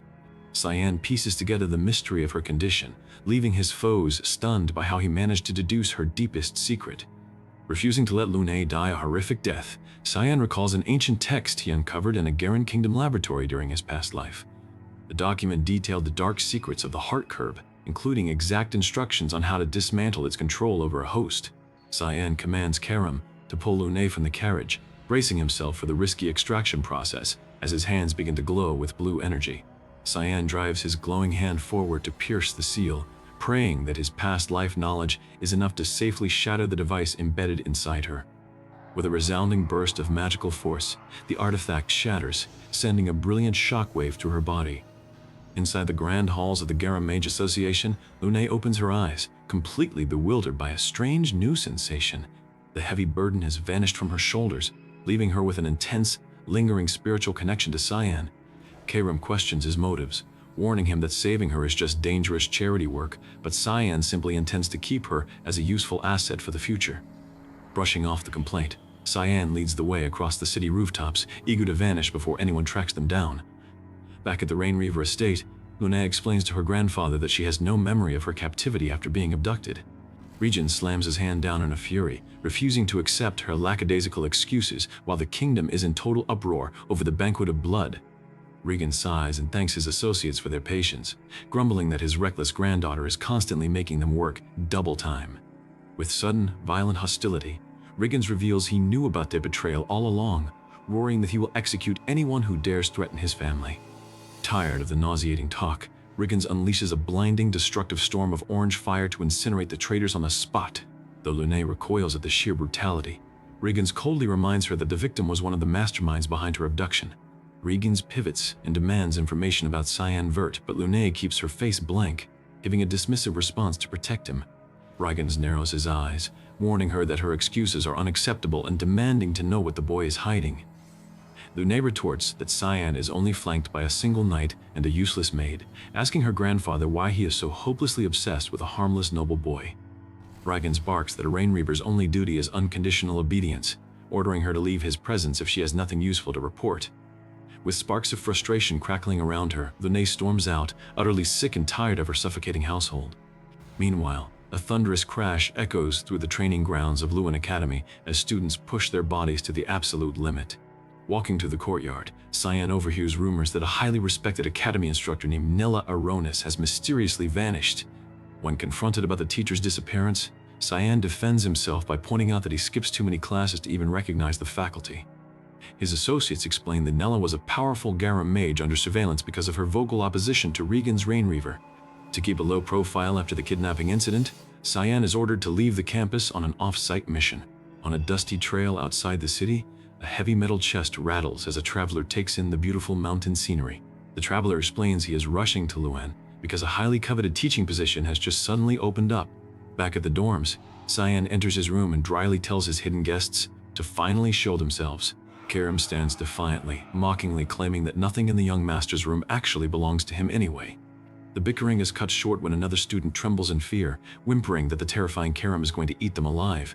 Cyan tells Karam to prepare for travel, but leaves a special domestic mission for the remaining housemates to keep young Nana well fed. Emily fumes at the trivial task, accusing Cyan of inventing silly chores just to get her off his back before he heads out. Cyan ignores the whining, privately worrying that if Nana is left hungry, her dangerous, monstrous form might break loose again. Expressing full faith in Emily's cooking, Cyan bids them farewell, while casually warning her to leave Brian starving in his bed. Cyan reveals their destination is Lambaster, a sprawling city of crime ruled exclusively by money and violence. Deep inside the city's fighting pits, a roaring crowd demands bloodshed, screaming for their champion Zelbard to crush his opponent. Gasping at the brute's monstrous power, a battered challenger cowers as Zelbard grins and prepares to deliver the finishing blow. The referee bellows the starting signal, and Zelbard surges forward with a ferocious, earth-shaking charge. Zelbard's colossal fists miss their mark as the crowd roars, witnessing a swift and brutal takedown of the challenger. Standing over the unconscious, bleeding body of his foe, Zelbard is declared the undisputed victor of the match. Cyan arrives in Lambaster grimacing at the filthy, trash-filled streets as local ruffians begin to circle him. Boo! The thugs sleazily suggest that Karam ditch the weak-looking kid and hang out with real men instead. Telling Cyan to scram, the The lead thug lunges, only to be instantly slammed face first into the cobblestones with a sickening crunch. Entering the Lambaster K's lobby, Cyan casually demands the finest room available, prompting the clerk to question his age. Stuttering in pure terror at the intense bloodlust radiating from Cyan, the clerk frantically welcomes them to the facility. Cyan watches the steady stream of shady figures entering the building, noting that it is time for him to make his move. Cyan approaches the receptionist, Lisa, demanding direct entry into the main underground arena cage. Lisa apologizes but firmly denies him access, reinforcing Cyan's suspicion that the arena is a front for selling highly illegal substances. Cyan flashes a menacing, chilling smile that forces Lisa to instantly drop her defense and beg for forgiveness. Finding her reaction highly amusing, Cyan decides to investigate exactly what secret she is trying so desperately to hide. A flash of steel cuts through the air as Cyan swiftly disarms the guards blockading the VIP corridor, leaving them writhing on the floor. During the scuffle, a heavy gold coin clatters onto the floor, drawn out by the sheer intensity of the murderous intent lingering in the hall. Cyan retrieves the valuable coin, glaring coldly at the survivors as he demands to know who will take responsibility for delaying his progress. Terrified by his wrath, Lisa points toward a dark staircase lit by burning torches, revealing that it leads directly to the cage. She hands him a VVIP plaque, reserved for special guests, wishing him luck as Cyan mutters that he prefers to handle business alone. Brushing aside her worries, Cyan descends the stairs, focused entirely on his objective of dragging out the cage's elusive owner. With a massive blast of wind, Cyan prepares to force the hidden master of this underground world, Lindsay Nihaloff, into the open. Despite her legendary reputation, there are absolutely no concrete clues regarding her physical appearance or motives. When Kyram notes his oddly detailed familiarity with the facility, Cyan casually admits he visited this exact spot several times in his past life. Reaching the true underground arena, they find the local arena managers in a panic, whispering about a dangerous boy who is terrorizing their guards. A bruised guard warns that the kid is no ordinary child, having effortlessly wiped out their security forces at the city entrance. The frantic thugs beg the elite fighter, Gunther, for help, whining that this mysterious kid has made it impossible for them to show their faces in public. Intrigued by the rumors, Gunther grins and announces they are heading straight to the fighting pit to see this anomaly for themselves. Meanwhile, inside the active battle ring, heavy blows echo through the cavernous arena as seasoned gladiators clash. Watching the mediocre display of combat, Cyan mutters that it is easy to see why this town has fallen into such pathetic decay. Cyan reasons that if the cage owner is refusing to meet him directly, he will simply have to create a spectacle she cannot possibly ignore. An angry brawler shouts that the arena is no place for children, but is instantly silenced as Cyan moves with terrifying speed. With two blinding strikes, Cyan sends the guards crashing through the wooden partitions before they can even draw their weapons. Standing over the groaning guards, Cyan calmly asks where he needs to sign up to participate in the real matches. He declares he has absolutely no interest in merely watching or betting from the sidelines like a coward. The audience erupts into absolute outrage, slamming their fists as they protest the ridiculousness of letting a kid enter the pit. Stepping into the ring, Cyan smiles with anticipation, while his colossal opponent sneers and asks how he should break his bones. Spectators whisper that the matchmakers have completely lost their minds by pitting a tiny child against the half-ogre monster Zelbard. With a deafening war cry, Zelbard charges forward, raising a massive fist to completely crush the boy into paste. Cyan easily sidesteps, the lumbering giant, channeling a concentrated burst of blue mana directly into his palm. A single lightning-fast strike connects with Zelbard's chest, releasing an explosive shockwave that sends the massive giant flying. The arena falls into a stunned, breathless silence before the announcer screams in disbelief that Simon is the victor. As the crowd goes wild, Cyan quietly reminds Karam that as a Duke's son, he must keep using the fake alias of Simon. Karam dryly notes that his face is fully exposed anyway, but Cyan trusts his protective memory blurring spell to keep his identity safe. Meanwhile, from the shadows, an elite fighter watches the victory, eagerly selecting Simon as his next target. With a wicked, bloodthirsty smile, the challenger mutters that he hopes Simon will not disappoint him in the ring. Backstage, a demanding blonde woman demands that the guards immediately bring her the kid who caused the massive ruckus. She threatens the manager, coldly stating that things will turn incredibly ugly if she has to order her private guards to search the place. The local manager fiercely retorts that this is her territory, warning the intruder to stay out of her business. The tense standoff is broken when Cyan suddenly appears right beside them, casually asking if they were looking for him. Telling them to talk to him directly instead of harassing the manager, Cyan steps forward with absolute composure. Drawn by his bold and fearless attitude, the blonde woman's hostile expression completely melts away. She swoons over his brave name and handsome face, completely ignoring Kairam's warning that she is flirting with a minor. The woman, Delkia, hands Cyan a card for her exclusive room of pleasures, assuring him they can cater to his exact tastes. Kairam calls her a complete lunatic as Delkia departs with a wink, leaving Cyan staring blankly at the card. Kairam continues scolding Cyan for drawing so much attention to himself by fighting in the public pit. When Kairam fiercely commands him to stay far away from Delkia's parlor, Cyan snaps that he would never visit such a place. Nearby, Lisa trembles as she is questioned by Lindsay Nihalov, stammering that she was only treating the kid like a normal VIP guest. Lisa insists the boy is just a child, but a cold voice warns her that she is gravely underestimating his true power. The speaker reveals he summoned the boy to Lambaster specifically to arrange a proper fight for Gunther. Despite Gunther's past expulsion, the mastermind insists this match between Gunther and Simon must happen. He smirks, noting that the sheer profitability of this match is too immense for any businessman to refuse. He notes that Delkia is throwing a massive tantrum, confident she will do absolutely anything to drag Simon back to her side. Back in her room, Delkia screams and hurls her furniture, infuriated that none of her painted portraits look right. She pulls her hair in frustration, screaming that she just saw him, yet his beautiful face remains completely blurry in her memory. The magical fog obscuring her mind only deepens her desire, driving her into a frantic state of obsession.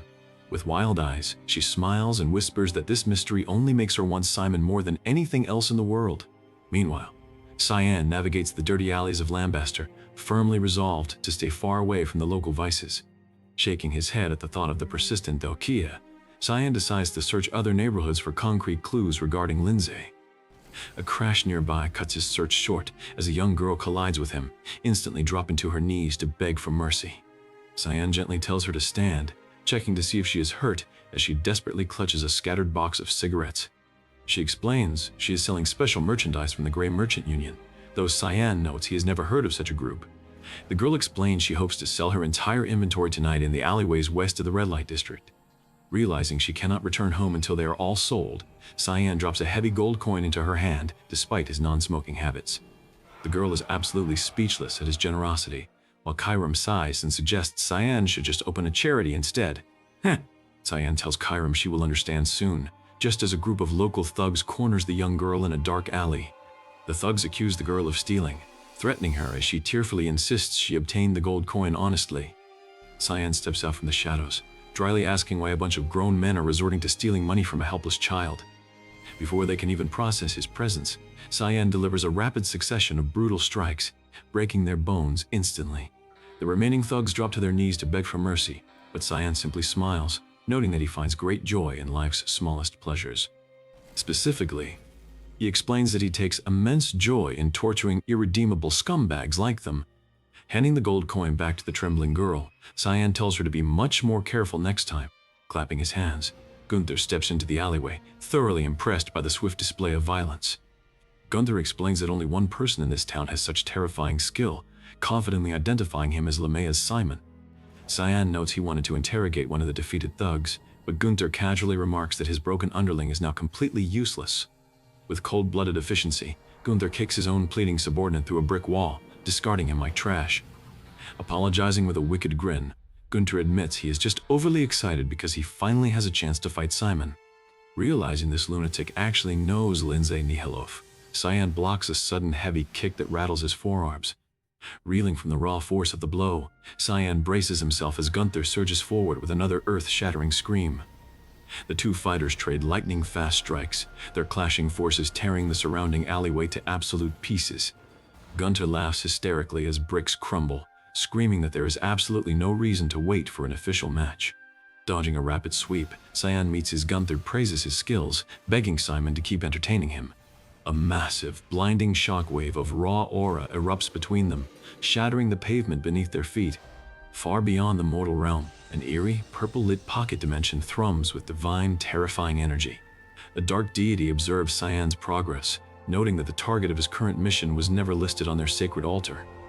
The god of black fog simply smiles in response, admitting that this entire deadly sequence was designed purely to test Cyan's limits. Cyan reflects on his destiny in Lambaster as he faces his powerful opponent, wondering if he will end up as enigmatic as Lindsay Nihalov. With a brutal collision of magical energy, Cyan states how glad he is to have tracked down his opponent. Simon of Lamea readies himself for more combat, raising his sword and challenging his opponent to keep the fight going. A devastating clash rings through the battlefield as both warriors trade rapid, bone-shattering blows. Cyan demands to know the whereabouts of Lindsay Nihalov, but his opponent yells back, furious that he is bringing up that woman in the middle of a fight. His opponent charges forward with a massive burst of energy, warning Cyan not to underestimate him as their weapons collide once again. Cyan registers a heavy impact, and quickly notices that his opponent's armored arm is somehow taking absolutely no damage from his sword strikes. His opponent lets loose a massive slash, daring Cyan to try dodging his relentless onslaught. Swinging heavy blows through the rising dust, his opponent grins and admits that Cyan is actually proving to be a decent opponent. Before the battle can reach a deadly conclusion, Lisa rushes onto the scene and demands Gunther stand down immediately.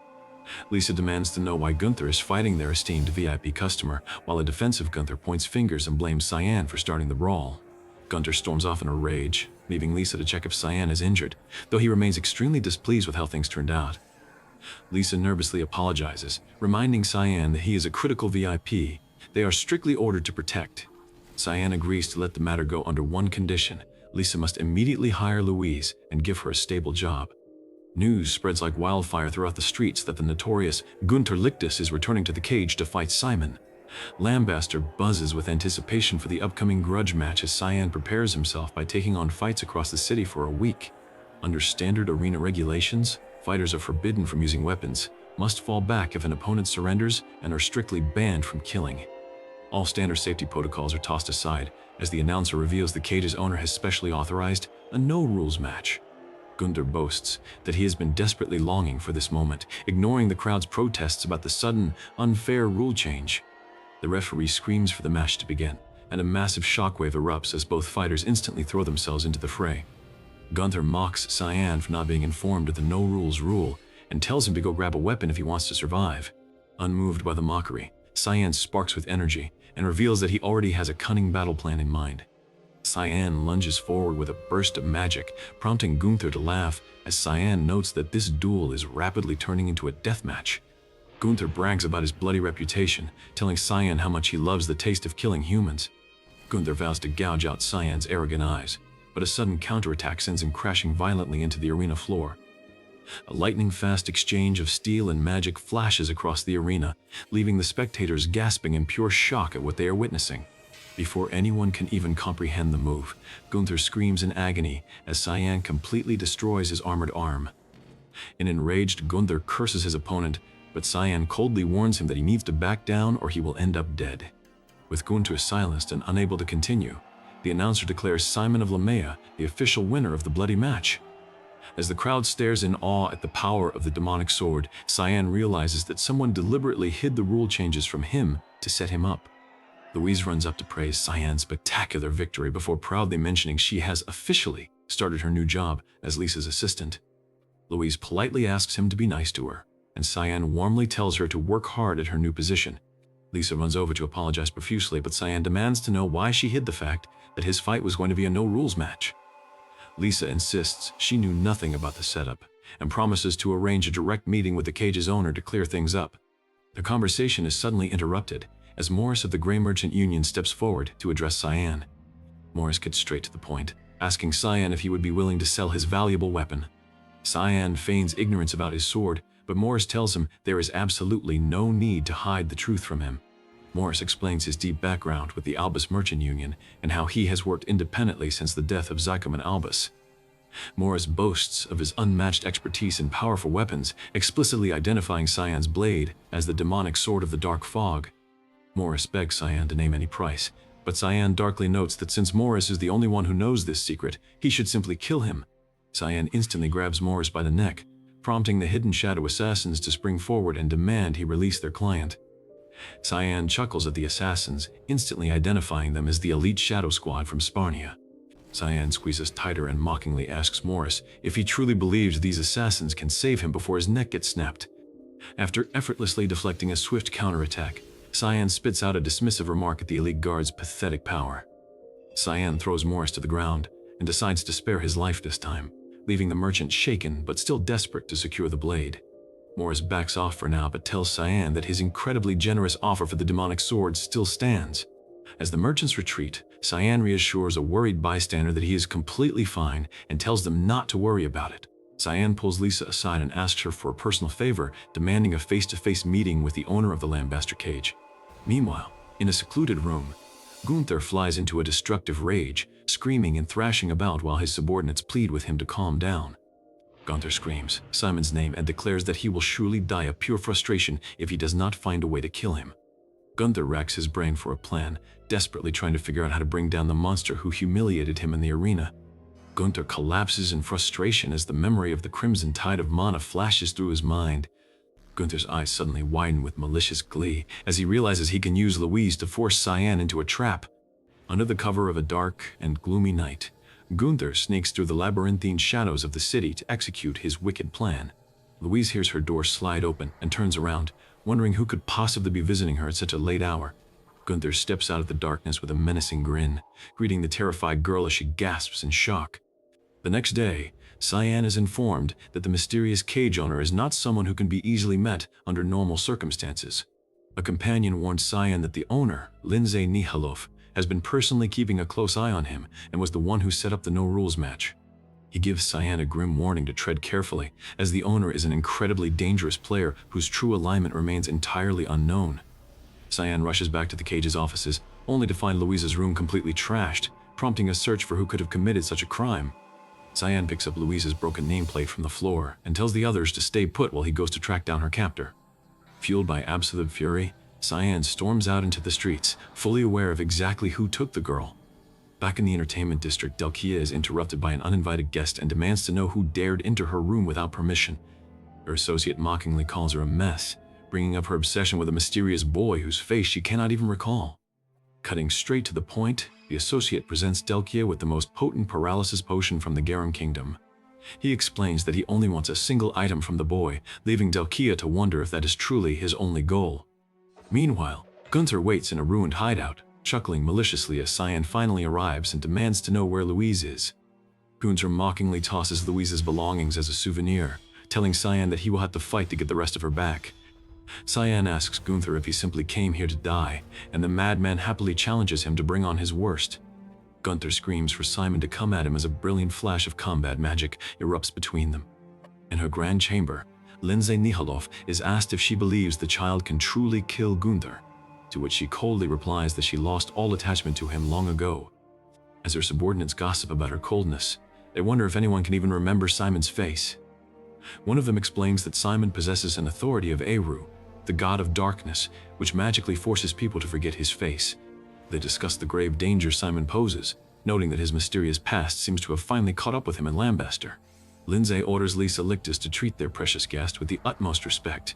Back at the ruins, Cyan unleashes a continuous barrage of slashes, leaving Gunther struggling to keep up with the intense pressure. A series of massive explosions shake the battlefield as both warriors trade bone-shattering blows amidst the crumbling stone. Gunther demands to know why Cyan isn't using his previous techniques, telling him to try harder as they clash over the ruins of old human remains. Gunther points to the scattered bones, ranting about how Lambaster is a literal junkyard built for throwing away useless trash. Gunther recalls how he and Lisa grew up amongst the garbage, fighting tooth and nail against the horrors of the slums to survive. In a grim flashback, a young Gunther violently bites down on anyone who threatens them until he crossed paths with a mysterious boy. The boy effortlessly eliminated the corrupt manager of the junkyard who had ruthlessly harassed the siblings for years. The boy reassured Gunther that the trash had been cleared away, leaving an angelic impression that Gunther could never forget. Inspired to clear the city's trash, Gunther fought in the cage to earn money, eventually executing those he deemed useless. Even after Lisa cut all ties with him over his murderous rampages, Gunther remained fiercely committed to his twisted dream of cleaning up Lambaster. Bringing his full resolve back to the present, Gunther laughs maniacally and prepares to unleash his ultimate magical spell. Cyan watches with amusement as Gunther activates a massive magical circle called the Gravity Chamber. A glowing purple cube seals Cyan inside, multiplying the gravitational force by a crushing 20 times. Gunther is shocked to see Cyan still standing, shouting at him to endure even more pressure as the ground begins to shatter. Rejecting any outside help, Cyan swings his sword with immense force, instantly cleaving through the gravitational barrier. Gunther watches in utter disbelief as Cyan completely shatters his ultimate spell and moves forward completely unaffected. Cyan moves like a ghost, delivering a lightning-fast strike that targeted Gunther's ears and completely disoriented him. Gunther grunts in agony as a series of heavy physical strikes sent him crashing repeatedly into the dirt. With one final, decisive swing of his sword, Cyan unleashes a massive blast of energy that completely ends the fight. Coughing up blood, Gunther weakly chuckles, admitting that he was destined to die in the city from the very beginning. With his dying breaths, Gunther begs Cyan to protect Louise from the rotten rules of the city, pleading that she doesn't end up like him and Lisa. Gunther collapses lifelessly into the dust, leaving Cyan to quietly contemplate his opponent's final words. Lisa and her guards arrive shortly after, gasping at the sheer scale of the destruction that has leveled the entire area. Lisa mourns her fallen brother before quickly ordering her guards to secure the area and ensure their VIP is safe. Lisa calls out to Cyan, who was already standing next to the unconscious Louise. Cyan reassures Lisa that Louise is completely unharmed and merely sleeping, before declaring that he is heading off to clean up the rest of the city's garbage. Lisa watches in silent awe as Cyan leaps into the air, radiating a brilliant aura of magical power as he heads toward his next targets. Cyan reflects on the geography of Lambaster, noting that its 4 districts are entirely managed by corrupt district leaders with no official central security. Cyan recalls his companion's warning that waging a traditional war against this lawless territory is completely impossible. Ashel's grim words about the city's rotten nature echo in Cyan's mind as he approaches the entertainment district. Dre! Vowing to dig up the rotten roots of Lambaster once and for all, Cyan marches directly toward Delkia's lavish mansion. Cyan is welcomed inside and immediately presented with a cup of tea, instantly detecting a suspiciously sweet, minty scent. Delkia welcomes him to her parlor with a fake smile, while Cyan mockingly compliments the unique aroma of her special tea. Delkia grows nervous, wondering if Cyan noticed the poison, but she gasps in relief as he takes a drink and says he is looking forward to the night. Morris suddenly bursts through the doors with his men, triumphantly shouting that they have successfully captured their target. News of Cyan's apparent capture quickly reaches the headquarters of the Grey Merchant Union, throwing the corrupt organization into a celebratory frenzy. While Morris boasts about his victory, an elite assassin cautions him that things are going far too smoothly and suggests scouting the area first. The assassin insists on relying on his sharp instincts, but Morris tells him to shut up and avoid doing anything unnecessary. Morris and his heavy hitters rush into Delkia's chamber, eager to claim their prize. Morris tells Delkia that he has no interest in Cyan's body and demands she immediately hand over the demonic sword. Delkia tells him not to rush her, but the celebration is cut short by a sudden, violent crash. Morris gasps in sheer terror as Cyan suddenly leaps to his feet, completely unaffected by the paralysis potion. Delkia screams in panic as Cyan confronts her, mockingly asking who is being rude now as he draws his blade.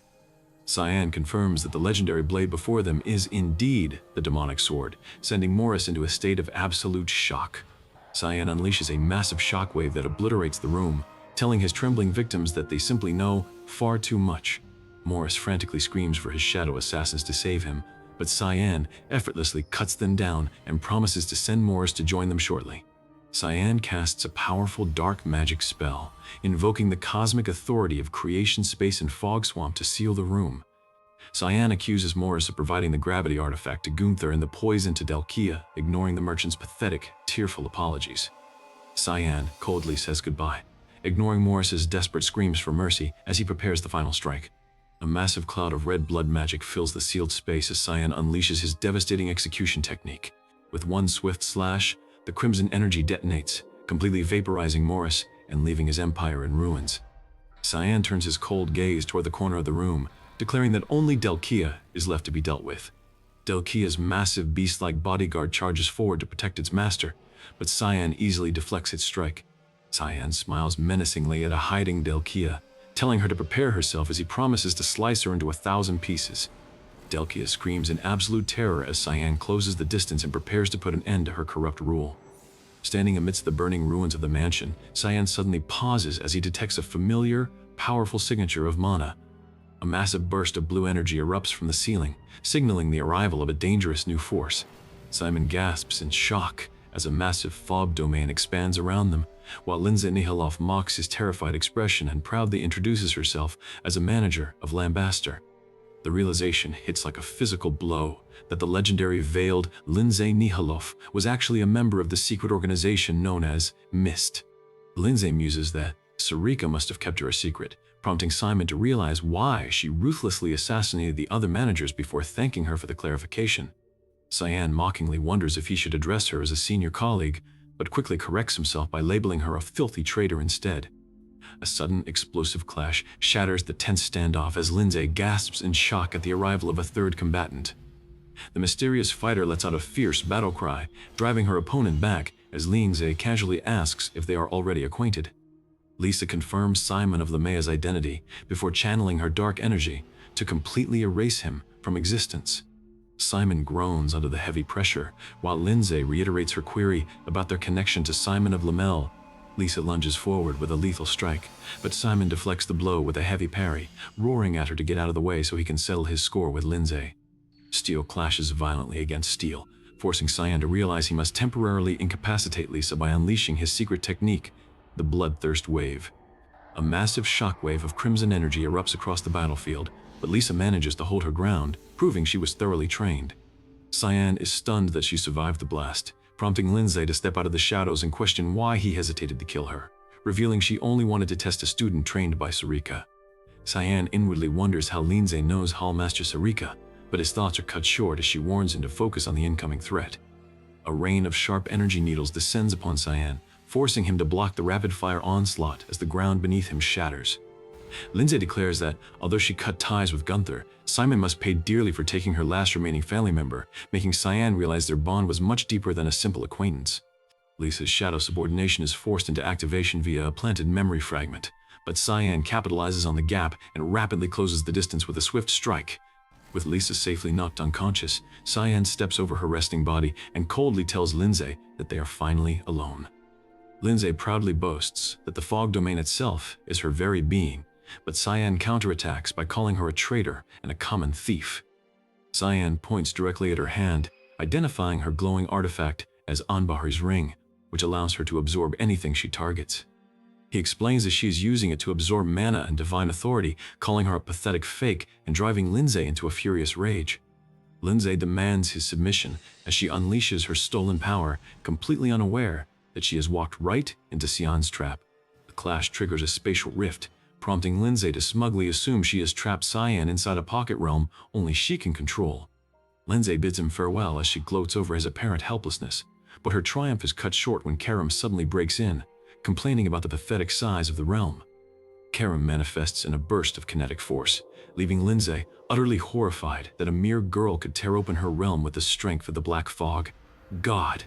Sparks of violet lightning crackle around Karam as she demands to know why pests keep targeting her master, threatening to shred Lindsay into pieces. With a casual wave of her hand, Karam shatters the entire pocket dimension, releasing a dense wave of pure dark energy. Lindsay watches in absolute disbelief as her pocket world collapses instantly, while Cyan and Karam bicker like children about the danger of her reckless rescue. Lindsay screams at them to shut up, refusing to believe that a mere child could possibly be the chosen successor of a power that has been vacant for 300 years. Ignoring her tantrum, Cyan watches calmly as Lindsay loses her mind, charging forward in a desperate attempt to strike down who she views as just a kid. Lindsay lunges with full lethal intent, but Cyan shifts his weight, effortlessly parrying her strike with a flash of cold steel. Cyan counterattacks instantly, sending her crashing hard into the stone floor with a devastating shockwave. Cyan stands over her and asks if she still doubts him, before unleashing his true divine authority to pin her powerlessly to the ground. Lindsay gasps for breath, completely crushed under the weight of his absolute spiritual pressure. The sheer force of his power shatters the remaining fog, blowing away the thick smoke in a violent blast. Lindsay remembers her past, where she declared she was tired of waiting for a successor and asked if Sarika would eventually come to kill her for leaving. Sarika assured her she wouldn't hunt her down, but issued a chilling warning that she would immediately purify Lindsay if she ever became tainted. Remembering Sarika's final command to stay good, Lindsay recalls how she turned her back on the hidden organization to seek her own path.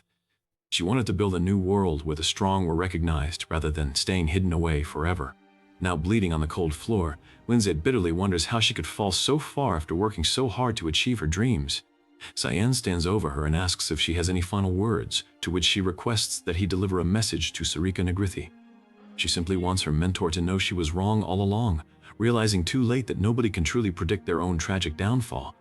Cyan watches quietly as her form begins to fade from the battlefield. Bah!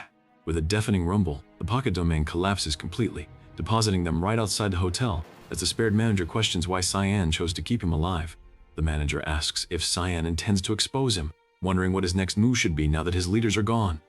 Louise runs out to embrace her manager, crying tears of absolute relief after worrying that he had vanished forever. The manager tenderly asks if she is hurt, while Louise clings to him, sobbing that he has always been the kindest person in her entire life. Cyan instructs the manager to run the district in the absence of the other managers, demanding he ensure Louise never grows up corrupted like him or Gunther. As Cyan prepares to check out of the hotel and leave, the manager asks if he will ever return to this place. Cyan shrugs with a faint smile, giving a non-committal answer that prompts Louise to insistently demand his return. Back at the manor, Cyan meets with Sarika, who immediately recognizes that he has arrived with several questions for her. Cyan directly asks about her relationship with Lindsay, to which Sarika openly confirms their past connection. Sarika explains they trained together long ago before Lindsay left because she disagreed with the path Mist was taking, prompting Cyan to show her Anbari's ring. Sarika admits the ring was originally hers but tells Cyan to keep it since she no longer has any need for its power.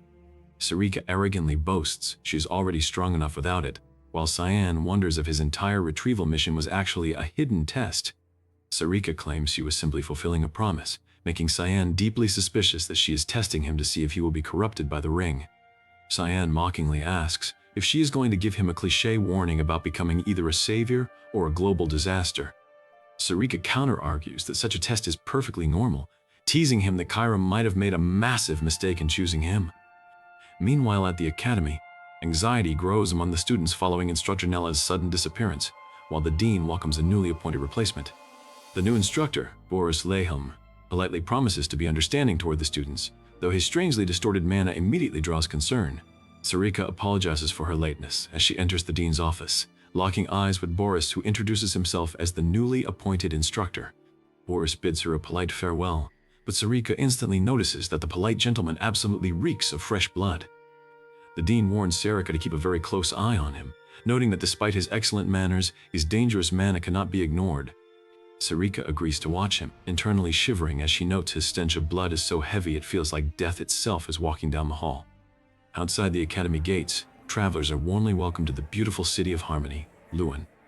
Lunav notices a massive surge in guard patrols around the city before suddenly spotting Princess Erin nearby. Princess Erin turns around in delight, happily greeting Lunav as they run into each other. Hey. Lunav insists she is doing perfectly fine thanks to her friend's help, before introducing them to Leximus. Boris suddenly approaches the group to greet them, prompting Princess Erin to excitedly recognize him as the new instructor. Boris asks if they have a moment to spare so he can check their mana ranks, assuring them it will only take a minute. As Erin prepares to channel her mana for the test, her guard urgently warns her that he has a terrible feeling about this. Before Boris can lay a finger on the princess, Cyan suddenly intercepts him, triggering a sharp and explosive clash of kinetic pressure. Lunav gasps. Cyan's name in surprise as the impact sends dust flying, while Cyan firmly locks eyes with the dangerous mage.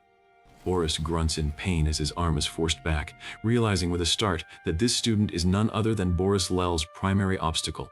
A vision of the past flashes back to 102 years before the Foundation, where soldiers scream in terror during the brutal raid war of the Demon King's army. Fierce explosions rock the front lines, leaving countless soldiers screaming in agony as their defenses completely crumble. Commanders desperately shout to hold the formation, warning that the monstrous horde will overrun them if they yield a single inch. Hope surges through the bloodied ranks as soldiers point toward the horizon, shouting that the legendary Cyan has arrived to save them. Cyan commands the wounded to fall back, stepping forward to face the oncoming monstrosities alone with calm authority. A massive, special-rank Titan roars, but Cyan merely sighs, disappointed that such a hyped beast is completely underwhelming. With a rapid flash of movement, Cyan dodges its heavy strike and begins gathering a sphere of volatile, concentrated mana. A massive explosion obliterates the monster, prompting a local officer to gush over Cyan's terrifying skill and understand why Ashel treasures him. Cyan explains he only came to reinforce the northern lines, noting with a dark frown that this endless war is driving everyone to the brink of death. He blames the endless monster invasions entirely on the greed of Emperor Luenel, muttering that he only joined the war effort out of personal respect for Ashel. The officer warns him that such treasonous talk is risky, before Cyan curiously asks what talent the officer possesses to have been chosen by Yahello. The officer downplays his skill, explaining that he merely gathers the leftover traces of Cyan's mana to store them inside a safe vessel. The officer exclaims that Cyan has limitless potential, while Cyan remembers this moment as the spark that began the long hunt for him. Returning to the present scene, Lunav calls out to Cyan, bringing his wandering thoughts back to reality. The princess's guard demands an explanation for Cyan's hostile behavior, while Boris smoothly lies that he was only evaluating the student's combat skills. Cyan coldly remarks that he has never heard of such a rule, accepting Boris's forced apology with an icy stare. Boris feigns awkwardness at Cyan's intense hostility before politely taking his leave from the tense group. "Do!" Cyan tries to recall where he has heard Boris's name before, while simultaneously ordering his friend to let go of the trembling princess's hand. The princess quickly defends Cyan's actions, insisting he must have had a very good reason to intervene so aggressively. Princess Erin suddenly excuses herself to attend to an urgent matter, leaving Lunav to ask Cyan if he already knew the suspicious instructor. Cyan strictly warns her to never approach Boris or dig into his background, though his heavy warning only makes Lunav more curious. Later, Cyan meets up with his classmates, praising them for holding down the fort while he was gone as they celebrate with candy. Cyan cuts the chatter short, ordering Brian to head straight to the training grounds with him immediately. Upon arriving at the academy training grounds, they notice that another student is still hard at work, swinging her sword with intense focus.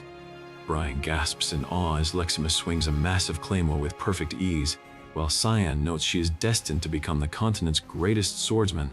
Cyan approaches Leximus, challenging her to a spar to see exactly how much her combat skills have improved. He tells her to make the first move, leaving her hesitant since she is wielding a real steel blade while Cyan is only holding a wooden sword. Leximus charges forward with a massive overhead slash, but Cyan effortlessly parries the heavy steel strike, praising her excellent reflexes. She grunts in disbelief, wondering how a simple wooden sword can withstand her heavy attacks as Cyan pressures her with rapid counterstrikes. The clash continues violently, with Leximus struggling to comprehend how Cyan's wooden sword remains completely undamaged. Cyan praises her movements but tells her to try much harder, mockingly asking if this pathetic display is truly her limit. Frustrated that none of her strikes are landing despite being on the offensive, Leximus lets out a loud battle cry and pours all her strength into one final blow. Cyan easily disarms her with a single flick of his wrist, warning her that letting her emotions run wild creates massive openings in her defenses. Leximus sighs in defeat, though Cyan reassures her that she is exceptionally skilled and shouldn't be disheartened. She is shocked by the sudden compliment, as Cyan commands Brian to train alongside Leximus from now on. Cyan leaves Brian in Leximus's hands, prompting Brian to nervously ask where Cyan is heading. Leximus cracks her knuckles and promises to train Brian thoroughly, leaving the boy completely terrified of his new instructor. Later that night, Cyan spots Lunav lurking near the corridors and demands to know what she is doing out so late. Lunav turns around guiltily, pointing toward a dark doorway as she reveals she was planning to sneak inside. Cyan asks if she truly intends to break in, forcing her to ask how he could have possibly guessed her plans. Lunav explains that she has never heard Boris's name before, despite him being an incredibly powerful 8th Circle mage not registered even in the Garum Association. Cyan agrees that Boris's complete lack of record is highly suspicious, prompting Lunav to ask if he will help her investigate the man they both clearly distrust. Confirming that Boris has finally left his quarters, Cyan instructs Lunav to stay close behind him as they sneak inside. They gasp in absolute shock at the massive library of ancient texts hidden inside, with Lunav muttering that the instructor must be a complete nerd. As they search the texts on ancient magic, Kyram suddenly prepares to leave, telling Cyan she is heading up to the roof and instructing him to keep searching. Cyan wonders why she is heading to the roof, while Lunav is utterly captivated by an extremely ancient text she has just uncovered. Up on the roof, Boris summons his ancient battle armor with a quiet incantation, preparing for an inevitable confrontation. Kyram steps onto the roof, coughing at his nauseating scent and demanding he show himself, prompting Boris to welcome her back after a long time. Kyram notes his terrible personality hasn't changed a bit over the last millennium, which only amuses Boris. She snaps at his smug tone, but Boris tells her to calm down since he didn't come to the rooftop to start a fight with her. While she demands to know what he is planning, downstairs, Lunav marvels at a highly irregular magic text, unlike anything she has seen before. She explains that the book is completely written in complex code, identifying only a single decoded diagram representing a strange source of energy. Cyan traces the unfinished drawing of a bright sun covered by dark clouds, realizing with a jolt that the code represents the word fog. Cyan demands that they destroy the dangerous artifact immediately because it is the root cause of all their troubles. Suddenly, Boris ambushes them, completely catching Cyan off guard as his focus was entirely stolen by the glowing artifact. Energy surges violently through the chamber as Boris seizes the glowing relic with a powerful, crushing grab. Boris steps forward with supreme confidence, holding the ornate box and mocking them for this incredibly convenient reunion. Looking directly at them, he coldly requests that Lunav step away so they can settle things without any interruptions. With a brutal blast of magic, he forcibly clears the room, assuring his opponent that the violence was necessary. He closes the distance and proposes a private conversation, confessing that he has taken a deep, dangerous interest in Cyan. Cyan grits his teeth in frustration, desperately wanting to end this threat on the spot, but knowing that the mighty Hearthcreator presents a massive obstacle. Demanding answers, Cyan listens as the entity reminds him that the master they serve is a chosen agent of the divine. Mocked for playing a losing game, the demonic sword defiantly questions why it should ever side with the god of light and betray its true master. A mocking voice asks if betrayal is even required when the sword could simply take over its owner's physical vessel instead. Cyan scoffs at the absurd suggestion, demanding to know exactly what kind of twisted scheme they are cooking up. Since the beginning of time, the eternal clash between light and dark has always concluded with the light emerging victorious. 3 centuries have passed since the legendary Great God-Demon War came to an end, leaving the world in a state of quiet peace. To keep the people's adoration alive, the Holy Order decides they must actively foster a new darkness so that their light can shine even brighter. Mocking this ridiculous logic, a warrior clashes blades in a brilliant display of explosive sparks and raw force. Rejecting their lies, Cyan cuts through the nonsense while his opponent laments that the demonic sword has not yet consumed its host. Cyan spits back that the Holy Order are the ones who arbitrarily decided they were evil just to cover up their own selfish actions, spreading giant divine wings. The deity sighs at his stubbornness, wishing he was as easy to talk to as the god Airu. Giving a cold farewell, the divine figure suddenly vanishes as a shockwave of raw magic shakes the entire area. Left standing in the wreckage, Cyan curses the foolish god Airu for the absolute disaster they have set in motion. Back at the academy, Cyan confronts his instructor about his sudden interest, questioning what more he could possibly have to learn from him. Wondering if the dean or his father knows about this scrutiny, Cyan demands a direct answer on whether the instructor actually knows his true identity. When asked what brought on this suspicion, Cyan points out the undeniable hatred burning in the instructor's eyes since the moment they first met. The instructor claims they have never crossed paths before, but wonders aloud if Cyan somehow already knew all about his past. Stating that he only wants a quiet life, Cyan ignores the evasion and demands to know where the instructor truly comes from. Cyan immediately catches the lie, remembering how this man desperately tried to hide his secrets until the very end of his past life. As the instructor asks if there is anything else to uncover, a secret watcher remarks that it is easy to see why Ashel felt so threatened by Cyan's presence. Watching from the shadows, they call this twist of fate a tragedy, though the speaker finds the concept of destiny highly amusing. Believing Karim is the perfect dark target they have been searching for, they gloat that he will make their savior Ashel shine brighter than ever before. Far from the academy, Karim traverses a desolate landscape, wondering how their enemies managed to get so incredibly close. Inside a shadowy hall, a masked figure seated on a throne demands to know what brings Karim to his domain. Karim snaps back in frustration, asking if the throne master truly did not know how dangerously close the enemy had managed to get. He demands to know why the master is sitting idle, warning him that the enemy is plotting to use both him and Cyan for their own twisted agenda. Stunned by the revelation, the air crackles with dense, dark energy as the weight of the plot sinks in. The master hands over a sacred decree, promising that the living mist will rise to aid both Karim and the child when the time comes. Realizing the master still refuses to act directly, Karim vents his anger and tells him to stay hidden away in his dark palace forever. The master chuckles at the harsh departure while elsewhere. Alice Vert prepares herself for a monumental divine ceremony. Under the grand arches of the temple, Alice is formally blessed to act as the holy proxy of the god Lumendel to save the world from the encroaching dark. Standing before the high priests, Alice solemnly swears to lead from the front lines and lay down her life on the battlefield. Despite her solemn oath, Alice watches the holy symbol and quietly questions if this path is truly the right one to take. With the Empire funneling all top talent directly to the dangerous front lines, The royal guard has been left entirely powerless to defend against domestic disasters. Though joining the Knights of Light was her childhood dream, Alice wonders if her true duty lies on the war front, right before being greeted with cheerful congratulations. Her close friend Cecilia runs up to celebrate her new title, though she humbly insists she shouldn't be addressed so formally by her senior. Cecilia reassures her with absolute confidence, reminding Alice that she has never made a wrong choice in all the years they have known each other.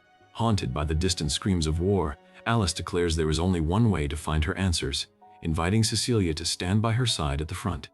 Their father, Duke Villiarth, officially hands them their very first high-stakes mission, ordering Alice to answer her divine calling. Meanwhile, a swift and silent hand snatches a vital item from a target's waist, triggering a sudden, explosive clash of armor. Surprised by the sudden departure, the allies question where Cyan is heading in such a massive rush, though he calmly reassures them it will be over quickly. Asking Brian if he is fully prepared, Cyan dismisses Nana's concerns about the extreme distance of their destination. Leading the way through a hidden portal, Cyan chillingly notes that today is the day Alice is destined to die. Arriving at the outpost, Alice is stopped by the guards before Sir Olkin warmly welcomes her, earning an immediate scolding to drop the formal titles. Annoyed by the relentless praise, Alice demands yet again that they stop treating her like a fragile young noble lady. Alice's arrival is formally announced just as word spreads that the royal princes and Princess Violet are scheduled to arrive for an official visit. Keeping her head low before her cold father, Alice watches in silence as the grand royal entourage finally makes its entrance. Prince Fabian loudly complains about the disgusting stench of the outpost, while Duke Villiarth drops to one knee to offer a formal greeting to the royals. Fabian demands they finish the tour quickly, confident that the minor backline monsters pose absolutely no threat with their best knight on guard. Ashelvert steps forward to greet his father, prompting a sudden tense reaction from Cyan, who is watching from hiding. Violet orders Ashel to slaughter any approaching beasts immediately, arrogantly stating that their royal lives are far too valuable to risk. Accepting the praise as an honor, Ashel explains that Luenel had to step away on urgent business, leaving the protection duty entirely to him. As the royals cheer for their elite protection, Cyan watches Ashel's smooth performance and wonders if this setup is truly a mere coincidence. Ashel offers a sweet congratulation to Alice for joining the knights at the top of her class, but she immediately shivers at the familiar, cold look in his eyes. She vividly recalls her 9th birthday when Ashel gifted her a highly advanced 4th-star magic scroll that was far too powerful for a child to control. Once she finally grew strong enough to use that tier of mana, she prepared to cast the scroll, completely unaware of the trap. Cecilia had tackled her just in time, screaming that the scroll was actually a trap meant to summon a savage monster that would have torn her to shreds. Staring at her brother, Alice silently demands to know if he handed her that lethal gift, knowing exactly what it would do. As the tour continues, the knights whisper that having someone of Ashel's legendary caliber acting as a simple bodyguard is highly suspicious.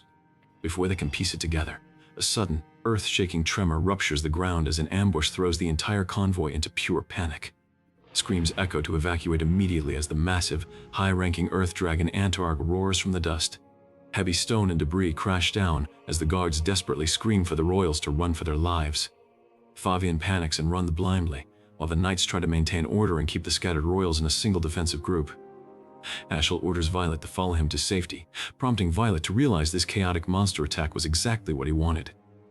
As a massive explosion separates them, Cecilia grabs Alice and pulls her away from the rest of the fleeing crowd. Fleeing blindly into the thick smoke, Alice demands to know where they are heading, gripped by a sudden, terrible feeling of dread.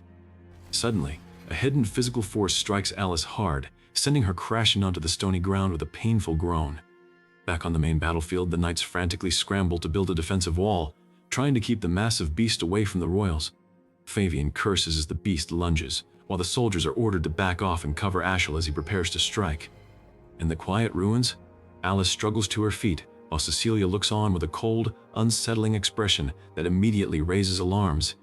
Before Alice can ask what is wrong, Princess Violet steps out of the shadows, accusing the Vert family of planning this entire ambush to assassinate royalty.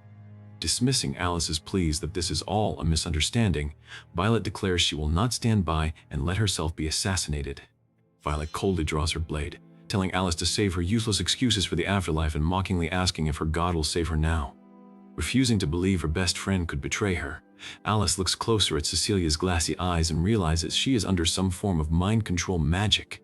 Stealing her resolve, Alice tells herself she cannot die in this cursed place before finding a way to save her friend from the spell, With a swift spin of her weapon, Alice unleashes her water attribute spear art, slicing cleanly through the first wave of attacking beasts. Inside Violet's safe house, Fabian demands to know why they did not just execute Alice on the spot when they had the perfect chance. Violet smiles cruelly, reassuring him that Alice will die soon anyway, as the savage monsters roaming the ruins will happily do their dirty work for them. Battered and spitting blood from exhaustion, Alice slays the final beast but realizes no one in the kingdom would ever believe her as she accused the princess of murder. Suddenly, a pack of elite fire attribute, salamander monsters surrounds her, forcing her to desperately search for any way to escape this death trap alive. She tries to focus her fading mana, but her battered body completely gives out, leaving her entirely defenseless as the monsters close in. Like a flash of lightning, a masked figure crashes down, unleashing a devastating rushing fog storm that instantly shreds through the beasts. As Brian runs in yelling about the blazing heat, Alice's eyes go wide as she recognizes him, realizing exactly who has come to her rescue. Reaching out to pull her to safety, the team warns her of another incoming attack as Kyram suddenly appears to reinforce their perimeter.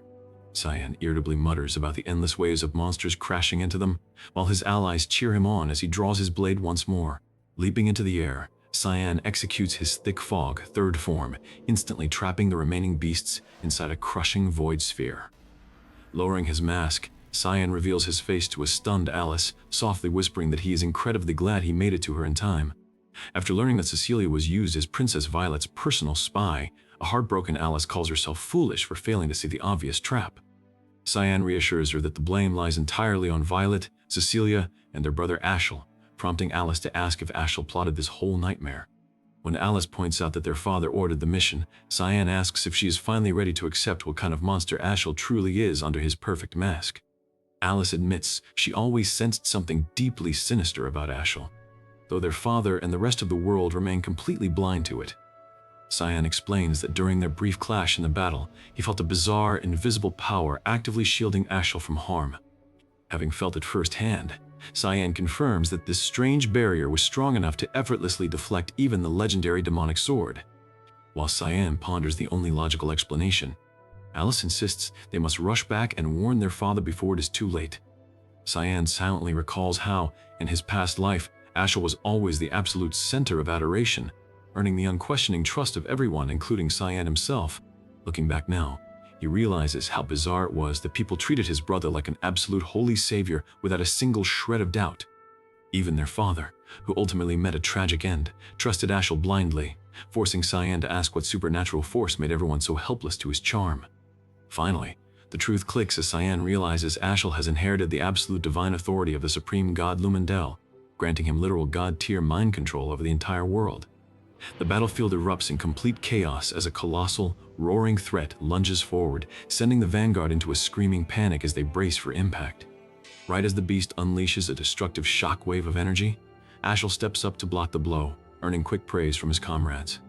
Ashel calmly tells everyone to stand back before facing the roaring monster head-on as raw purple magic flares aggressively around them. With absolute confidence, Ashel invokes his Shield of Judgment, summoning a colossal golden Aegis barrier that completely halts the enemy's assault. The impact resonates across the field as swords clash and violent magical shockwaves tear through the rocky terrain. A fierce, magical explosion rips through the ranks, tossing armored fighters aside and bathing the rocky arena in blinding purple light. Pure, magical pressure rains down on the battlefield as survivors desperately scramble through the smoke and debris to find their footing. A sudden golden burst of divine power shatters the darkness, striking the massive beast dead on as it screeches in sheer agony. With the monster finally suppressed, the saved nobles cheer for Ashel, promising to tell the Duke of his heroic actions. Ashel bows to the royal family, accepting the praise with false modesty, while onlookers whisper in awe about him being the chosen savior.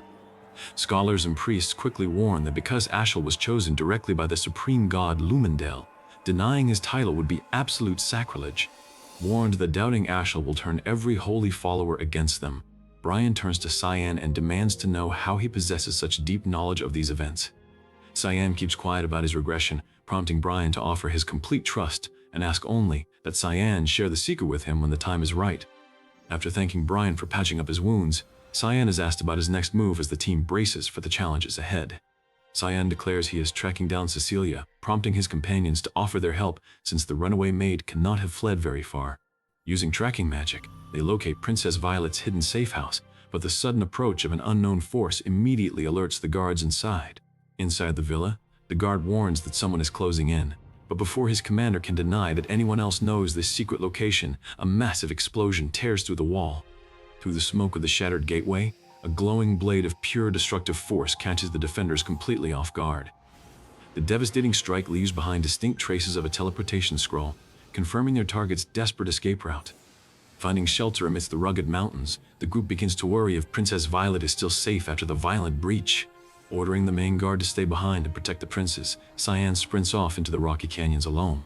Cornering Cecilia, her defensive accomplice initially underestimates Cyan as a mere child, but quickly realizes a lethal warrior stands before them.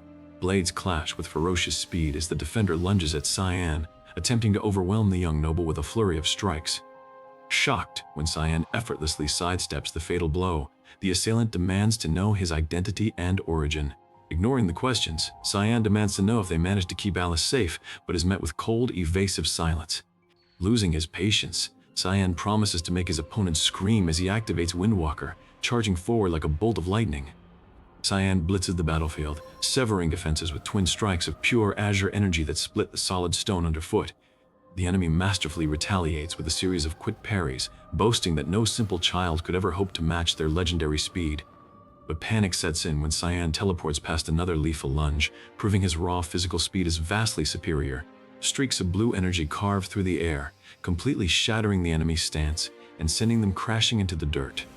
Refusing to back down, the desperate opponent unleashes a massive sharp storm spell, kicking up a violent vortex of wind and razor-sharp debris. Cyan cuts straight through the raging gale, slicing past the magic defenses and driving his foe backward with a barrage of brutal physical strikes. Terrified by Cyan's unstoppable march, the assailant screams in shock as Cyan raises his hand, conjuring a massive, rotating void sphere. Unchaining his ultimate move, Cyan invokes Obsidian, releasing a lethal wave of dimensional magic that violently explodes against his target. The enemy screams in agony as the purple shockwave blasts them through the rocky terrain, leaving them broken and bloodied in the dirt. Stepping over the defeated warrior, Cyan looks down coldly as the battered foe laments their pathetic defeat. Grimly accepting their fate, the dying warrior compares Cyan to a ruthless Grim Reaper who has come to claim their soul. Cyan asks why his opponent looks relieved instead of tormented, noting that most people facing death show far more agony. The warrior mutters that it is deserved retribution, but is suddenly interrupted by a familiar voice that gasps out in shock, recognizing the long-lost Alice. Realizing Alice is alive and unharmed, Cecilia begins to weep with relief, only for the furious defenders to demand she shut up and start speaking the truth. Weeping, Cecilia reveals that her hometown was completely destroyed by a brutal monster invasion, leaving her as the sole survivor waiting for death. Just as her life was fading, the royal knights broke through the ruins, demanding that the soldiers immediately bring her food and water. Saved by a literal miracle, Cecilia was taken in by Princess Violet, swearing to dedicate her entire life to serving the woman who rescued her. She repaid that heavy debt when Violet ordered her to infiltrate the Verda state as a maid, waiting patiently in the shadows for further instructions. Looking back, Cecilia admits with deep regret that she should have never left her ruined village, wishing she had simply perished in the debris.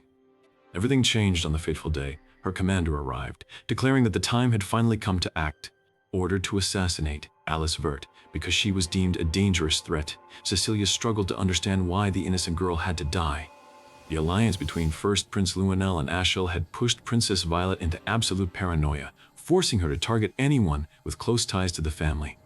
Cecilia laments her actions, contrasting Alice's unwavering trust with the cold orders of her master, but Cyan cuts her short, refusing to hear her excuses. Cyan sternly tells her that simply recognizing her sins is not enough to earn forgiveness for attempting to murder his sister. As Cecilia quietly accepts her impending execution, Alice desperately begs Cyan to stay his blade and hear the weeping maid out.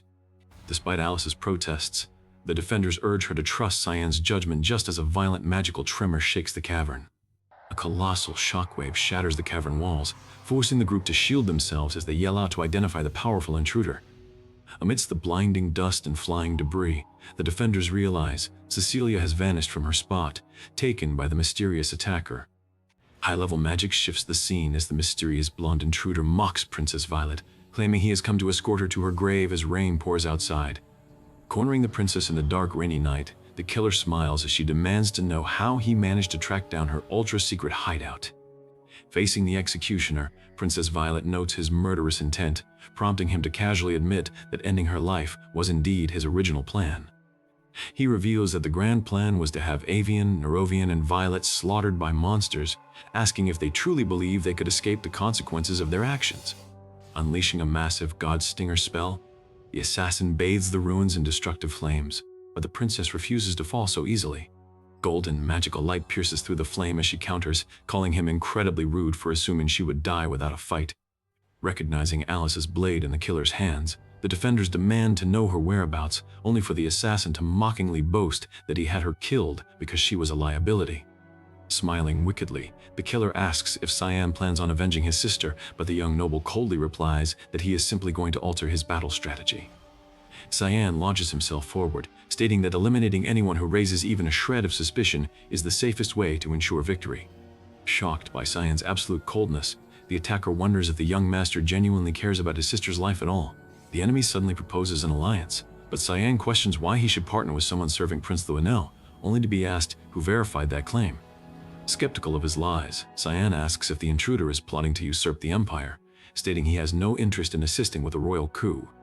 The intruder retorts that the throne is irrelevant, declaring that his ultimate, sole mission is the complete eradication of evil from this world. Gripping his hilt tightly, Cyan stares down his hypocritical opponent, readying his stance for an explosive clash. Suddenly, a chilling presence fills the ruins, radiating a dark and ominous mana that freezes both fighters in place. The horrifying pressure sends physical shivers through Cyan's body as the thick scent of blood dust rolls in like a fog. A massive magical explosion detonates nearby, forcing both warriors to look back in sheer disbelief at the incoming destruction. Shock waves of raw, concentrated magic blast through the rain, shattering the stone pillars and tearing the safe house apart. Stepping through the dust, the new attacker initiates Fog Sword, 8 fluttering petals, sending a barrage of lethal sword strikes in all directions. The explosive technique forces the blonde intruder to desperately leap backward as the ground beneath him is utterly pulverized. Looking at her completely ruined villa, Princess Violet screams in absolute anguish as her prized hideout is reduced to a pile of smoking rubble. Fighting through the collapsing debris, the Holy Knights shield Ashel from the falling stone blocks as the battle intensifies. Refusing to relent, the terrifying foe pursues them through the ruins, unleashing a relentless torrent of dark magic.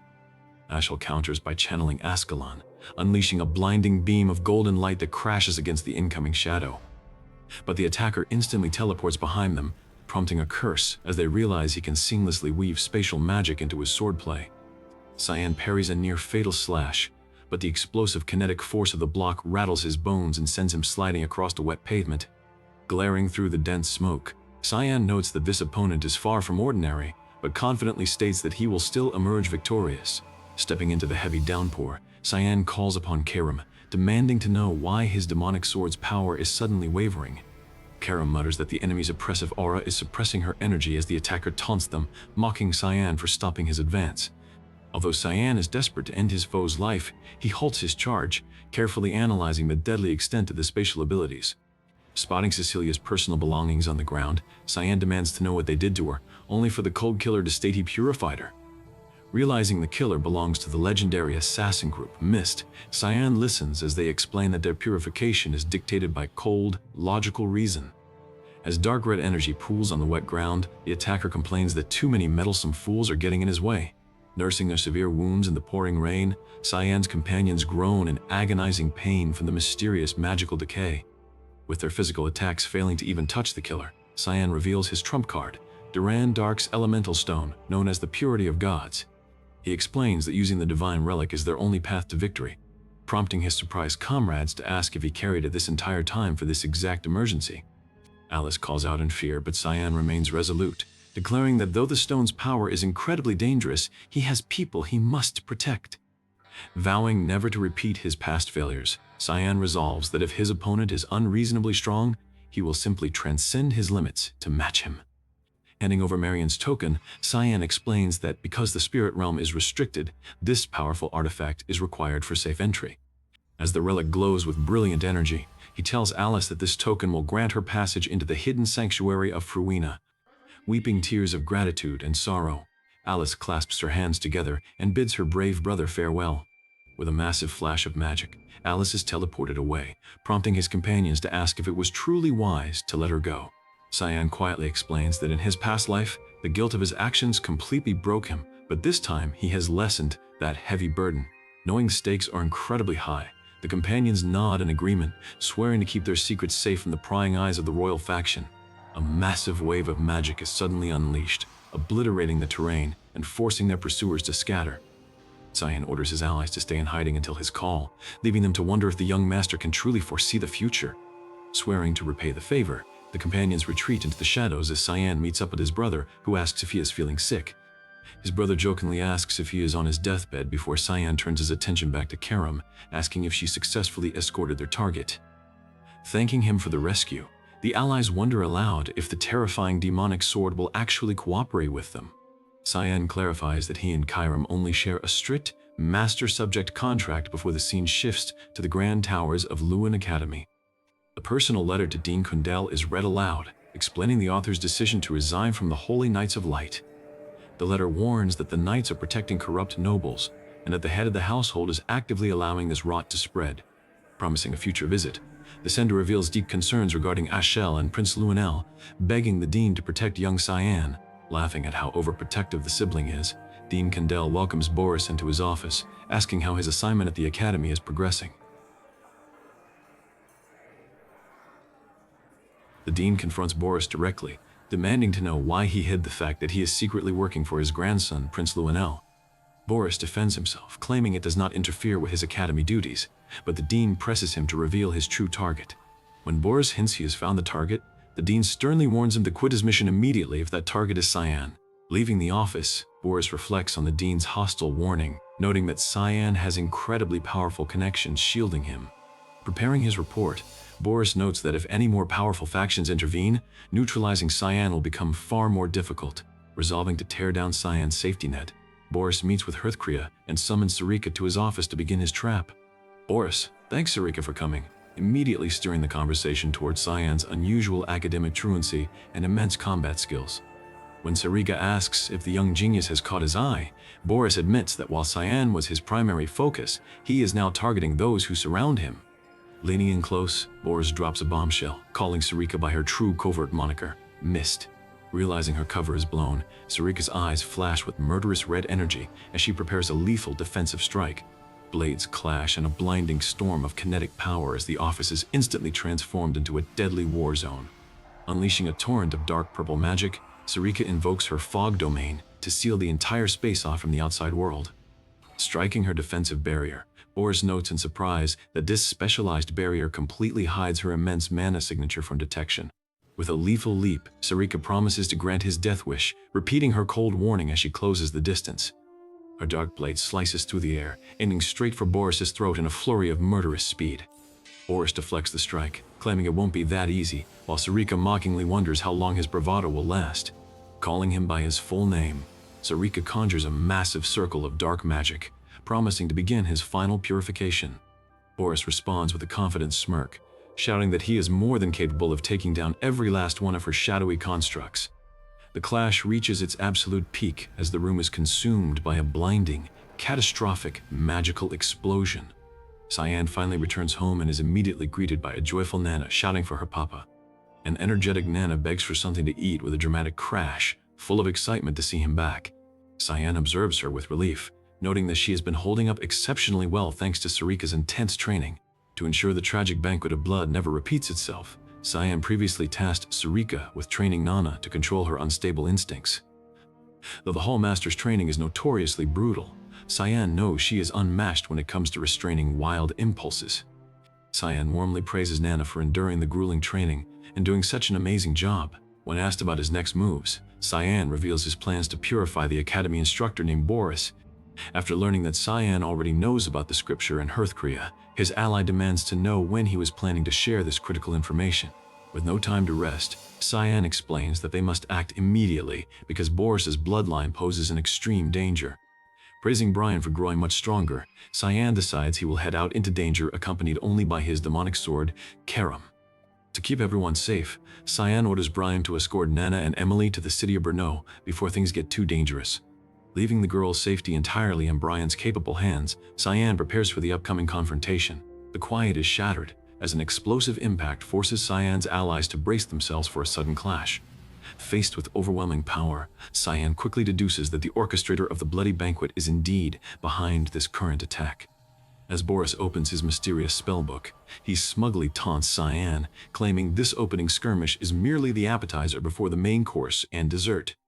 Cyan is forced to his knees under the intense strain, struggling to find an opening as the enemy wields an imposing polearm. Unleashing rapid-fire sword strikes, Cyan desperately fights off the relentless onslaught of multiple attackers. Hearthcrea grows highly frustrated as the enemy continues to deploy advanced high-tier spells the moment she tries to strike. Amidst deafening explosions and flashing spells, Cyan weaves through the chaos to engage the enemy forces directly. Clashing swords and crackling magical energy light up the battlefield as the brutal struggle intensifies. A massive blast of red energy erupts, forcing Cyan to grit his teeth and push through the searing shockwave. Cyan realizes with shock that these opponents are no ordinary marionettes, containing an absurdly massive reserve of stored mana. A catastrophic explosion of fire and pure magic threatens to tear the entire battlefield apart. Boris stands over his glowing spellbook with a twisted smirk, preparing to deliver a fatal strike as he declares, "It is time to die." Summoning a powerful warhammer technique, the enemy unleashes a earth-shattering blow that engulfs the area in white-hot light. Boris laughs and repeats his declaration of death, unleashing his warhammer technique once more. The devastating attack results in a spectacular, blinding explosion, leaving Boris disappointed to see Cyan is still standing. Cyan analyzes his opponent, pointing out that Boris's unique marionettes can track mana, all powered by the glowing spellbook in his hands. Stunned by Cyan's vast knowledge base and incredible combat instincts, the enemy prepares for the next exchange of blows. Another powerful blast tears through the stone floor, as both combatants re-engage at lightning speed. Arrogantly commanding Cyan to just give up, Boris boasts that he has a near-infinite supply of deadly puppets to play with. Cyan maintains his composure as he parries another heavy strike amidst a shower of sparks and cracked stone. With a swift motion, a secret summoning technique is initiated to bring forth a legendary entity. Recognizing the sinister, surging mana he sensed earlier, Cyan watches as a massive shadow entity is summoned into the fray. The monstrous summon roars to life, throwing heavy punches that crack the earth and send debris flying in all directions. Cyan and Hearthcrea dodge a flurry of devastating impacts as the massive beast relentlessly hammers the battlefield. The demonic summon lets out a terrifying growl, raising its massive glowing fist to crush its targets. Taunting them, Boris tells Cyan that the summon will only buy them mere seconds now that Cyan has completely depleted his mana. Hearthcrea casts a massive protective barrier, questioning Boris if he honestly believes he is completely safe from the risks of this battle. Before the enemy can react, Hearthcrea blitzes across the field at speeds too fast to track, completely bypassing their ability to cast magic. A spectacular sequence of high-speed sword slashes and energy impacts pushes Boris back in a desperate struggle. Delivering a decisive checkmate blow, Hearthcrea lunges forward with a powerful strike that shatters the enemy's defensive posture. He's battered, bruised, and spitting blood on the ruined pavement as he struggles to recover his footing after the intense shockwave. Cyan realizes they must keep up the pressure to prevent the caster from having even a single second to chant a spell. Faced with relentless physical pressure, Boris quickly realizes he must rely on high-tier spells that can be cast without incantations. A sudden and massive magical blast erupts, catching Hearthcrea completely off guard and pushing her back. Though heavily exhausted, Hearthcrea manages to dodge a lethal storm of magical swords and glowing energy slashes. A massive impact strikes the ground, sending shockwaves through the area as the combatants push themselves to their absolute limits. A series of massive explosions rock the field as both sides trade their final, desperate magical attacks. As the smoke clears, Boris mockingly remarks that this has been a good workout for today. An ally calls out to Lord Hearthcrea, lamenting that they still do not have enough critical intelligence on the mysterious girl. Observing her incredible combat prowess, the survivors realize that this girl is highly likely to be a senior high-tier officer. Spotting a dark substance on the ground, they realize with shock that Boris possesses pitch black blood, proving he is a member of the Black Blood tribe. Cyan glares at his foe, noting that the Black Blood tribe are the original creators of both the marionettes and the dreaded Daze Stones. Directly confronting the villain, Cyan points out that Boris was the absolute mastermind who engineered the brutal historical massacre. Smirking, Boris mockingly admits that his cover has finally been blown, making it impossible to continue his work there. As Boris prepares to take his leave with a mocking farewell, Cyan fiercely retorts that there will be no next time. An enormous golden geometric magic circle suddenly manifests, catching the escaping villain completely off guard. Realizing that his massive army of puppets has been consumed as sacrifices, Boris is shocked that his defenses are being bypassed. Sensing a sudden, powerful intrusion into his isolated spatial dimension, Boris demands to know who has dared to interfere. To the utter bewilderment of everyone on the battlefield, the powerful figure of Cyan Vert suddenly manifests directly inside the barrier. With a deafening crash of energy, Cyan crashes down to unleash a devastating physical assault. Hearthcrea is left completely stunned, demanding to know how Cyan has managed to appear here at this exact moment. Ignoring her shock, Cyan pushes through the intense magical backlash to keep up his relentless assault on the villain. With a heavy stomp that shatters the stone floor, Cyan confronts the massive white-haired warrior standing before him. Demanding to know how Cyan tracked him down, Boris asks what the young noble could possibly hope to achieve. Cyan coolly replies that his sharp instincts always lead him directly to hypocrites stepping forward on the slick stone floor. Gravely warning his opponent, Boris declares that Cyan has made a fatal mistake by choosing the wrong side of this conflict. Unfazed, Cyan slides into a fighting stance and launches a blistering physical strike directly at Boris. Floating high above the battlefield, the powerful angelic entity prepares to unleash a devastating divine authority. A brilliant explosion of divine light floods the area as Hearthcrea unleashes her full power to incinerate the enemy. As the massive golden energy blast detonates, Boris is sent hurtling backward through the air in utter disbelief. Hearthcrea watches in absolute shock as the villain somehow manages to withstand the direct authority of a top god. Surrounded by a crackling aura of dark flames, Boris realizes that Cyan is harboring a power far more dangerous than he ever anticipated. Realizing they must eliminate the wielder of the demonic sword immediately, Boris commands his forces to stop them at all costs. Unleashing a catastrophic wave of red and orange flames, the final clash between the two factions reaches a boiling point. Pushing past his physical limits, Cyan dodges a flurry of lethal strikes as he charges headfirst through the magic barrier. Shattering the complex light barrier surrounding them, Cyan catches the enemy completely off guard during the chaos. Sensing the battle taking a dangerous turn, Hearthcrea moves swiftly to intervene before any further damage can be done. With a heavy groan, Cyan spits blood and catches his breath after enduring the brunt of a massive shockwave. The demonic sword's power surges as Cyan prepares to initiate a unified demonic human form. A colossal, earth-shaking explosion of pure kinetic energy completely levels the surrounding area. The enemy manages to break through Cyan's thick fog domain, narrowly escaping a lethal execution. As the dust settles, Cyan's frustration grows as he realizes the purification has failed and the target has escaped. Hearthcrea mockingly claims she was the one who saved Cyan's life, sparking an immediate, irritated bickering match between them. Struggling under the physical toll of the battle, Chiron weakly states that she must go to sleep for a while to recover. Meanwhile, back in the bustling commercial city of Brno, the grand streets are alive with daily commerce and trade. A group of cloaked figures and an elder assemble at the harbor, surprised that a prominent guest actually made the journey. The elder notes that it has been a very long time since their guest left the safety of the academy grounds. The conversation turns serious as they discuss the noble household's ultimate will and the guest's resignation from the Night Order. Quietly sipping his tea, the elder asks if they have uncovered any concrete intelligence regarding the mysterious Ashel. They discuss how the Empire's most talented soldiers are joining the Knights of Light to build the strongest army in the nation. Admitting his deep concerns, the elder recalls how Cyan previously asked him to choose between imperial prosperity and household honor. Staring thoughtfully into the distance, the elder admits that Cyan spoke as if he possessed absolute knowledge of the future. Leaning forward, the elder warns that a massive, world-altering disaster is about to descend upon the Empire. With a grim expression, he reveals the clear signs of an impending, violent coup d'etat designed to seize the imperial throne.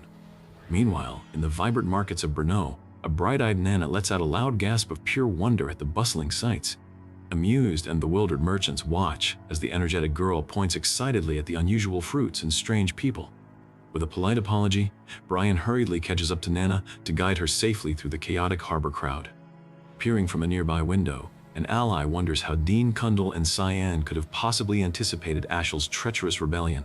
Reunited in the city, Brian and Emily are warmly greeted by Miss Alice, who was thrilled to see them after such a long time. As the group exchanges warm pleasantries, they quietly note the high stakes surrounding the young demonic sword wielder. The warm reunion is instantly shattered when Brian looks around and frantically asks where Nana has vanished to. Down at the docks, a group of suspicious sailors prepare their ship for takeoff, celebrating the massive payout they expect to receive. Sighting Nana walking completely alone, the shady sailors realize they have been handed a golden opportunity for easy money.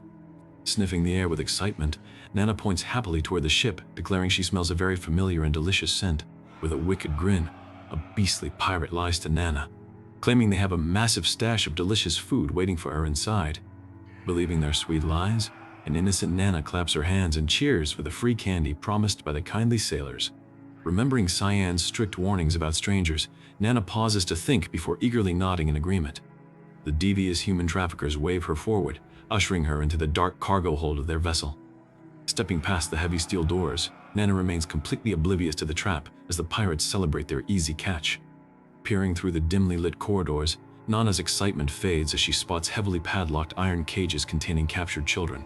Realizing she has been lied to, Nana tearfully apologizes to her papa for being so easily fooled by the bad adults. Following the strong, delicious scent further into the ship, Nana kicks open a heavy wooden door with a loud crash. To her surprise, she discovers a massive, caged wolf beast, who is indeed the source of the familiar aroma. Politely introducing herself, Nana asks the trapped captives and the beast if they would like her to let them out of their cages. Outside the hold, the ship's massive champion beast growls fiercely as the crew informs their captain that they are ready to set sail. The smug captain laughs, boasting that they will keep all the profits for themselves now that their broker has mysteriously gone missing. He adds that the Garum Association pays a premium for younger kids, though one of his crew members admits to having an uneasy feeling about the job. Brushing off the crew's concerns, the captain confidently reminds them that they have an unstoppable Knoll champion to handle any trouble. The quiet is shattered as Nana suddenly appears on deck, glaring down at the crew and declaring she will never forgive bad adults. A devastating explosion of purple energy rips the ship's mast apart, leaving the panicked captain staring at his ruined vessel in horror. Nana stands proudly amidst the flames, her draconic horns fully manifested as she prepares to punish the wicked traffickers. Recognizing her rare draconic lineage, the shocked captain frantically orders his men to stop pointing fingers and seize her immediately. With a swift spin of her fist, Nana easily parries their incoming blades, sending the first wave of attackers flying across the deck. Refusing to back down, the captain lets out a wicked laugh and commands his remaining forces to capture the powerful girl alive. Nana gasps in shock as a feral roar echoes across the battlefield, sending her opponent flying backward through the air.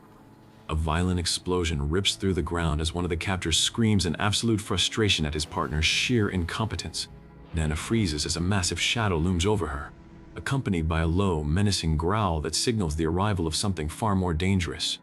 Earth-shattering blasts rock the area while the desperate commander barks orders, demanding to know why his massive underling is struggling against a single child. Wielding a massive blade with a deafening roar, the giant swings wildly, but Nana easily evades the heavy steel with a nimble, dismissive leap. Her counterattack is instantaneous, sending a surge of raw kinetic force that shatters her opponent's stance and leaves him howling in agony. Amidst the collapsing debris, the freed captives scramble across the splintering floors to escape the devastating shockwaves of the clash. Nearby, searchers spot the source of the commotion and urge their squad to rush over, while the wounded captor curses the girl through gritted teeth. He shrieks a final, desperate order to eliminate the brat, only to gasp in horror as his strongest defenses are utterly pulverized in an instant. The beast lunges forward with a feral snarl, but Nana intercepts the charge, channeling a blazing aura of mana to pin the creature down. A violent shockwave erupts as Nana slams her foe directly into the dirt, eliciting a painful shriek from the defeated attacker. With the threat neutralized, Nana proudly reveals the small wolf pup she successfully protected during the chaos. She gently reunites the baby beast with its mother, bidding a sweet farewell to the adorable, delicious-smelling pup before it departs.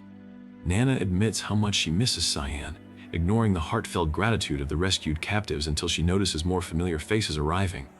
Nana contemplates what to do with the massive crowd of freed hostages before commandingly ordering the arriving guards to escort everyone safely back to their homes. One of the beast people playfully threatens to devour their captors, causing a brief panic as Nana dismisses them with a wave of her hand. Nana beams with pride, eagerly hoping that Cyan will praise her for rescuing the captives without causing any needless property damage this time. When Cyan suddenly materializes, Nana asks in awe how he found her, to which he calmly explains that her massive mana signature was impossible to miss. Finding the safe house completely empty, Cyan tracks her location down, reassuring her that as her guardian, he will always be able to locate her no matter how far she goes. Brian and the others arrive on the scene in a rush, expressing immense relief that Nana survived the ordeal completely unscathed. Although they are overjoyed to see her safe, Cyan sternly asks Nana if she understands the recklessness of her actions. As the realization of Nana's true nature as a draconic human begins to settle, the scene shifts to the bustling capital of the Ushif Empire.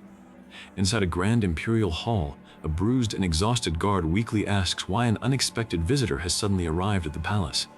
Former Duke Quisel stands tall, coolly suggesting they catch up after a long time apart. The current Duke demands to know why his father has suddenly left the academy to confront them, while his battered guard struggles to remain upright. It has been an entire decade since Kundal Quisel abdicated his title, making his sudden political re-emergence incredibly alarming.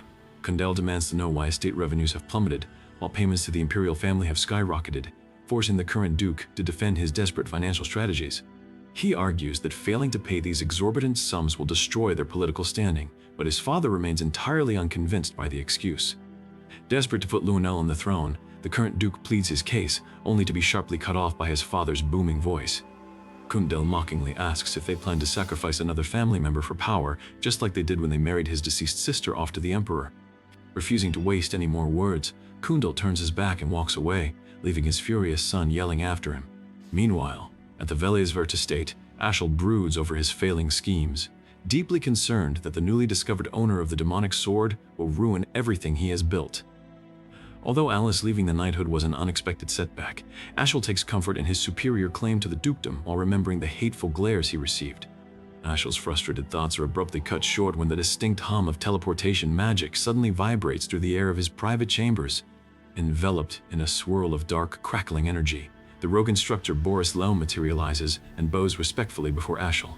Demanding to know what happened, Ashel looks at Boris's heavily scarred face and asks who could have possibly driven him into such a pitiful state. Boris reveals that it was none other than Cyan Vert who defeated him, prompting a stunned and disbelieving reaction from Ashel. Boris! Presenting a pulsing sphere of dark red mana, Boris confirms that this residual energy matches the exact signature of the demonic sword from the Banquet of Blood. The pieces of the puzzle click into place for Ashel, who finally realizes that his younger brother has been the shadow agent systematically destroying his plans. Boris admits that his own strength was not enough to kill Cyan, but Ashel warns that a direct assault right now is still far too risky. Explaining that the dangerous followers of the Black Fog are backing him, Boris asks if Ashel has a counter-strategy, to which Ashel reveals a plan involving a saintess guiding them to a sacred weapon. Their singular objective is to locate the legendary holy sword, Duran Dark, which can neutralize the dark power of Cyan's weapon. Eavesdropping from the shadows, Kellen gasps and resolves to warn Cyan immediately about this dangerous plot. Before Kellen can escape, he is violently intercepted by Ashel, who admits he has suspected his loyalty for quite some time. Kellen stares up in absolute terror as Ashel ruthlessly executes him on the spot for his betrayal. Back at the academy, Lunov sighs in frustration while studying the bizarre, ancient texts she recovered from Boris's abandoned laboratory. She realizes that only 2 books in existence are written in this dead tongue, the legendary divine scriptures and the dark demonic scriptures. With all normal research avenues exhausted, Lunov ponders if her only remaining choice is to infiltrate the heavily guarded archive of forbidden texts. Princess Erin suddenly enters the room, nervously asking if anyone has seen or heard from Cyan recently. When teased about missing him, Erin flusters and insists she only finds it incredibly bizarre that a student is skipping so many academy classes. Their conversation is abruptly shattered when a frantic attendant bursts in to deliver an urgent message to the princess. Recognizing the Emperor's personal handwriting on the official palace letter, they realize an alliance has been finalized. The official document formally declares an imperial engagement, promising Cyan's hand in marriage to Princess Erin. Elsewhere in the imperial palace, Violet attends to her family duties with quiet, calculated efficiency. Kundal enters the royal chambers and bows deeply to the ailing sovereign, who welcomes his old friend with a weak smile. Violet politely excuses herself to let the 2 elderly figures speak in private. Kundal is visibly deeply troubled as he observes how frail and sickly the ruler of the realm has become. The Emperor apologizes for his poor state, but Kundal demands to know when his health took such a sudden, catastrophic turn. Filled with regret, Kundale laments not visiting sooner, while the sovereign chuckles at his old friend's stubborn loyalty. As the emperor wheezes heavily, Kundale realizes his master is deeply stressed about Luenel's recent political movements. Kundale assures him that Luenel will not be allowed to cause any political chaos under his watchful eye. He notes that while Luenel has acquired an impressive amount of raw mana, the energy is dangerously unstable and volatile. Shifting his focus, the emperor asks with genuine fatherly concern about how Princess Erin is faring at the academy. The sovereign smiles, noting that his daughter has matured significantly ever since meeting Cyan 3 years ago. Confident that Cyan will protect her, the ruler reveals his ultimate plan to bind them together in marriage. Kundale confesses he saw this engagement coming from a mile away, but complains that Cyan is still an incredibly lazy student who constantly skips classes. Although Kundale jokingly calls Cyan his worst student, he readily admits the boy possesses a level of talent unmatched by his peers. He guarantees that with Cyan at her side, no threat in the world will ever be able to harm the princess. However, Kundale confesses his true, lingering fear is the inevitability of violent bloodshed between the imperial siblings. Outside the chambers, Violet is confronted by her aggressive brother, but she coldly brushes him off and tells him to ask his questions elsewhere. Irritated by her dismissive attitude, he blocks her path and aggressively asks if she is looking to start a physical fight. Violet scoffs, mocking him by asking if he honestly expected her to lower herself to his pathetic level. Her brother reacts with absolute fury, grabbing her arm violently as he demands she watch her tone. Violet narrows her eyes, bluntly reminding him that he literally tried to murder all of his own siblings in cold blood. She delivers a final, chilling warning to watch his mouth before walking away with her head held high. Back in her quarters, Princess Erin screams in absolute panic and disbelief over the sudden reality of marrying Cyan. When advised to simply decline the arrangement, Erin blushes deeply and confesses that she does not entirely hate the idea. Her dramatics are interrupted by a passionate ally who dramatically insists that their union is an absolute decree of fate. Shifting scenes to the quiet library, Lunov sharply scolds Leximus for shouting so loudly inside a quiet place of study. He points out that the princess is clearly uncomfortable with the noise, causing a sheepish, quiet reaction from the loud group. Observing the chaotic scene from a quiet corner, Cyan is approached by Lunav, who sighs at their classmates' endless antics. Possessing the mental maturity of a battle-hardened 40-year-old, Cyan dismisses the marriage hysteria with a simple, indifferent grunt. Shifting back to his research, Cyan explains that he is looking for any textual clues regarding the strange books found in Boris's secret laboratory. Lunav points him toward a specific, dust-covered volume titled The Chronicles of the Swordsman Fennel. The ancient text describes a mysterious mountain full of trees of sand, a desolate land where defeated demons sleep in eternal slumber. While Lunav is confused by his sudden interest, Cyan silently resolves to find books on dark magic rather than holy legends. Back in the archive room, Cyan continues to read the mysterious passage regarding the sand-covered mountain. Lunav watches him closely, deeply suspicious of how an ordinary academy student could possibly know about the forbidden scriptures. Cyan tells her to inform him if she uncovers any new clues before turning around and quietly exiting the room. The moment he leaves, Lunav calls out to her hidden guard, the Mela, who immediately drops to one knee to ask for forgiveness. Lunav mentions the forbidden terms Hirthkriya and Lemhi Haram, pointing out that even whispering those ancient names is strictly outlawed. She orders her guard to smuggle forbidden texts from the High Archive, ignoring Lamela's warnings of the lethal consequences. Determined to discover what secret Cyan is hiding, she forces the reluctant guard to comply with her high-stakes demands. Lunav resolves to play the long game, planning to get as close to Cyan as possible to unravel his mysterious agenda. Spotting Cyan lost deep in his thoughts, his classmate Prince Seth approaches and cheerfully invites him to share whatever is bothering him. Cyan quietly wonders if the eccentric prince has completely lost his mind, but remains silent as Seth continues his dramatic posturing. Trying to brush past the clingy prince, Cyan wonders what possible help a loud, eccentric classmate could provide for his complex plans. Cyan suddenly stops, realizing Seth is from a desert kingdom, and asks if he recognizes the phrase, mountain full of trees of sand, or the name Lemhi Haram. Seth's eyes go wide with absolute shock as he explains that Lemhi Haram was the terrifying monster that handed him his very first defeat. He recalls his journey as a 6-year-old child traveling through nameless ruins to become stronger. Facing that looming shadow of pure, raw terror, there was absolutely no way a young, inexperienced child could win the fight. Knocked cold, Seth only survived because his survival instincts kicked in and forced his legs to run as far from the danger as possible. Realizing Lemmy Haram is a physical monster rather than a hidden book, Cyan asks Seth if he can guide him to the location of the ruins. Explaining that Nordeli translates directly to Mountain of Sand, Cyan urgently asks if Seth can lead him straight to the hidden ruins. Ecstatic at the prospect of an adventure with a real friend, Seth happily agrees, remembering how his peers used to run away from him in the past. He fondly remembers his mother comforting him with the gentle promise that one day he would find a true friend who accepts him for who he is. Mentally thanking his mother for being right, Seth eagerly rushes off to prepare for their dangerous desert expedition. Overjoyed, Seth runs with such reckless speed that he slams directly into a solid stone wall, laughing maniacally all the while. Cyan's sweat drops at the absurd display before quietly returning to his chambers to find his staff waiting for him. His servant nervously presents the imperial letter, apologizing sheepishly for accidentally reading the highly confidential document without his master's direct permission. The servant squeals with absolute delight, revealing the shocking news that Cyan has been officially arranged to marry Princess Erin.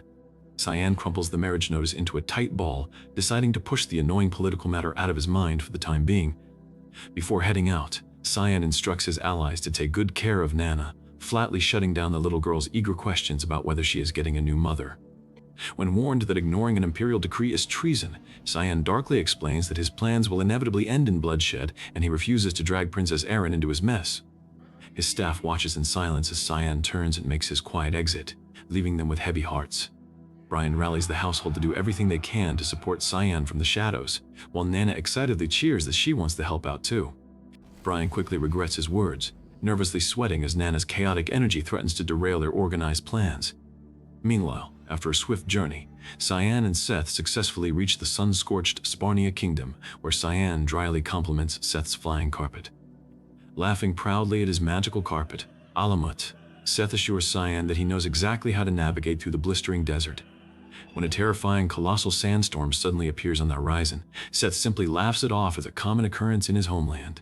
Cyan holds on for dear life as the powerful winds buffet their small magic carpet with intense force. With a loud, echoing war cry, Seth unleashes a powerful blast of magic to slice directly through the heart of the raging sandstorm.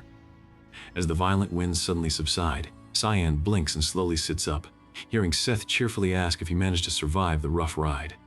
Adjusting his cloak, Cyan mutters that he is fine and demands to know how much further they must travel to reach their destination. Squinting through the lingering desert haze, Cyan's sharp eyes spot the faint outline of massive, ancient ruins looming in the distance. While Seth proudly claims they are the only ones here, Cyan warns that he can clearly sense the residual mana signatures of multiple intruders inside.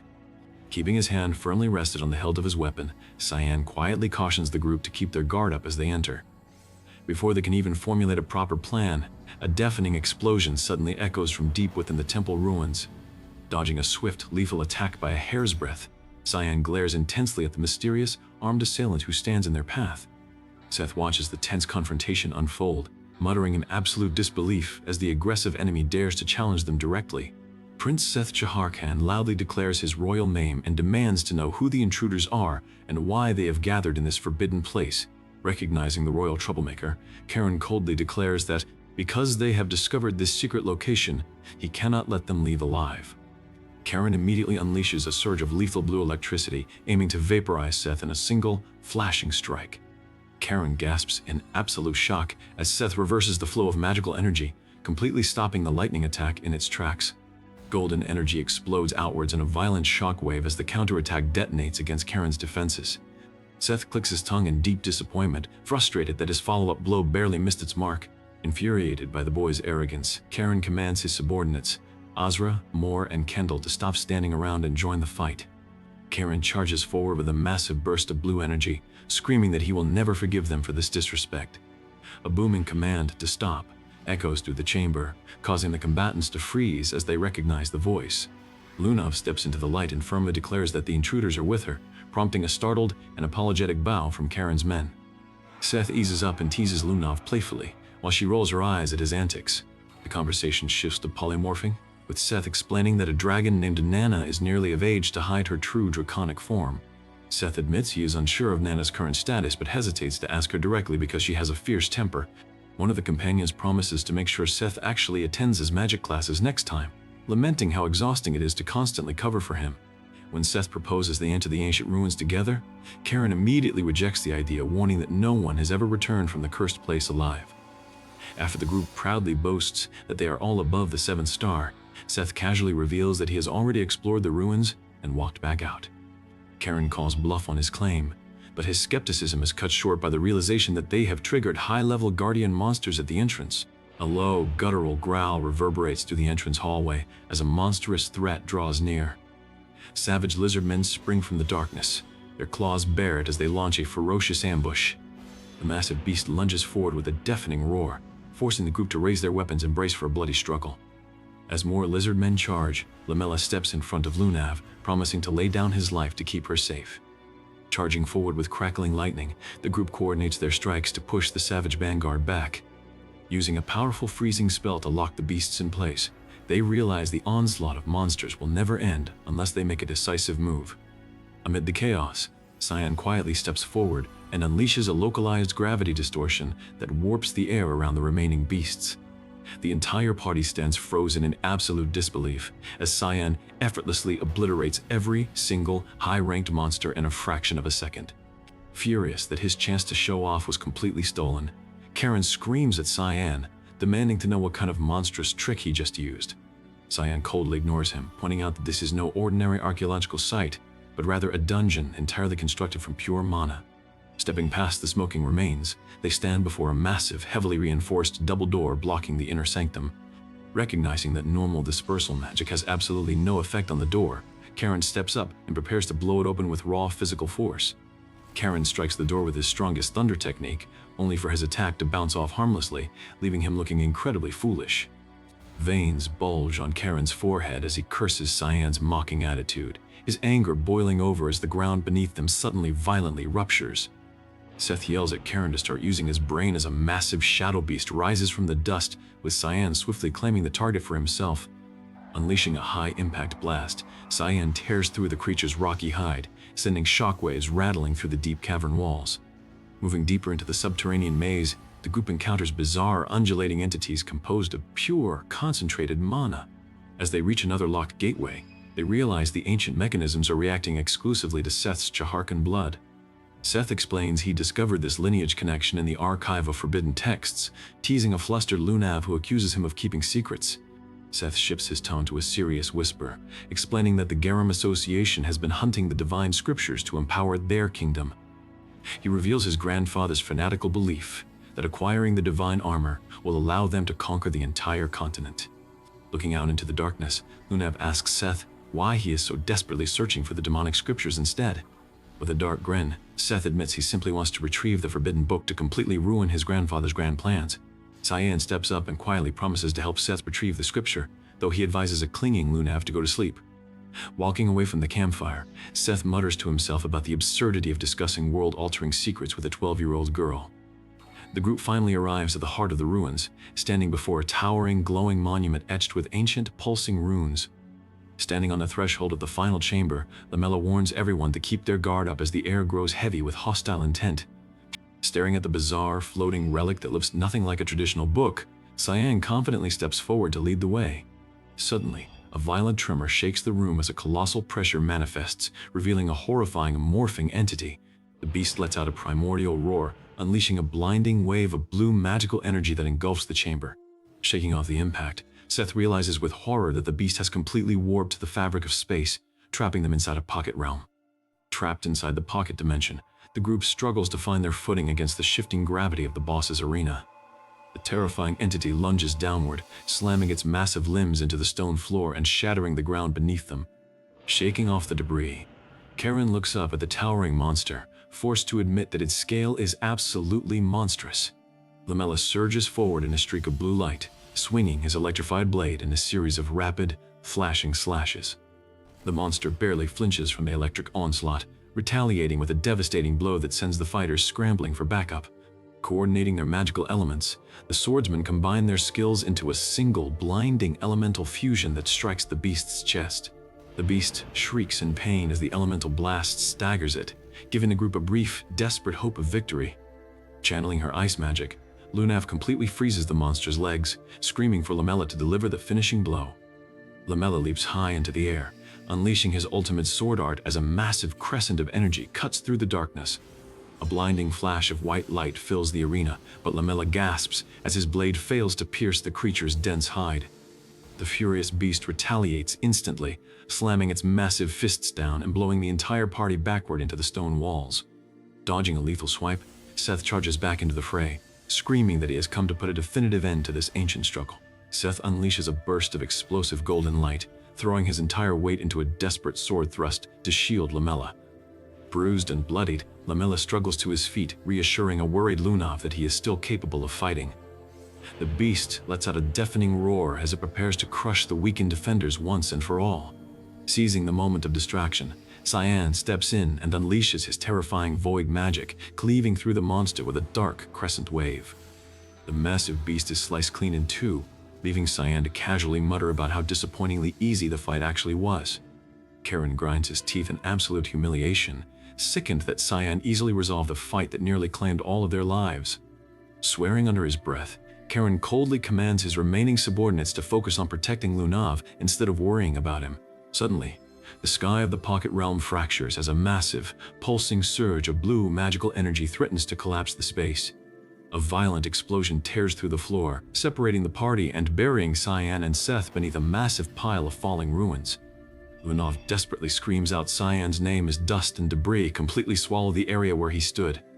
Karen grabs Lunav's arm and urges her to leave, claiming that no one could possibly survive being crushed under that much rock. Lunav firmly pulls away, declaring that she knows Cyan is alive because she can feel his magical presence. Meanwhile, deep beneath the rubble, Cyan opens his eyes and finds himself staring directly at a towering Balrog demon. Sensing that the demon is casting a massive 9th star spell, Cyan merely sighs at how incredibly annoying the situation is. Grinning in the darkness, Cyan realizes that because they are completely isolated, he can finally fight without holding back his true power. Warned by Cyan not to take him lightly, the demon is instantly struck by a rapid sequence of devastating slash attacks. Cyan moves like a ghost through the chamber, his blade carving glowing pink trails through the dark air as he shreds the demon's defenses. Ducking under a massive counterswing, Cyan pivots and prepares to unleash a multi-stage sword art. A tempest of crimson slashes erupts from Cyan's blade, tearing the giant demon's torso to shreds in a blinding display of speed. The demon gasps out that Cyan is the first human to ever push it this far, but boasts that its flesh will endlessly regenerate. The creature's wounds rapidly knit back together as it roars that it will rip Cyan limb from limb. Undeterred, Cyan unleashes another crushing void blast, instantly following it up with a heavy upward slash.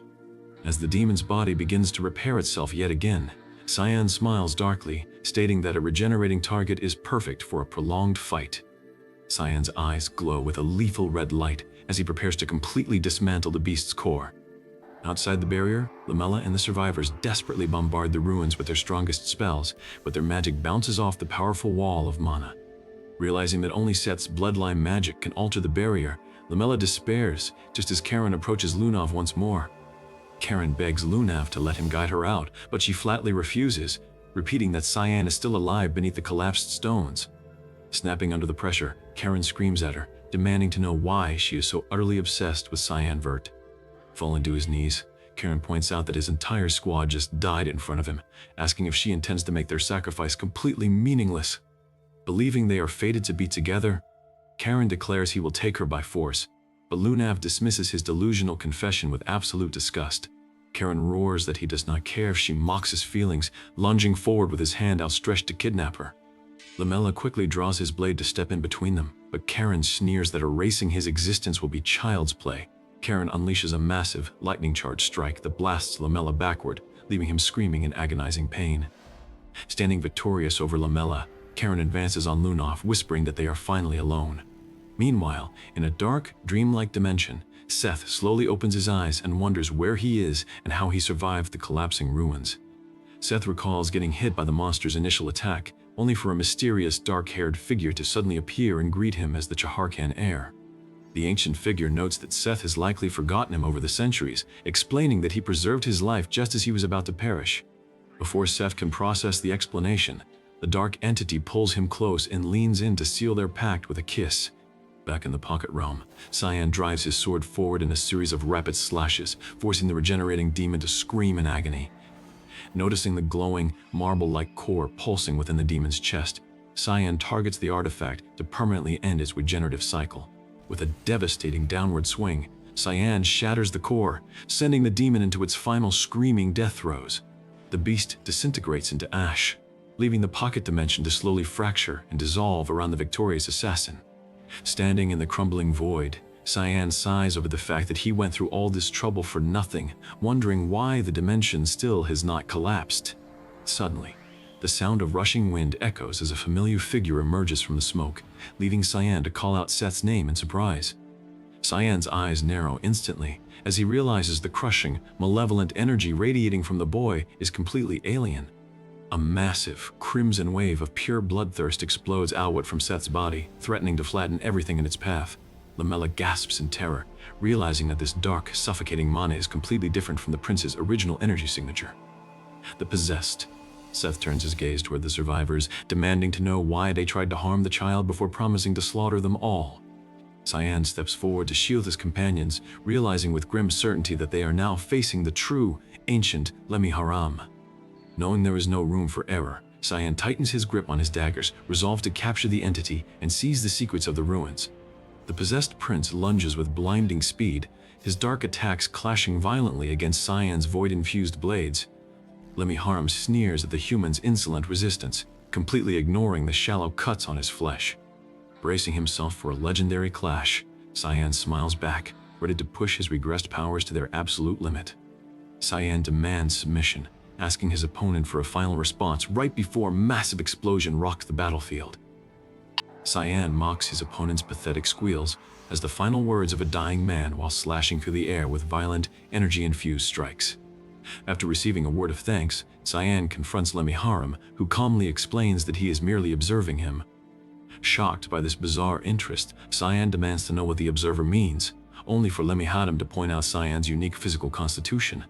Detecting traces of the heart curb, Lemmy-Haram attributes it to the trapped warrior, prompting a shocked realization that he is referring to Cyan himself.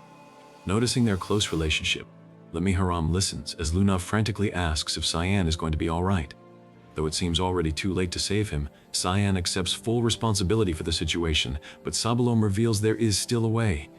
Before they can safely depart, the rising ground completely erupts with a deafening blast of debris. Deciding it is finally time to act, Nana, disguised as Cyan, steps out, instantly drawing whispers from students wondering why Cyan has returned to attend classes, while Nana silently bubbles with excitement to experience her adoptive father's daily school life. Imagining how Cyan spends his days studying alongside close friends, Nana praises her amazing papa as the class gets underway under the guidance of a passionate instructor.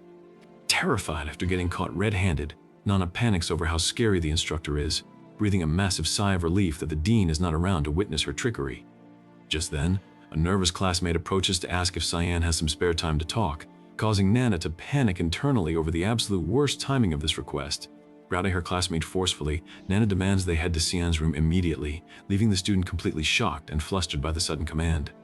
As a massive shockwave erupts from the dean's aggressive aura, a desperate Erin screams for Nana to run for her life.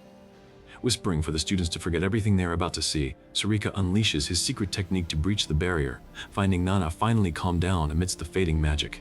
Shocked onlookers gasp as Nana's true form is revealed to be a mere child, just as Sarika steps forward to unleash his rising fog technique.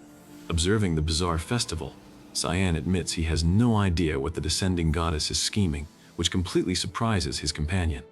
Cyan demands submission, asking his opponent for a final response right before a massive explosion rocks the battlefield. Cyan mocks his opponent's pathetic squeals as the final words of a dying man while slashing through the air with violent, energy-infused strikes. After receiving a word of thanks, Cyan confronts Lemmy-Haram, who calmly explains that he is merely observing him. Shocked by this bizarre interest, Cyan demands to know what the observer means, only for Lemmy-Haram to point out Cyan's unique physical constitution. Detecting traces of the heart curb, Lemmy-Haram attributes it to the trapped warrior, prompting a shocked realization that he is referring to Cyan himself. Noticing their close relationship, Lemmy-Haram listens as Luna frantically asks if Cyan is going to be all right.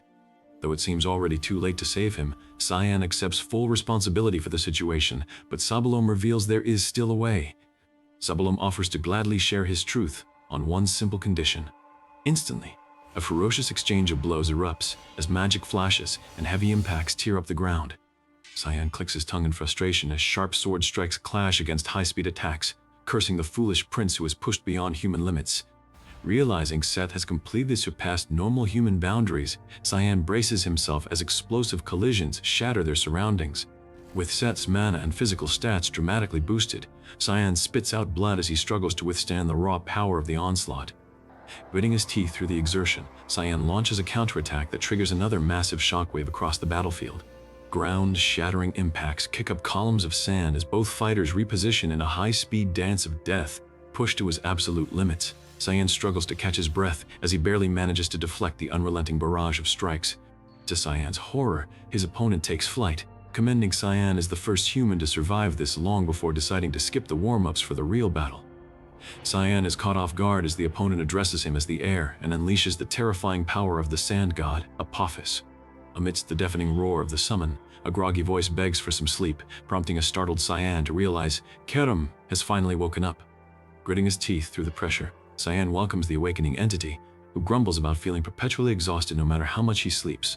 Kerem vows to return to sleep right after this clash, but Sabalom cordially greets him, only to be sharply warned not to act friendly after threatening his master. Pointing to his tribal tattoos, Sand God Sabalom explains that he only meddles in mortal affairs to protect the Chaharan tribe, playfully warning the entity not to get jealous over their little skirmish. When asked why a deity would guard the demonic scriptures, Sabalom explains that his tribe built this shrine simply to prevent the divine armor from being corrupted. When Sabalom questions his motives for claiming Lemmiharam, Cyan grunts and admits there is a specific target he needs to eliminate. Explaining that he absolutely needs the scripture for his mission, Cyan coldly warns that he will slay even a god if they stand in his way, eliciting a burst of wild laughter from Sabalom. Seeing that Cyan is dead serious, Sabalom excitedly makes a decision, declaring he will closely observe the young warrior's journey by remaining inside Seth's physical body. Cyan questions what will happen to the original owner of the body and complains about the god's bizarre speaking manner, but Sabalom tells him not to worry while Cyan notes that at least Seth will avoid dying from a common cold like in his previous life. Just as they prepare to leave, a massive tremor tears through the chamber as the floor violently surges upward under their feet. Struggling against the collapsing ruins, Cyan grunts in pain as a parting message bids him farewell until their next encounter. Before they can safely depart, the rising ground completely erupts with a deafening blast of debris.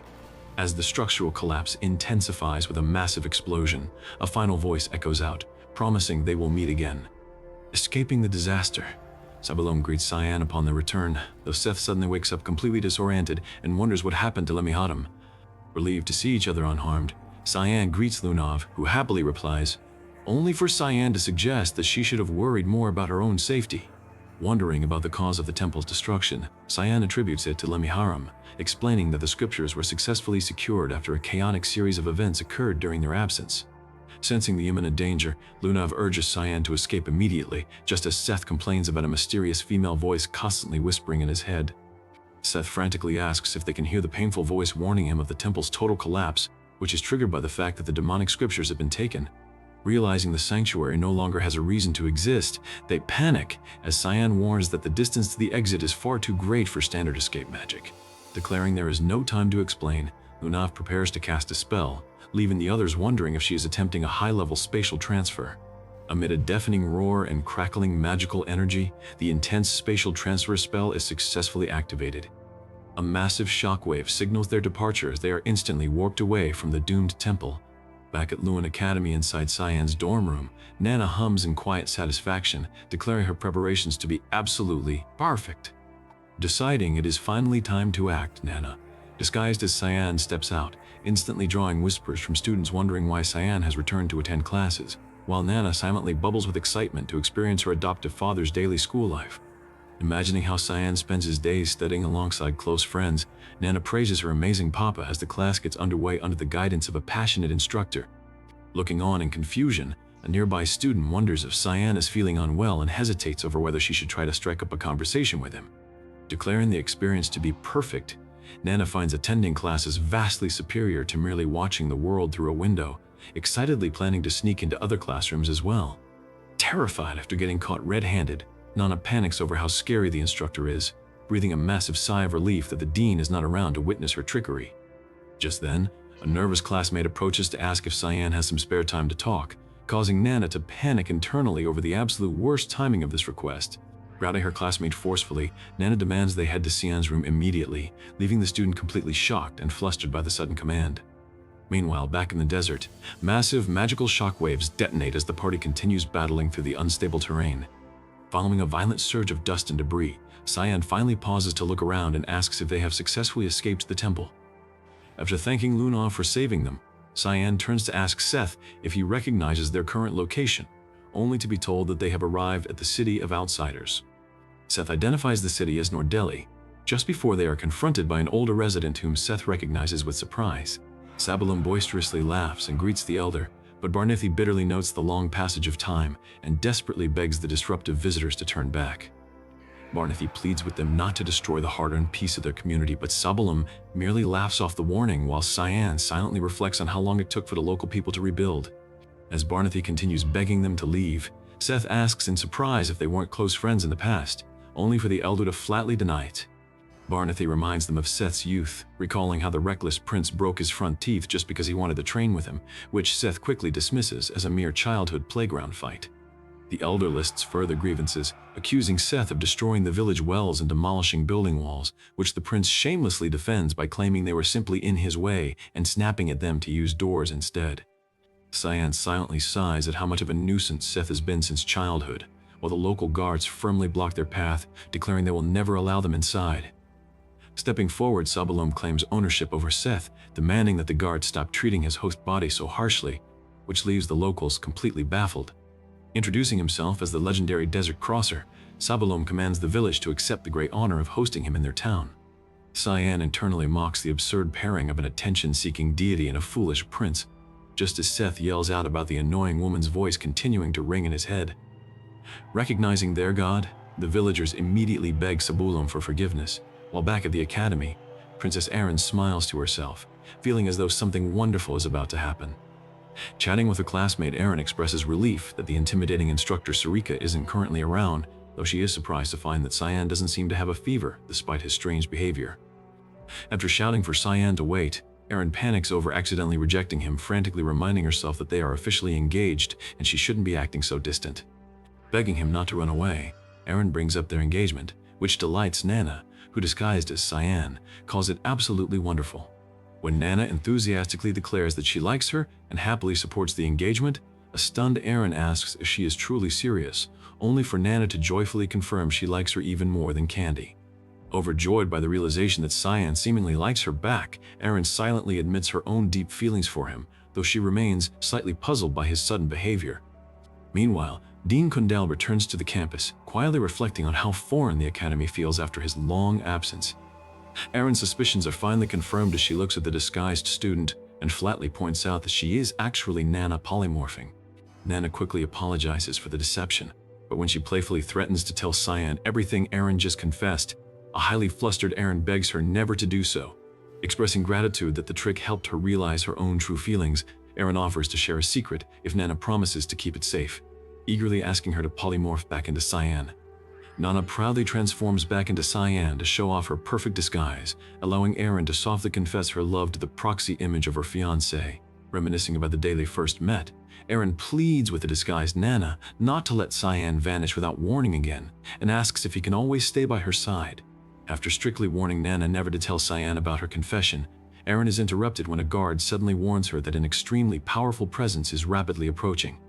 A guard tries to block the intruder by stating the princess has urgent business, but Dean Kundell coldly declares there is no place in the academy forbidden to him, ordering the guard to step aside immediately. Declaring that there is absolutely no time to waste, Dean Kundell barges in, shocking Erin, who recognizes him instantly. When Erin protests that she is having a private conversation with her fiancé, Dean Kundell commands her to step aside, bluntly revealing that the person in front of her is not Cyan. As a massive shockwave erupts from the Dean's aggressive aura, a desperate Erin screams for Nana to run for her life. Unleashing a destructive blast of magical energy, Dean Kundell furiously demands how an intruder dares to sneak into his academy, roaring that they will pay for this insult with their life. Demanding retribution, Dean Kundell channels his overwhelming magical pressure directly at the young intruder. The dean unleashes Tranus's holy lance with a blinding flash of light, creating a massive rumble that onlookers mistake for exceptionally loud thunder. Correcting his friend, the student points out that the sound is definitely not thunder, just as they realize Nana has gone missing from her usual spot. When asked where she is running off to, the student rushes toward the battlefield where Nana is desperately struggling against the dean's devastating magical bombardment. Following another explosive clash of forces, Dean Kundell admits his genuine surprise at Nana's power, demanding to know if she has a god possessing her body. Noting that she is neither dragon nor human, Dean Kundell demands to know why she is refusing to fight back, asking if she is underestimating his strength, only for Nana to softly reply that she doesn't believe the dean is a bad person.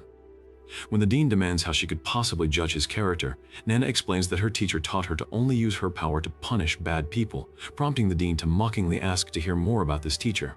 Dean Kundell asks if this teacher was the one who brought such an impure creature into his academy, triggering a furious response from Nana, who screams that her papa declared she is good. The dean unleashes a massive star judgment spell, declaring he will not allow the intruder to escape the academy alive. Nana grunts in pain as the dean executes a devastating titan stomp, prompting watching students to scream in horror that she will die if the assault continues. Pointing out that the dean sealed the battlefield with an absolute barrier, the students frantically decide they must find instructor Sarika to help break through. Sarika suddenly appears and tells them they don't need to search for him, dryly noting that no one could miss such a massive racket, while the gathering crowd murmurs in confusion. As a student offers to step in and stop the fight, Sarika sternly commands Brian to leave the doors completely closed. Observing that the barrier is centered around the dean, Sarika notes that while standard methods won't work, he has an extreme alternative solution ready. Whispering for the students to forget everything they're about to see, Sarika unleashes his secret technique to breach the barrier, finding Nana finally calm down amidst the fading magic. Shocked onlookers gasp as Nana's true form is revealed to be a mere child, just as Sarika steps forward to unleash his rising fog technique. Sarika apologizes to Dean Kundell, who notes his unfamiliar appearance, before Sarika firmly declares that the child is his personal student. Recognizing her teacher, a crying Nana calls out his name, but Sarika fiercely refuses to back down, stating he cannot abandon his responsibility. Apologizing for the chaos she caused, Nana begs the dean not to scold her beloved teacher. Looking up at the heavy rainfall, Dean Kundell finally sighs and orders Sarika to take the injured child for treatment before reporting directly to his office. Sarika expresses his gratitude, but the dean coldly warns him that it is far too early to thank him. Meanwhile, back with the desert tribe, Cyan looks around in confusion at the sudden uproar, only to hear the villagers joyfully chanting that their goddess has descended. Confused by the escalating noise, the visitors watch in disbelief as the locals celebrate the descent of their deity. The crowd cheers for their smart prince and chants praises for Sabalom, prompting a furious warrior to yell at them to stop this nonsense. Observing the bizarre festival, Cyan admits he has no idea what the descending goddess is scheming, which completely surprises his companion. Cyan reassures his allies that gods cannot directly interfere with the human realm outside of their sacred temples, confidently stating that the goddess won't be able to harm them now that they have left her sanctuary. Back at the academy, as tension hangs in the air, Lunav spots Cyan waiting for her in the shadows and calls out to him in surprise. Cyan immediately asks about Lamella's condition, and Lunav reassures him that her internal wounds are perfectly healed and she just needs a day of rest. Cyan marvels at the incredibly rare combination of long-distance teleportation and advanced healing magic, prompting him to confront Dean Har about how he acquired the powerful Lemmy Harem. As magical energy flares, Dean Har silently wonders how Cyan managed to sneak a draconic human into the secure academy grounds. After recalling how impressively she endured his heavy attacks, Cyan is asked what he plans to do next, prompting a mischievous request to proceed.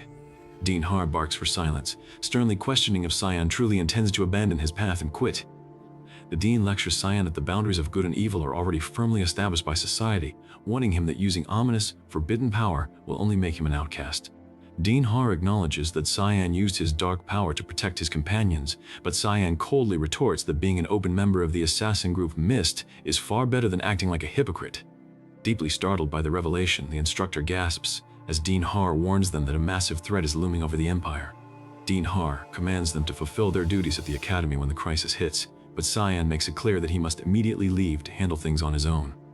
As Cyan ponders his assigned role, Dean Har watches him depart and quietly wonders what the young girl Lunav actually likes. Under the light of a full moon, painful memories resurface as a young boy begs his father for forgiveness for missing his mother. The painful memory of promising to never mention his mother fades as Cyan wonders why Diana suddenly crossed his mind on this fateful night. Shaking off the heavy emotional weight of the past, Cyan hands a powerful relic to Lunov and tells her that she can simply keep it. Although Cyan claims he doesn't personally need the relic, he asks Lunov if she plans to deliver it to the Garam Association and firmly warns her never to let anyone take it. Cyan menacingly tells Lunov that he will kill her himself if she loses the artifact, but she calmly agrees before he instructs her to return with Seth later. Seeing Cyan slip away on his own yet again, Lunov desperately demands that her contracted spirit Lem reveal Cyan's true plans so she can support him at all costs. Lem promises to share his absolute truth with Lunov as long as she maintains their contract, leading her to nickname him Lemp since his full name is too much of a mouthful. Meanwhile, out on the training grounds, Brian is pushing his physical limits with frantic sword swings while lamenting his complete lack of natural talent and weakness. Resolving that he cannot afford to simply sit around and sulk, Brian vows to become strong enough to be a true asset to his master. Suddenly, an ominous figure demands Cyan's location, prompting Brian to defensively shout that his master isn't here. Detecting an incredibly sinister wave of mana, Brian braces himself as the brainwashed monster roars to hand over Cyan before launching a powerful strike. The beast-like intruder unleashes a massive wave of red energy, screaming maniacally for Cyan as a chaotic explosion tears through the courtyard. Refusing to be brushed aside, Brian fiercely blocks the assault with a dual-blade stance, gritting his teeth as the brutal force of the impact pushes him to his limits. The earth-shattering shockwave blasts outwards, sending debris flying in all directions as the chaotic fight intensifies.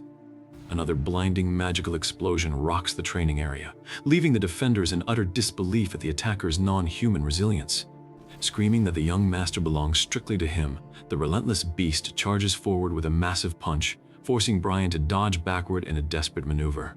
As the monster roars and the dust briefly settles, Brian catches a clear glimpse of the attacker's face and gasps in absolute shock upon recognizing Kellen.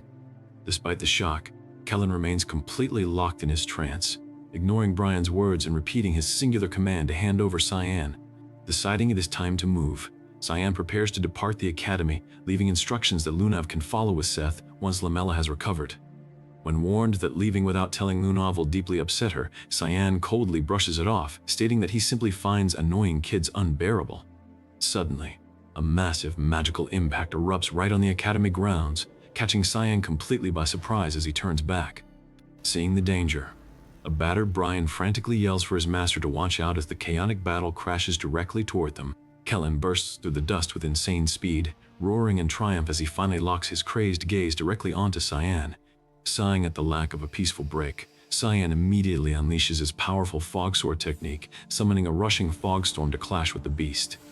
After the explosive clash forces Kellen back, Cyan checks on a wounded Brian, who is quietly agonizing over whether he is nothing more than a burden to his master. Cyan praises Brian for holding the line so well before promising to handle the rest, leaving his loyal knight coughing up blood while calling out in concern. As Kellen weakly stirs, he reveals that Ashel and Boris have already located the legendary Holy Sword, sparking intense panic in Cyan's mind as this event is happening far earlier than in his past life. After Kellen weakly begs Cyan to be careful, Cyan inspects the unconscious warrior's chest to figure out what corrupted him, discovering a strange dark artifact. Cyan holds up the cracked, glowing sphere, identifying it as the Seal of Reversal, a piece of ancient dark magic designed to twist the victim's mind and force them to turn against their allies. Cyan deduces that the cultists used Kellen's own shadow personality to control him, prompting Cyan to bitterly regret not finishing off Boris when he had the chance. Declaring that he must execute Boris as soon as possible, Cyan commands Brian to pack up immediately because their time at the academy is officially over. Meanwhile, at the Grand Temple of Lumendel in the Verk Duchy, a blonde knight arrives in a sacred hallway to find a holy figure waiting for him. As the knight greets her, the silver-haired woman admits it has been quite some time since she was called by her actual name, as she is far more used to her title of Saintess. When asked why she isn't accompanied by Prince Luenel, she responds to the rumors of her divine revelations by sharing what she has learned. The Saintess reveals that the Holy Sword is resting on the hill with the clearest view of the estate, prompting the confident knight to declare that he knows exactly where to look. When questioned about the simplicity of the location, she softly explains that the truth is never truly far away, reflecting the boundless love of Lumendel. Back at the academy, Dean Har holds out a cursed relic and asks Cyan if he recognizes the infamous Seal of Reversal. The Dean demands to know if Cyan is meddling with dark magic and getting into trouble again, leaving Cyan mentally cursing the old man's low opinion of him. Before Cyan can finish explaining that he isn't responsible, the dean cuts him off by asking if he also planned to hide the dragon, realizing the old man is completely onto him. Dean Har warns that far worse things are bound to happen unless they act, prompting Cyan to reluctantly agree to play along for now.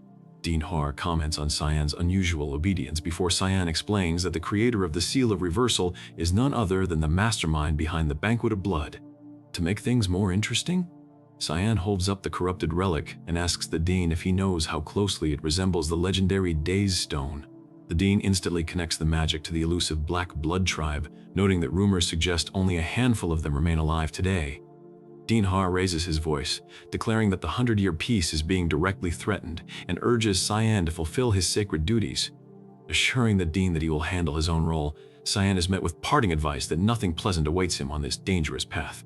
The dean warns that living as a tool for others only leads to harsh fates, reminding Cyan not to carry the heavy weight of the world entirely on his own shoulders. As Cyan walks through the corridors, Instructor Sarika intercepts him to ask if he is departing to kill Boris, to which he gives a simple, non-committal reply.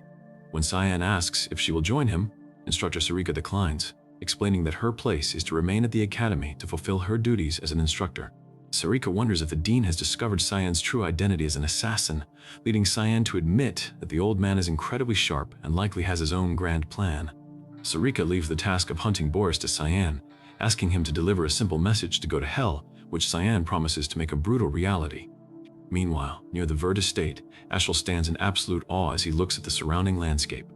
Ashel spots the ancient blade and gasps at its legendary appearance, immediately rushing forward to grasp its hilt. Ashel shouts a command for the legendary sword, Durandark, to heed his call, ignoring his companion's nervous warnings about its crooked placement in the ground. Blinding magical energy bursts from the sword, completely overwhelming Ashel and knocking him violently to the ground. As the smoke clears, a furious voice screams from the sword, brutally scolding the latecomers for daring to neglect their master. The massive burst of demonic energy leaves the entire party frozen in absolute terror at the sheer force unleashed. Ashel's companion gasps in horror as the legendary weapon repeatedly releases devastating shockwaves, screaming at them for their immense delay.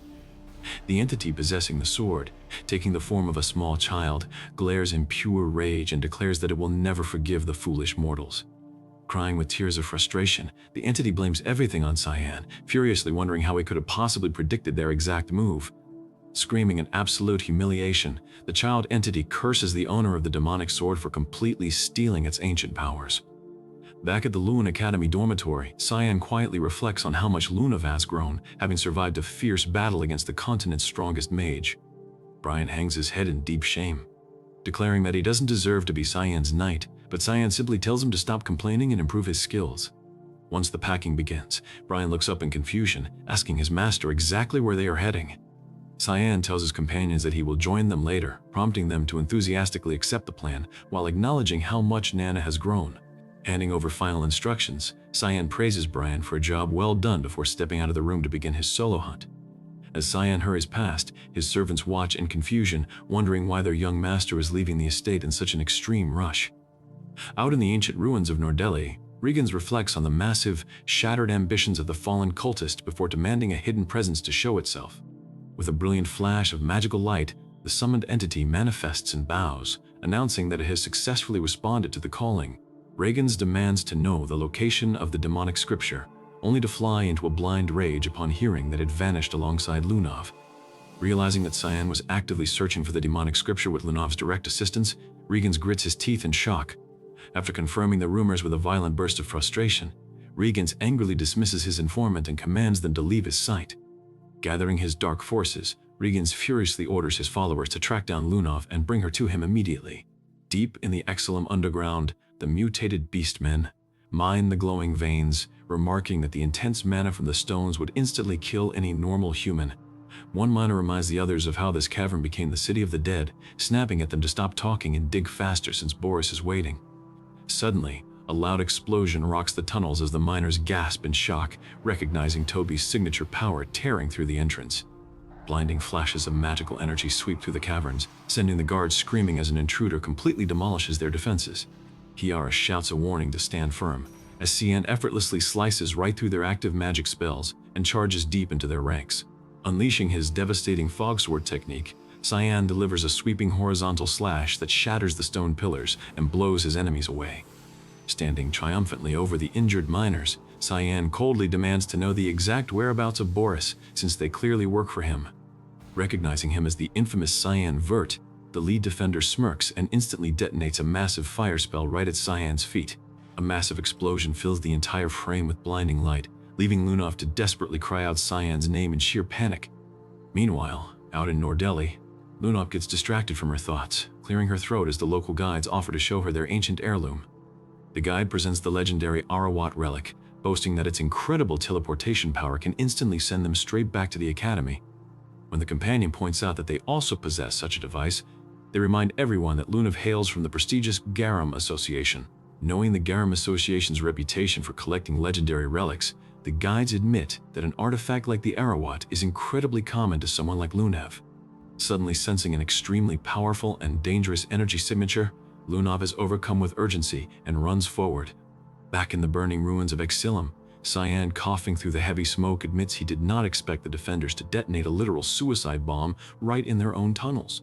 The massive explosion triggers a violent chain reaction among the raw mana stones littering the cave, causing a sequence of devastating blasts that crush the remaining defenders. As the dense dust settles over the burning ruins, the surviving miners look around in panic, completely unable to spot Cyan anywhere. Rejecting the idea that the intruder could have burned to ashes so quickly, the miners realize Cyan must have escaped further down the tunnel. Deep in the lower levels, a group of hostile beastmen corner Cyan, leaving him annoyed that they are acting so aggressive even after he helped extinguish the flames. The ancient archives reveal that Exilum's peaceful era was utterly destroyed when the demonic dragon Leviathan invaded, until the legendary hero Lixid stepped forward to defeat it. Despite the dragon's defeat, the heavy radiation from the exposed mana stones mutated the surviving citizens into beast-like humanoids who continue to mine the deep caverns to this day. Cursing the human empire that cast them out as monsters, the furious, mutated miners demand Cyan leave immediately as he calmly considers whether to execute them all. Deep in the inner sanctuary, a cultist furiously kicks a crate of empty mana stones, roaring in pure frustration over their lack of progress. Another cultist points out that they still secured some power thanks to Boris, while their injured companion frantically apologizes for causing them harm. Realizing that Cyan has successfully tracked them to Exilum, they snap at the wounded guard to stop apologizing for his failure. Rubbing his neck, the leader recalls the terrifying memory of Cyan instantly severing his head in their past encounter, deeply regretting dragging his comrades into this conflict. Gritting his teeth, the cult leader promises to make Cyan pay a brutal price as he prepares to initiate the dark ritual. Pouring the corrupted mana crystals onto the altar, the leader formally declares the opening of the ritual to ensure their absolute victory. Suddenly, a massive shockwave smashes into the altar as Cyan crashes down from above, instantly interrupting the dark ceremony. The panicking cultists frantically scream for Boris to hurry as another violent explosion tears through their sanctuary's defenses. Bleeding and battered from the impact, the cult leader glares at Cyan, fiercely promising that he won't be fooled by the same tricks twice. Cyan coldly asks how they managed to survive their previous encounter, but his question is cut short as a massive, monstrous roar echoes through the cavern. The cultists unleash their dark magic to block Cyan from advancing, desperately chanting to awaken the legendary demonic dragon Leviathan. Meanwhile, far away in the royal dormitory, a noble companion stands in shock as the prince frantically paces around, declaring that he absolutely cannot go see Cyan right now. The prince's companion gasps at his rude demeanor, stuttering that they should at least pretend they aren't planning to visit him. Arriving at the dormitory, Lunov and her group explain they are simply here to check on Nana, catching Seth completely by surprise. When they ask if they are also here to visit Cyan, Seth breaks the shocking news that the young master has already left the academy, refusing to accept that he will return like usual. Lunov reveals that his scent is completely gone, warning the group that Cyan may never return. Stunned by the news, Brian instantly blames himself, crying out that he pressured his master way too much with his relentless request to train together. Admitting that he just wanted a true friend, the distraught knight is instructed to search the entire academy alongside Seth for any clues regarding Cyan's whereabouts. Lunov agrees to search for news through the Garum Association, while the others vow to scour the palace's networks despite knowing it will be an uphill battle. Gripped by a terrible premonition, Lunov whispers in fear that she feels like Cyan is going to disappear forever.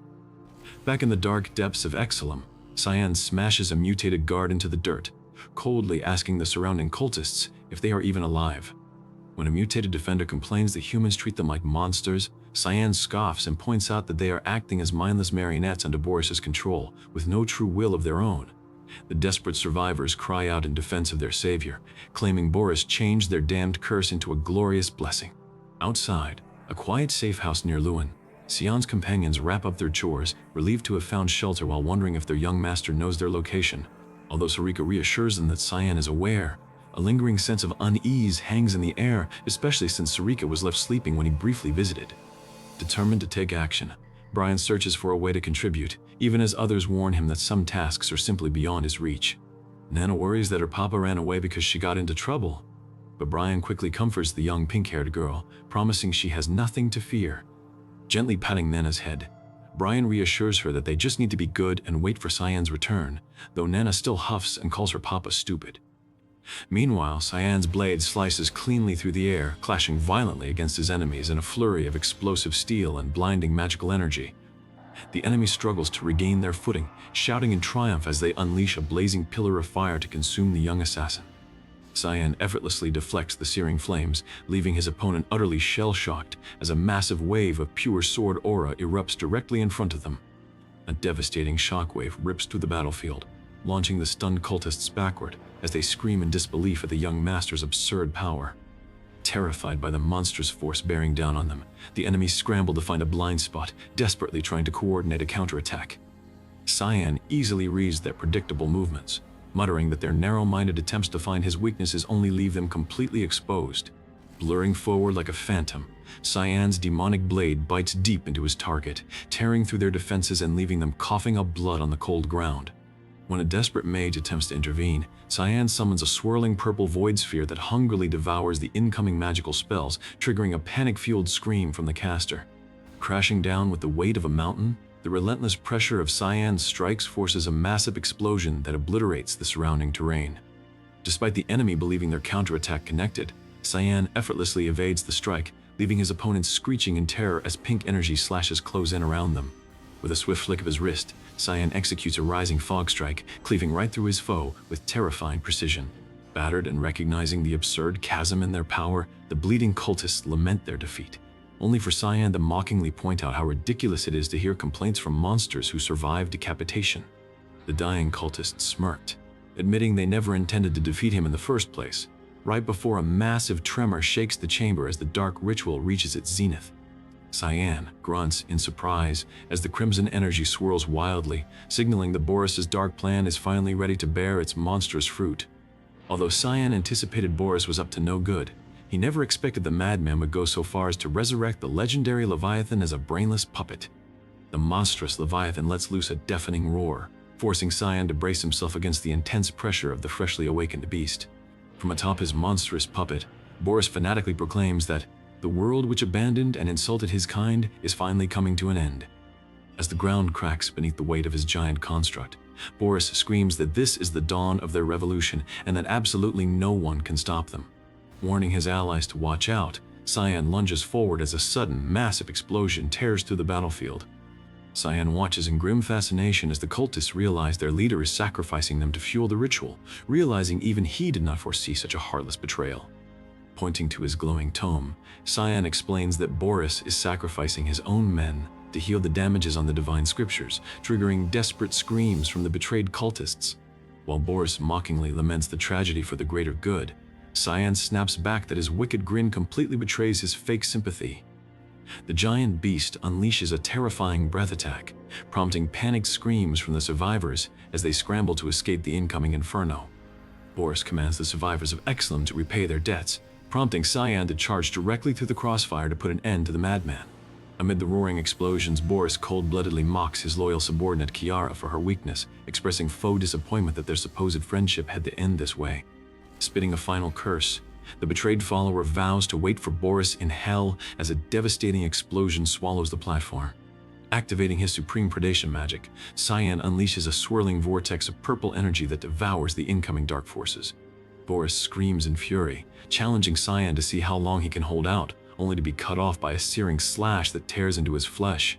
Standing over the defeated cultist, Cyan declares that he has waited a very long time for this moment, promising that Boris will not survive their final encounter.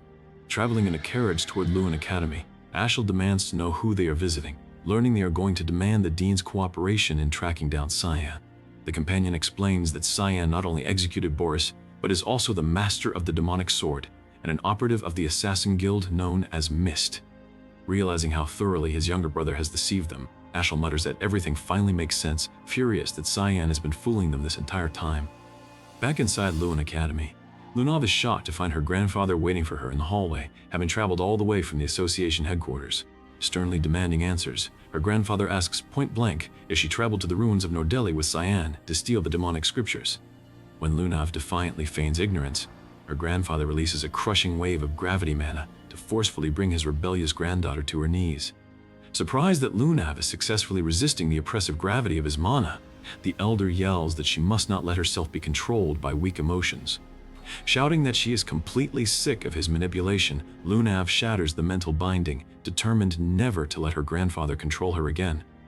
Stunned that she managed to undo his spell, the grandfather coldly tells her to give up as he triggers a secondary magic circle beneath her feet. Lunav gasps as she realizes she has stepped into a high-tier trapping array, her grandfather warning her that she will not even have the chance to regret her defiance. Although Lunav asks if he plans to execute her, her grandfather explains that he cannot kill the association's greatest asset, choosing instead to wipe her mind. Activating the terrifying symbol of Narasha, the elder commands her to stop resisting as he prepares to completely erase every useless memory of Cyan from her mind. As Lunav screams in agony under the severe mental assault, her grandfather coldly orders her to return to the obedient granddaughter she was before she met the assassin. Back within the mental landscape of the mind wipe, Lunav screams as her grandfather's crushing force bears down on her consciousness, the old man noting she is holding on remarkably well. Having just complimented a drawing of their young master, Cyan's young wards in the safe house gasp in sheer horror as they look at the newly delivered poster and realize Cyan is a wanted fugitive. The desperate survivors cry out in defense of their savior, claiming Boris changed their damned curse into a glorious blessing.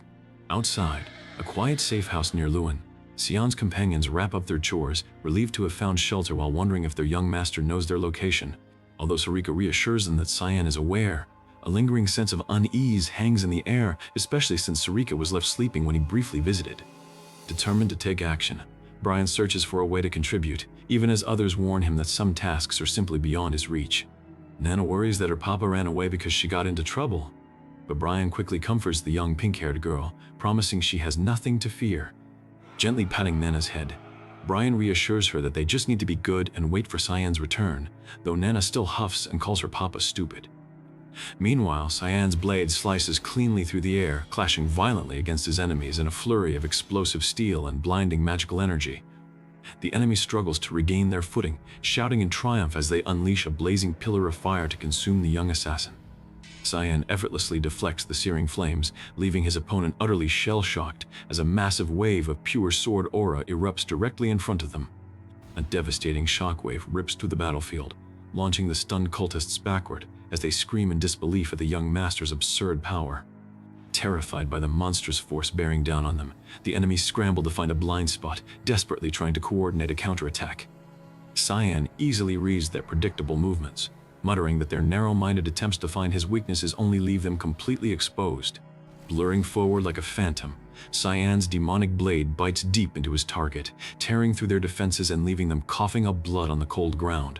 When a desperate mage attempts to intervene, Cyan summons a swirling purple void sphere that hungrily devours the incoming magical spells, triggering a panic-fueled scream from the caster. Crashing down with the weight of a mountain, the relentless pressure of Cyan's strikes forces a massive explosion that obliterates the surrounding terrain. Despite the enemy believing their counterattack connected, Cyan effortlessly evades the strike, leaving his opponents screeching in terror as pink energy slashes close in around them. With a swift flick of his wrist, Cyan executes a rising fog strike, cleaving right through his foe with terrifying precision. Battered and recognizing the absurd chasm in their power, the bleeding cultists lament their defeat, only for Cyan to mockingly point out how ridiculous it is to hear complaints from monsters who survive decapitation. The dying cultist smirked, admitting they never intended to defeat him in the first place, right before a massive tremor shakes the chamber as the dark ritual reaches its zenith. Cyan grunts in surprise as the crimson energy swirls wildly, signaling that Boris's dark plan is finally ready to bear its monstrous fruit. Although Cyan anticipated Boris was up to no good, He never expected the madman would go so far as to resurrect the legendary Leviathan as a brainless puppet. The monstrous Leviathan lets loose a deafening roar, forcing Cyan to brace himself against the intense pressure of the freshly awakened beast. Drawing his glowing blade, Cyan mutters that it would be a disaster for the continent if this massive threat were allowed to run wild again. From atop his monstrous puppet, Boris fanatically proclaims that the world which abandoned and insulted his kind is finally coming to an end. As the ground cracks beneath the weight of his giant construct, Boris screams that this is the dawn of their revolution and that absolutely no one can stop them. Warning his allies to watch out, Cyan lunges forward as a sudden, massive explosion tears through the battlefield. Cyan watches in grim fascination as the cultists realize their leader is sacrificing them to fuel the ritual, realizing even he did not foresee such a heartless betrayal. Pointing to his glowing tome, Cyan explains that Boris is sacrificing his own men to heal the damages on the divine scriptures, triggering desperate screams from the betrayed cultists. While Boris mockingly laments the tragedy for the greater good, Cyan snaps back that his wicked grin completely betrays his fake sympathy. The giant beast unleashes a terrifying breath attack, prompting panicked screams from the survivors as they scramble to escape the incoming inferno. Boris commands the survivors of Exilum to repay their debts, prompting Cyan to charge directly through the crossfire to put an end to the madman. Amid the roaring explosions, Boris cold-bloodedly mocks his loyal subordinate Kiara for her weakness, expressing faux disappointment that their supposed friendship had to end this way. Spitting a final curse, the betrayed follower vows to wait for Boris in hell as a devastating explosion swallows the platform. Boris is genuinely surprised when Cyan slices cleanly through the massive onslaught, redirecting the devastating blast with a single stroke of his sword. Activating his supreme predation magic, Cyan unleashes a swirling vortex of purple energy that devours the incoming dark forces. Boris watches in awe as his grandest spell is systematically torn apart by the young master's terrifying counteroffensive. A gargantuan blast of void energy dominates the chamber, matching the mad cultists' power step for step in an earth-shattering clash. Boris screams in fury, challenging Cyan to see how long he can hold out, only to be cut off by a searing slash that tears into his flesh. Screaming in agony, Boris is utterly powerless as Cyan weaves through his guard, delivering a flurry of brutal flesh-rending strikes. Realizing the legendary demonic sword has transformed from a simple dagger, Boris trembles as Cyan prepares to execute his devastating first form of repentance. Cyan unleashes a relentless barrage of slashes that fall like a flashing rain, completely shredding Boris's physical form. With a final, massive explosion, the colossal puppet Leviathan lets out a dying screech as its physical form begins to disintegrate into ash. As the massive temple structure begins to collapse around them, the surviving cultists scream in panic before noticing Cyan standing calmly amidst the falling debris. When a stunned survivor wonders if the legendary beast was fully awakened, Cyan coldly tells them to stop worrying about others while their own lives are on the line. Ordering his companions to run, Cyan prepares to clean up the remaining ritualistic threats before they can swallow the survivors whole. Cyan swings his blade with terrifying momentum, shattering the rising energy and leaving his enemies gasping as the beast's final desperate roars echo through the chamber. A brilliant crimson energy wave sweeps across the chamber, systematically neutralizing the remaining dark magic and bringing the catastrophic ritual to an abrupt end. Standing over the defeated cultist, Cyan declares that he has waited a very long time for this moment, promising that Boris will not survive their final encounter. Channeling his devastating arc, Adamant power, Cyan executes Boris in a spectacular burst of dark purple magical energy. Meanwhile, far from the battlefield, Lunov locates Cyan's coordinates on her magical device just as a loud disturbance echoes outside. Recognizing that the chaos is coming from Exilum, Lunov dismisses any worries about a legendary dragon, confidently claiming the beast is nothing more than an oversized lizard to Cyan. Suddenly, Garam Association enforcers barge into the room, prompting Lamella to apologize to Lunov for failing to keep them out.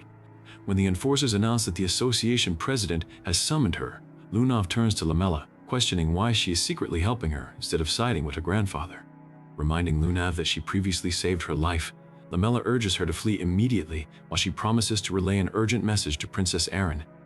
As she slips away into the ruins, Lunov worries that her grandfather will also target Cyan to secure his own dark hold over the demonic scriptures. Vowing to stop her grandfather before he can act, Lunov disappears just as nearby shadow dwellers verify that Boris has been successfully eliminated. Back at the ruins, the dying survivors scream in absolute rage, blaming Cyan for the destruction of their beloved sanctuary. When an ally suggests executing the lingering cultists for witnessing Cyan's face, the young master calmly tells them to let them live, prompting a shocked, protest-filled reaction from his companion. Meanwhile, in his grand chamber, First Prince Ashiel explodes in a violent fury upon learning that Boris has been slain, cursing his useless pawn for dying so soon. Furious that the slumdog he rescued dared to die before repaying his debts, Ashiel turns sharply as a mysterious swordsman enters, stating he heard the prince was looking for him. Swiping his blade in frustration, Ashiel demands to know why his visitor has approached him so urgently, only to be flatly reminded that Boris's death changes everything. Demanding to know why he wasn't informed immediately, Ashiel is quieted when the swordsman reveals he already knows the identity of the assassin who executed Boris. Shocked by the revelation, Ashiel immediately orders their departure to Lewin Academy, promising to explain their target's identity on the way. In the deep shadows, a cloaked figure grumbles that Ashiel is treating them like a dog on a leash, coughing heavily from the immense physical toll of their ongoing dark rituals. Cackling maniacally over an ancient glowing grimoire, the ritualist admits they got lucky, even though fully resurrecting their puppet host was a complete failure.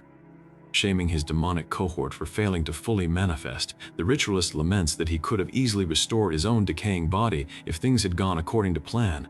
Smirking at a nearby high mana victim, the ritualist reassures them not to be upset because their imminent sacrifice is simply the will of God, before unleashing a wave of violent purple magic. Traveling in a carriage toward Lewin Academy, Ashiel demands to know who they are visiting, learning they are going to demand the dean's cooperation in tracking down Cyan. The companion explains that Cyan not only executed Boris, but is also the master of the demonic sword and an operative of the assassin guild known as Mist. Realizing how thoroughly his younger brother has deceived them, Ashiel mutters that everything finally makes sense, furious that Cyan has been fooling them this entire time. Confident that the trap is set, Ashiel smirks as they prepare to announce a massive bounty framing Cyan as the culprit behind the banquet of blood. Faking sorrow, Ashiel declares that although hurting his brother is heartbreaking, Cyan must be eliminated for the sake of the continent's peace and the will of the God of Light. Back inside Lewin Academy, Lunav is shocked to find her grandfather waiting for her in the hallway, having traveled all the way from the association headquarters.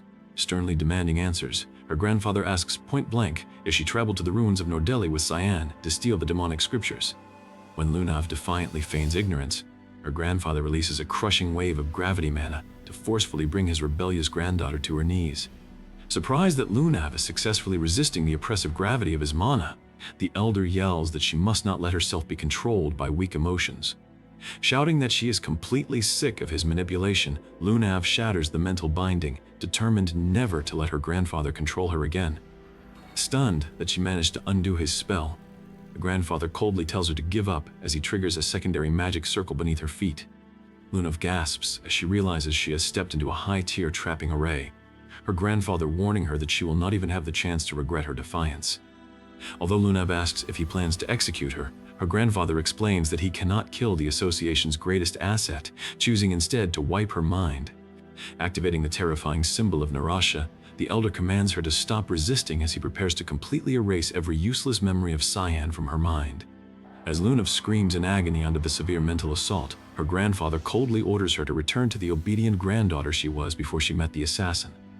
Meanwhile, Ashiel invades Cyan's empty dormitory room, sneering in disgust at the modest quarters of the younger brother who dared to insult his royal authority. Finding no trace of Cyan to interrogate, Ashiel barks aggressively at a nearby servant, instantly reducing them to a stuttering mess of apologies.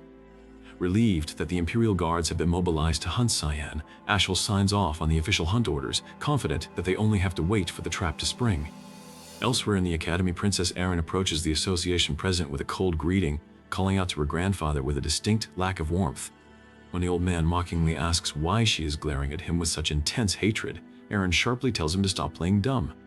Erin fiercely accuses him of cutting off her faction's crucial funding and poisoning her father's ears with toxic lies to ruin her standing.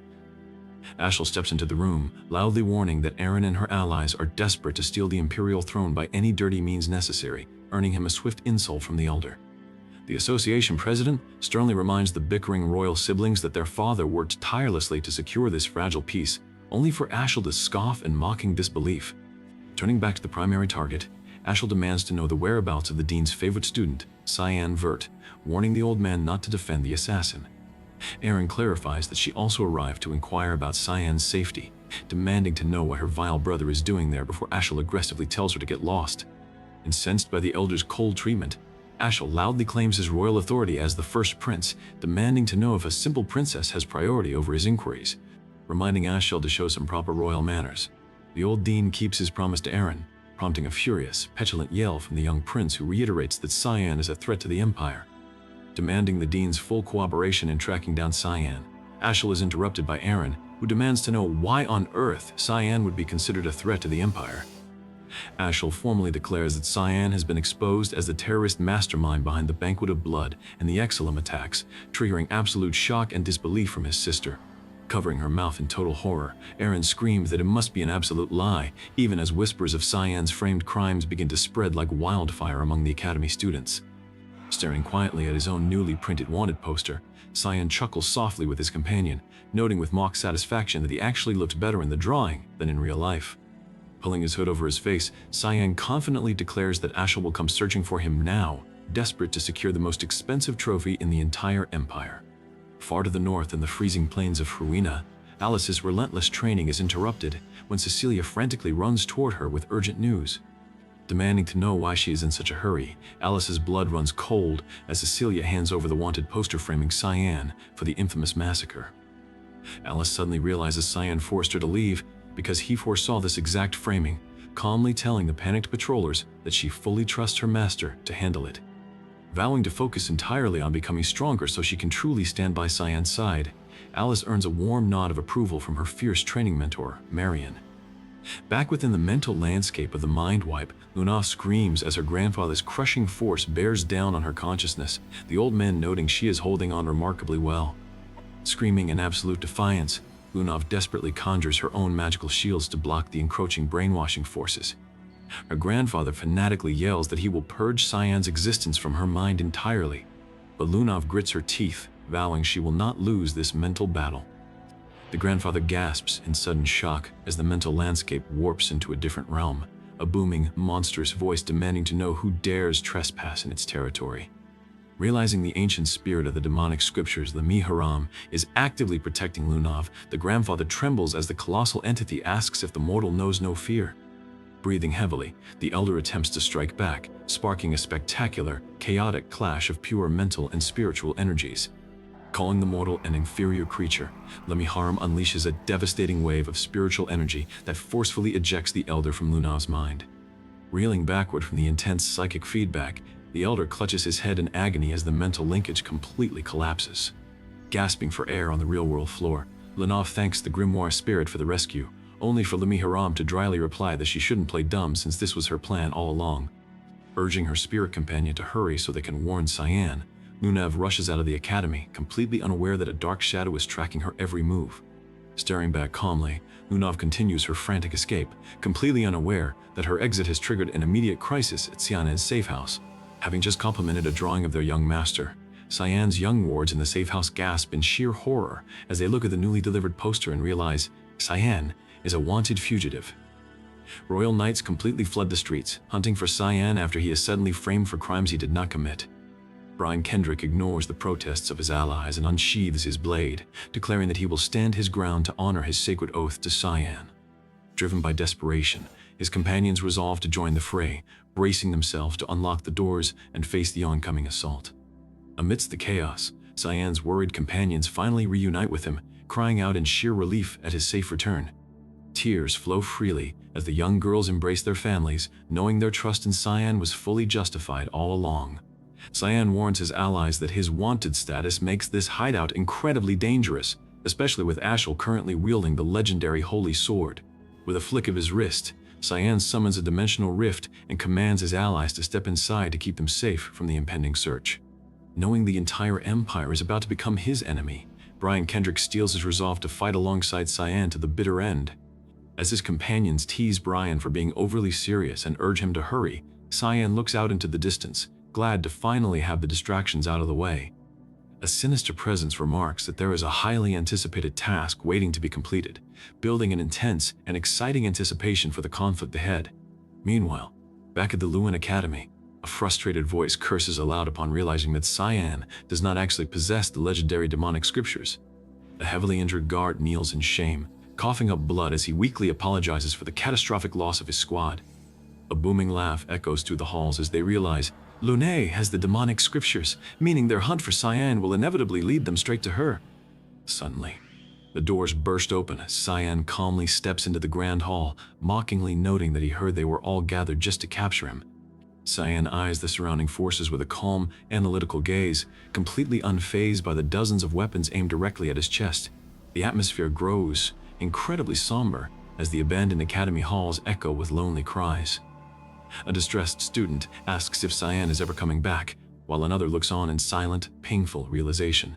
Running through the corridors, Seth and Lunab breathlessly cross paths, with Lunab joyfully screaming that she has finally tracked down Cyan's location. Seth urges everyone to follow her immediately, though his frantic explanation is temporarily derailed by a bizarre, cute creature sitting directly on his head. Brushing off the cute distraction, the group springs into action, determined to sprint through a shortcut to reach their friend before it is too late. Leapfrogging over the rooftops with manic laughter, their guide unleashes a massive burst of magical energy to clear the path forward. Dodging through violent shock waves and clutching tightly to one another, they press forward as their destination draws near. Remembering the bygone era of peace, the group reels in shock upon hearing the sudden news that Cyan is currently hiding out in Exilum. Confirmed by Lune's messenger, Seth decides to head off immediately to secure backup from Dean Kundel. After Lamella departs to tend to urgent business, grim and unsettling updates begin to arrive for the remaining allies. A dark rumor circulates, falsely accusing Cyan of destroying Exilum and branding him as a dangerous operative of the mysterious Mist faction. Princess Erin stands dejectedly, questioning the point of joining the rescue when all her intense training was meant to let her stand as an equal by Cyan's side. Biting her lip, Princess Erin realizes with a sinking heart that Cyan's terrifying growth has placed him far beyond her current reach. Looking out toward the horizon, Princess Erin laments how pathetic it is that she can do absolutely nothing to pull him out of the dark, lonely path he walks. As Princess Erin breaks down over her royal uselessness, Dean Kundel steps into the room, asking her how much of those ridiculous rumors she actually believed. When asked if she truly believes Cyan was the monster behind the banquet of blood and the tragedy of Exilum, Princess Erin answers with a resounding no.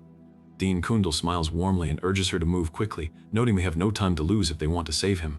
Meanwhile, back in the streets, an explosive blast of purple mana detonates as a group of pursuers is sent flying backward through the air. Cyan stands in the center of the destruction, calmly telling his attackers to stop stalling and rush him all at once. Energy beams gouge the earth as Cyan effortlessly parries a barrage of physical and magical strikes. Dodging a wild swing, Cyan taunts his opponents for their painfully predictable movements, easily slipping past their defensive perimeter. Suddenly, the self-proclaimed top student Redbeck leaps forward, bragging about his elite A+ combat stats and promising to shut Cyan's arrogant mouth. Redbeck unleashes his ultimate flaming strike with a massive roar, throwing his entire weight into a devastating downward slash. The battlefield turns into a roaring inferno as terrified bystanders scream for everyone to run before they get vaporized by the collateral damage. Cyan merely scoffs in amusement, standing perfectly still as the massive wall of fire collides with him. To everyone's absolute horror, Cyan bursts straight through the flames unharmed, delivering a lightning-fast counter-slash that drops Redbeck instantly. Looking down at the unconscious student, Cyan dryly asks the trembling crowd if that pathetic display was truly the best they had to offer. In a desperate frenzy, a voice screams that they will open the gates of hell to stop Cyan, while others scream out in terror.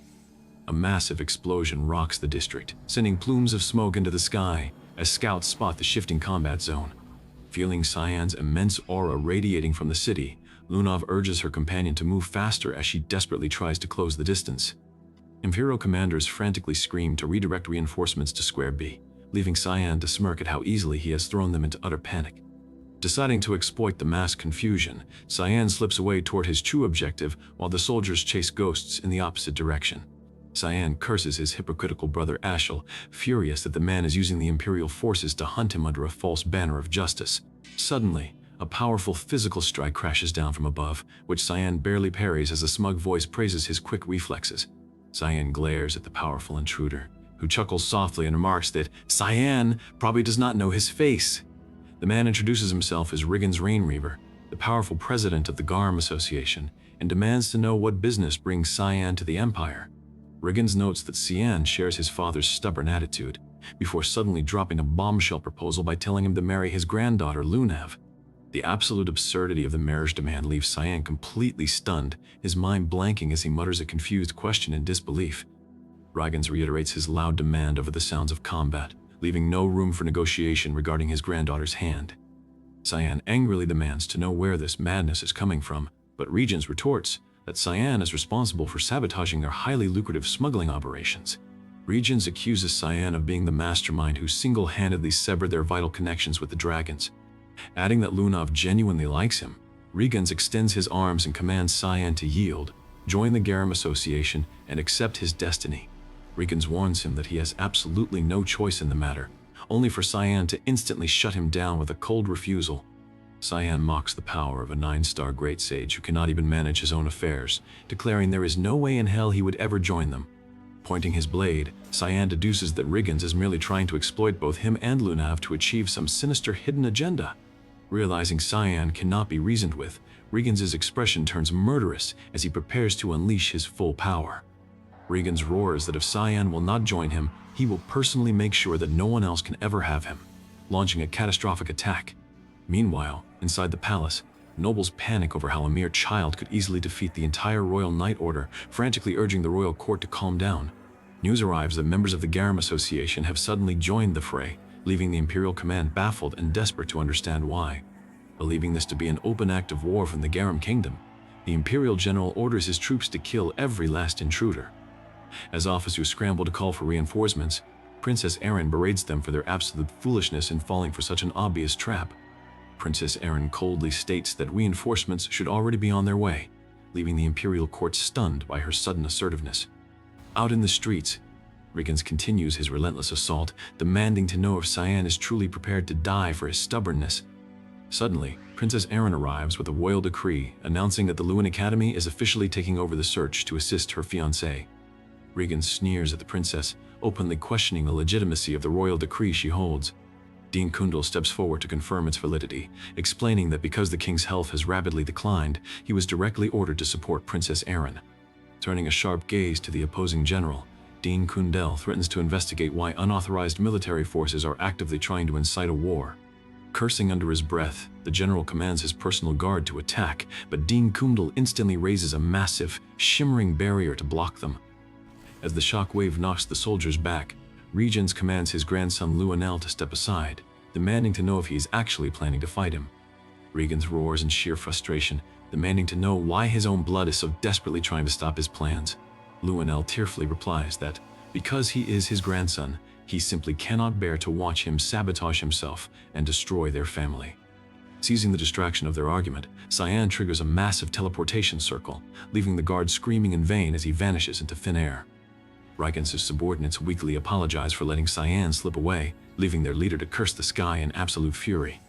Reappearing in the outskirts of Brno, Cyan coldly confronts his guides, tossing aside a map and declaring that they lied about their true destination.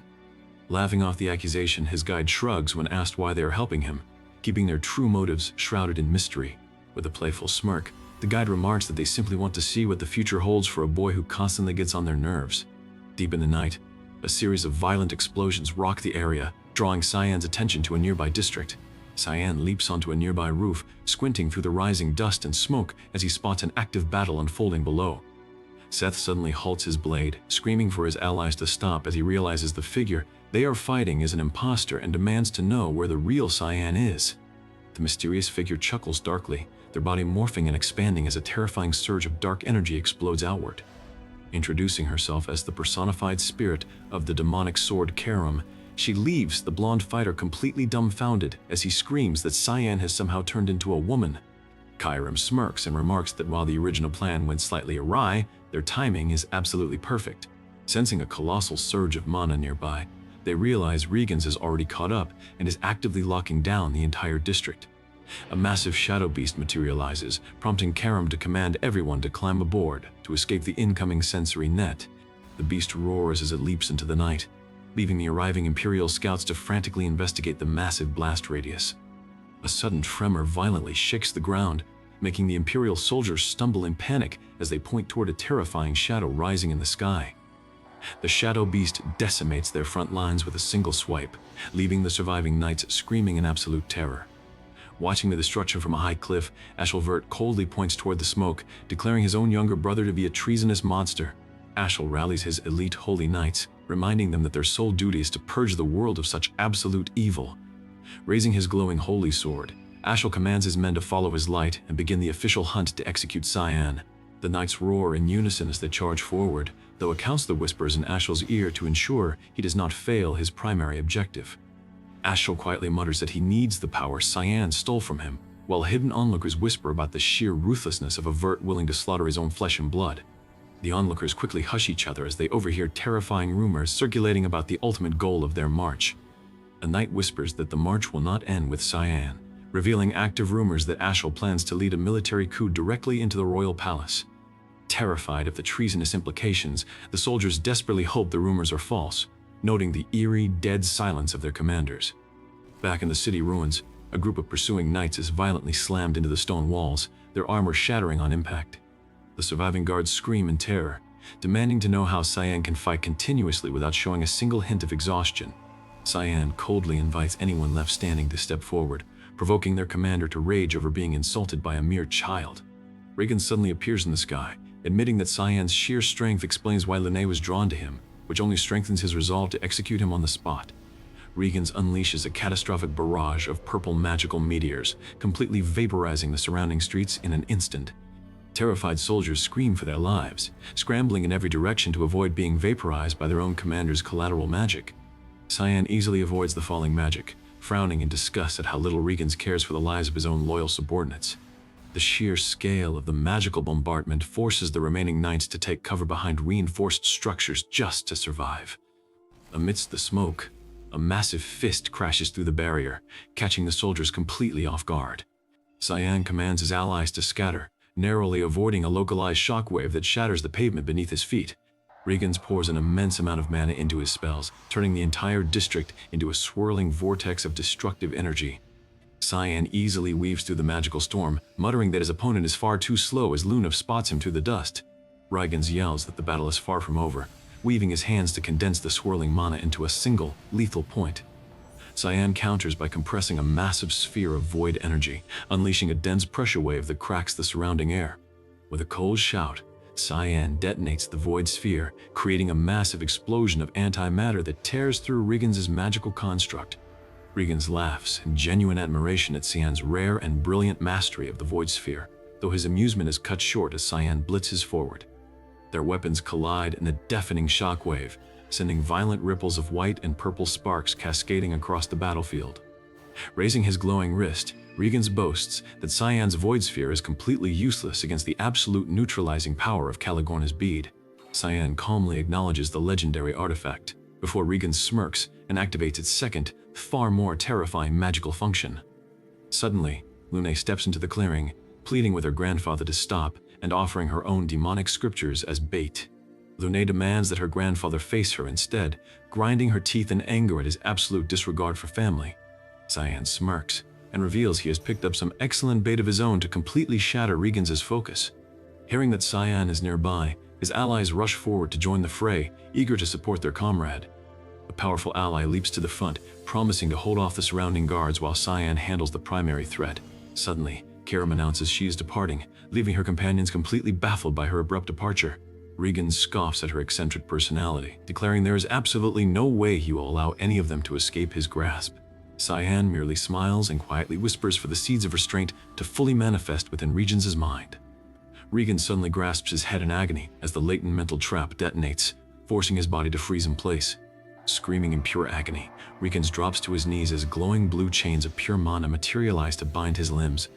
Trembling on the floor, Regans demands to know how Cyan could have possibly planted such a terrifying trap inside his head. Cyan coldly explains that the trap was set the exact moment Regans tried to pry into his mind, warning him to never touch what belongs to him. Regans desperately screams for Lunav to aid him as his own mana begins to violently implode. Regans rages that he will simply break the chains and make Cyan pay, but Cyan simply retorts that he is already prepared for that exact response. Cyan holds up the glowing demonic scriptures, commanding Regans to bear witness to the terrifying truth he has been so desperately seeking.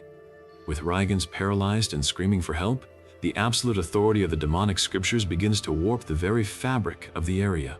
Cyan steps over the shattered stone, noting that his preparations were absolute and flawless from the very beginning. A colossal explosion of pure, dark energy erupts from the scriptures, completely engulfing the entire battlefield in a blinding flash. When the smoke finally clears, Cyan stands entirely alone amidst the ruined crater, his enemies utterly broken on the floor. Meanwhile, Imperial scouts panic as the bloodied remnants of their elite patrol team scream for help. The main army scrambles into defensive formations, absolutely terrified that a 13-year-old could decimate their front lines so effortlessly.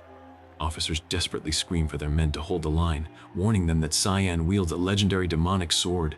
Rallying under the banner of the Knights of Light, the soldiers launch a desperate, coordinated charge. Cyan merely sighs, unleashing a massive serial slash of dark energy to completely block their path and cover his clean escape into the night. A massive blast of magical energy tears through the battlefield, lighting up the sky as a devastating shockwave erupts. Grinning at the direct hit, the combatants watch the smoke rise, only for Ashel to instantly burst through the dust and savagely cut down a group of enemies with his glowing blade. Ashel unleashes a brutal spell called Perfect Thunder, channeling blinding lightning that completely envelops the battlefield and catches his opponent off guard. The violent slashes strike hard, drawing blood and leaving enemies screaming in agony as the dark-clad warrior drives his blade forward. Ashel declares he will guide Cyan to salvation, invoking the supreme power of the God of Light with a massive burst of holy energy. He summons the devastating Sun Carriage, forcing Cyan to grit his teeth and push back against the crushing weight of the light. A series of explosive impacts rock the ground, sending shockwaves ripping through the dirt as the ferocious duel intensifies. Brilliant energy streaks slash across the air, and Cyan winces as he vividly feels his demonic sword Karam crying out in agony from the holy attribute's burning touch. The overwhelming feedback of the weapon's distress makes Cyan scream out in pain, clutching his chest as he struggles to maintain his grip. Ashel sneers at the display, mocking the once mighty demonic sword and asking Karam if she has actually been tamed by her new owner. A loud laugh echoes through the chaos as another figure finds the situation hilarious, prompting Karam to snap back, blaming the entire mess on Cyan's reckless nature. Desperate to turn the tide, Cyan demands to know how they can use Karam's true power, but the sword spirit merely giggles, finding Cyan's desperate collar-grabbing attempt adorable. Cyan reflects on the insult of being tamed, but looking at the immense power flowing through him, he decides the sacrifice was entirely worth it. When Ashel demands to know how Cyan anticipated his exact location, Cyan dismisses the question entirely, telling him to shut up and just enjoy the fight. Cyan proposes a deadly bet to see who will break first, before unleashing his demonic sword manifestation in a surge of dark, corrupting energy. As Cyan roars, Ashel notes with a serious expression that the entire atmosphere has suddenly shifted, leaving them both breathing heavily as the air grows thick with tension. With a violent crash, Cyan manages to directly shatter the protective holy energy surrounding Ashel's weapon, shocking his rival. Cyan initiates his deadly sword style, channeling the first form of the dance of black blood, known as the Nirvana of Repentance. Ashel sneers at the audacity of a demonic sword clashing against a holy sword, confident that Cyan is still at a severe disadvantage. Knowing Ashel is searching for the other half of the holy sword, Cyan taunts him to try and take it by force, blocking a heavy incoming strike. Enraged, Ashel demands the sword half, but Cyan refuses to hand it over for free, prompting Ashel to threaten to bring down the entire city to destroy him. Warning Ashel that his opponent is unimaginably strong, Cyan prepares himself as Ashel fully triggers his holy sword manifestation. A massive column of pure divine energy erupts on the battlefield, radiating an overwhelming, blinding light. The shockwave of the horizon attack slams into Cyan, forcing him back as he struggles to hold his ground against the explosive pressure. Debris rains down in a chaotic storm as Cyan lunges forward, slashing through the blinding light with sheer brute force. Ashel is completely amazed by the sheer output of his own weapon, marveling at the true power of the holy sword. The spirit. Durand d'Arc reminds Ashel that this is only half of its true power, urging him to reclaim the other half to restore its full glory. Back in the heat of the fight, Ashel continues to push the limits of his divine weapon, determined to overwhelm Cyan's defenses. Durand d'Arc grants Ashel full access to its holy powers, reiterating the demand to retrieve its missing counterpart. Cyan responds with a series of ferocious red-tinged slashes, refusing to let the holy light suppress his dark aura. Ashel immediately counters with his Rain of Flash technique, launching a relentless assault of light beams directly at Cyan. Cyan is caught in the blinding storm of attacks, gritting his teeth in pain as massive explosions erupt all around him. Violent shock waves rip through the area, throwing Cyan off balance as he barely manages to withstand the consecutive impacts. Ashel mocks him, sensing his defense is starting to crumble, but Cyan fiercely responds that he can easily endure this level of pain. Ashel dismisses Cyan's resolve as a hopeless bluff, recalling how he heard those exact same words in his past life. Cyan's mind drifts back to the battle against the Demon King, remembering a warrior who swore to drag the enemy down to hell with him. Back in the present, Cyan remembers how he lost Kairam in that past life and resolves to dodge as many attacks as possible while looking for an opening to strike. Ashel notices Cyan's evasive maneuvers and realizes Kairam is reaching its absolute limit, mocking him for avoiding direct clashes. Ashel goads Kairam to speak up again, while onlookers realize they cannot possibly intervene in a battle of this scale. The surrounding allies discuss whether to step in, noting that the enemy leader is acting incredibly strange and refusing to speak. Another explosive clash echoes nearby as the surrounding battles heat up with intense force. An ally unleashes a spell called Void Sphere Division, causing the battlefield to fragment as opponents struggle to stay standing. Spotting the weird movements of their foes, the fighters realize they are dealing with lifeless marionettes, just like Kellen's puppets. Dismembering the puppets, the allies wonder if Cyan can continue to hold his own in his fierce duel. Cyan insists he is perfectly fine, unleashing a massive wave of dark energy to push Ashel back. Ashel demands that Cyan return the stolen power before preparing to summon the Holy Lance of Lu. The holy weapon channels an immense, blinding light, threatening to vaporize everything in its path. While some marvel at Ashel's power, others urge them to activate the light ray of divine punishment, despite the extreme danger it poses to Ashel himself. Prince Luenel commands them to fire without hesitation, triggering a massive, devastating explosion across the field. Surrounded by smoke, Ashel tells Cyan that any further resistance is completely pointless, declaring it Cyan's complete loss. Ashel looks down at his injured opponent as Dean Kundel watches from the sidelines. Meanwhile, Seth easily finishes off his own targets, complaining about how pathetic and weak his opponents were. Seth admits he had help, thanking a mysterious ally who infiltrated the Garam Association to assist them. The ally apologizes for her late arrival, but Seth reassures her that her timing was absolutely perfect for taking down the enemy forces. Suddenly, a massive tremor shakes the earth as they realize Luenel's devastating magic weapon has just been activated. Shocked that a weapon reserved only for wartime is being deployed, they watch in horror as Luenel boasts about wiping out everyone who looked down on him. The Mad Prince screams his defiance, unleashing the automated weapon's destructive energy upon the entire zone. Looking up at the sky, Ashel realizes the betraying prince is planning to kill them all, declaring him finished. The magic weapon fires a massive beam of energy, tearing through the landscape at the worst possible moment. The sheer magnitude of the blast activates a divine barrier, creating a blinding flash of golden light. The impact shatters the barrier, causing the entire underground structure to buckle and collapse in a storm of falling rock. Amidst the chaos, the guards panic and flee, ignoring the desperate orders to stay and protect the prince. Annoyed by the interruption, Ashel prepares to finish the fight, but Princess Erin suddenly yells for him to stop.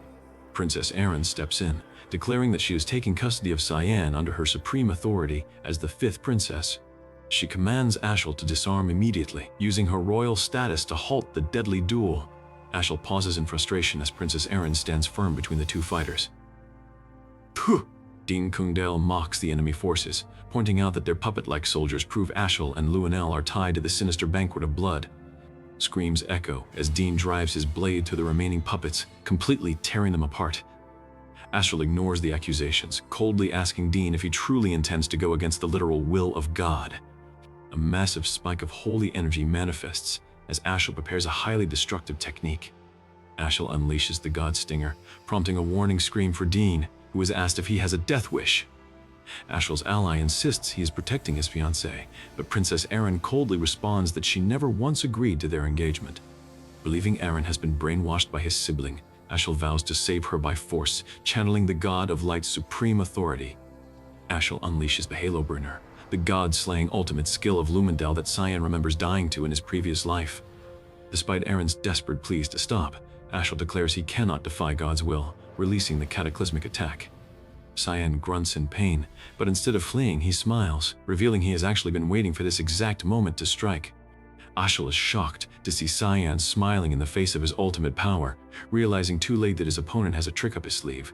The devastating energy of the Halo-bringer explodes, tearing the ground apart in a sequence of blinding flashes. Plumes of white-hot light erupt across the cavern, completely destabilizing the surrounding area.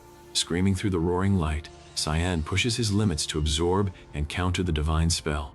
Back outside the main duel, the allies fight off a never-ending wave of reinforcements, sighing as the enemies keep pouring in. Grunting at the annoyance, they realize the puppet army is only stalling them as a chaotic surge of mana erupts nearby. A massive blast waves outward from the epicenter, leaving the onlookers completely stunned by the sheer power. Asura screams in disbelief as his divine power is shattered, calling Cyan's feat of destroying his holy light completely impossible. Advising that they should be glad Cyan lacks the scripture powers, Asura resolves to quickly execute his opponent to end the fight. Princess Eren steps in once again, refusing to allow Asura to land the killing blow. Knowing she cannot afford to retreat, Princess Eren prepares to risk her own life to save Cyan. Lunav Rainreaver suddenly bursts onto the scene, desperately begging Dean to clear a path so she can reach Cyan. With no time for explanations, Dean unleashes a massive shockwave to blow the surrounding enemies away. The blast clears the immediate area, giving Lunav the perfect opening to sprint forward. More puppet guards try to intercept them, but they are brutally slammed aside by the sheer force of the group's advance. Seth fires a devastating grit cannon, completely obliterating a direct line of enemies in front of them. Lunav is relieved to see Seth and Lamella arriving as reinforcements, with both of them promising to back her up. They urge Lunav to run to Cyan, promising to handle the remaining enemies while she secures her friend. Spurred by her allies, Lunav rushes forward, screaming Cyan's name as she spots him in the distance. She commands Asura to stop, desperately trying to intervene before it's too late. Asura is shocked to see the demonic scripture manifest on the battlefield, releasing a monstrous dark aura. Cyan grunts as the dark energy surges around him, with Lunav screaming his name in panic. Realizing Cyan is losing control of his demonic power, Lunav begs Lamella to hurry before Cyan is completely consumed. Wondering if Cyan planned this entire situation knowing they would arrive, they realize they have to act immediately without overthinking. Suddenly, a massive swirling dimensional rift tears open, swallowing the battlefield in a vortex of raw energy. The ancient power of Danu is invoked, causing a massive explosion as the characters are thrown into a state of absolute chaos. The ground crumbles away as the spatial magic shifts the entire battlefield. Swallowed by the dimensional distortion, the combatants prepare for a fight where the regular rules of reality no longer apply. A menacing dark figure manifests at the center of the distortion, holding a volatile sphere of crimson and blue energy. The dimensional power of Danu erupts once again, sending shockwaves that force everyone to brace for impact. Explosive blasts of magic detonate repeatedly, tearing the fragmented ground into floating ruins. Bright red and white energy slashes pierce the darkness of the pocket dimension as the two rivals continue their duel. Asura curses as he notices Lemiharum's presence, wondering why another powerful ally has managed to breach his domain. To prevent any more interruptions, Cyan unlocks the other realm, isolating himself and Asura completely to finally end their feud. Warned that Asura will be on an entirely different level, Cyan coldly replies that he simply intends to kill his brother and finish the job. Asura sneers, warning Cyan that he will pay a price worse than death for the glowing seal on his chest. Recalling a past conversation, Cyan notes that Lunav would definitely appear to help him, with his ally promising to bring her along. When asked how he could be so sure of her arrival, Cyan jokingly answers that she is a dedicated stalker who would never miss his fights. Cyan entrusts the safety of Lunav and Princess Eren to the demonic scriptures, smiling as the prophecy of their clash finally comes true. Cyan roars as dark flame-like energy envelops him, telling the pawns of God to struggle all they want. He drives his blade forward in a massive, sweeping arc of pure destructive force. Cyan declares that the authority of the so-called most powerful god can no longer protect Asura from his dark blades. Asura attempts to counter with his glare slash, unleashing a brilliant, desperate wave of light. Outside the barrier, the allies notice the sudden disappearance of the puppet forces, realizing the magical link connecting them has been severed. They deduce the source of the puppet's power must have vanished, relieved that they managed to survive the onslaught. Dean praises Prince Seth for his help, but jokingly tells him he is still suspended for 2 months for his reckless behavior. Looking up at the massive sphere of light in the sky, they realize the other realm is the cause of the magic shift, leaving them with no choice but to wait. Suddenly, Princess Erin and Lunav are expelled from the spatial rift, crashing onto the ground as their allies rush to check on them. Realizing they are unhurt, they wonder if Cyan purposefully ejected them from the pocket dimension to keep them safe. Confirming that Cyan created the barrier himself, Lunav looks up in worry, desperately wondering what is happening inside. Inside the isolated realm, Ashel stares in pure shock at his own bleeding hand, realizing that Cyan is actively devouring his divine light. Cyan asks Karim how she feels, and the Swordspear replies that she is overflowing with so much dark power that she wants to destroy everything. Grinning at her response, Cyan tells Karim to go completely wild today, unleashing a massive, dark, explosive aura. Cyan channels his ultimate stance, initiating the dance of black blood to deliver a final, decisive strike. Ashel counters with his ultimate holy spell, Halo Bringer, meeting Cyan's dark blade head-on. Cyan slashes through the holy light with his fog sword, fog rupture technique, clashing with unbelievable force. The explosive impact of the two ultimate skills collides, shattering the very fabric of the pocket dimension in a final, blinding blast of light and shadow. Ashel yells, "The darkness cannot defeat light," launching a desperate holy blast directly at his half-brother. Cyan blocks the assault effortlessly, leaving Ashel completely shocked, as Cyan asks if he really thought his holy strike was unbeatable. Channeling the raw energy of Duran Dark, Cyan redirects the magical force right back at his stunned sibling in a violent explosion of red light. With a swift, sweeping blade strike, Cyan demands his opponent's surrender, leaving Ashel writhing on the dirt in agony.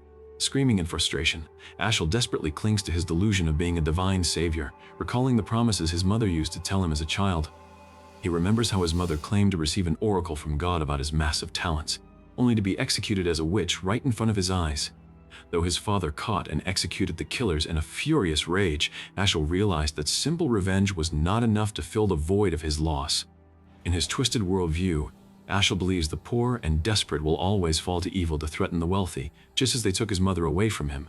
Realizing his tragic past cannot save him now, Ashel watches in horror as Cyan prepares to end their battle. In a flash of overwhelming red and black energy, Cyan activates the ultimate demonic sword union. The massive blade slices through the air, completely shattering the surrounding space with god-eating power.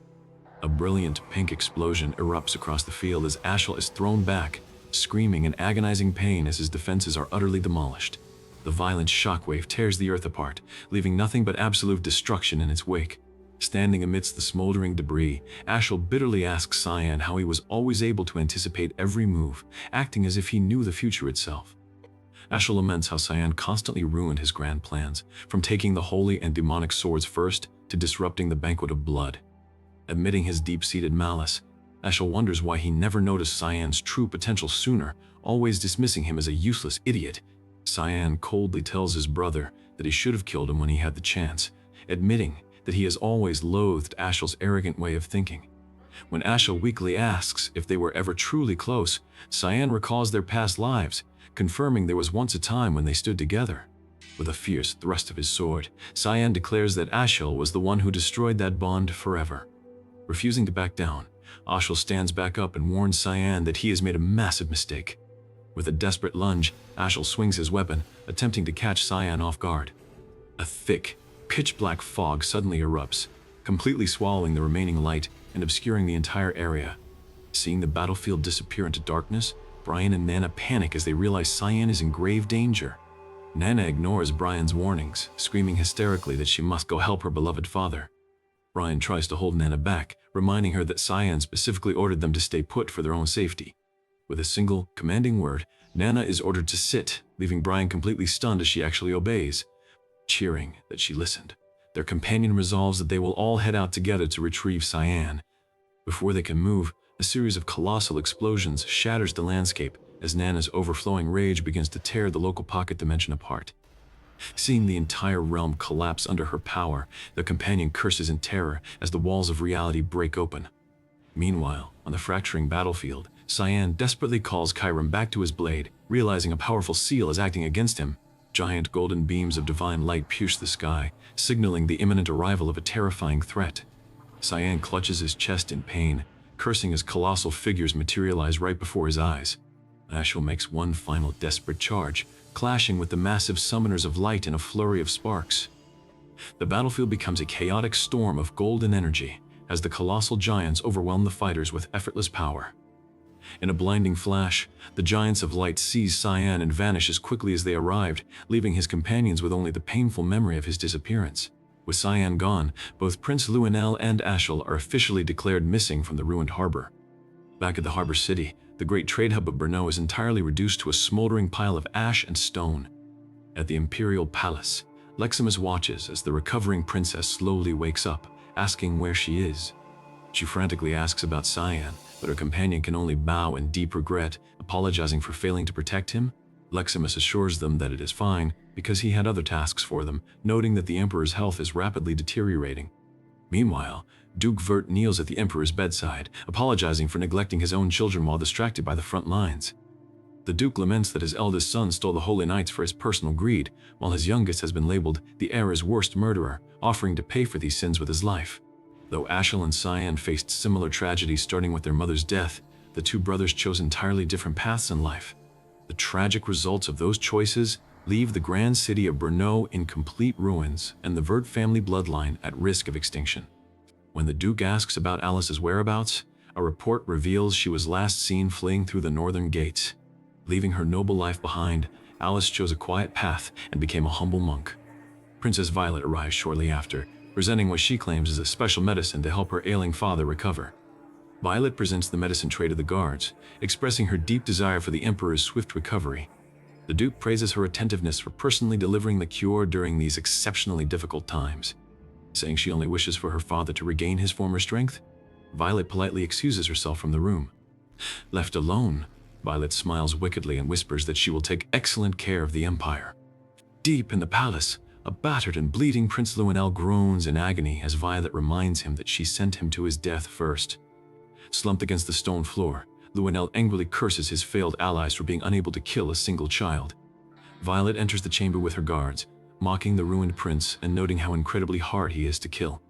Luenel gasps in shock as Violet declares that since her brother ruined the Empire, she must step in to fix it herself. Luenel demands that she stop talking nonsense and take him to the palace, but Violet coldly rejects his request. Violet tells him that the only mess she is cleaning up today is his corpse, prompting her masked assassin to strike him down. Violet casually changes her mind, deciding it would be much easier to claim they never even found the prince's body.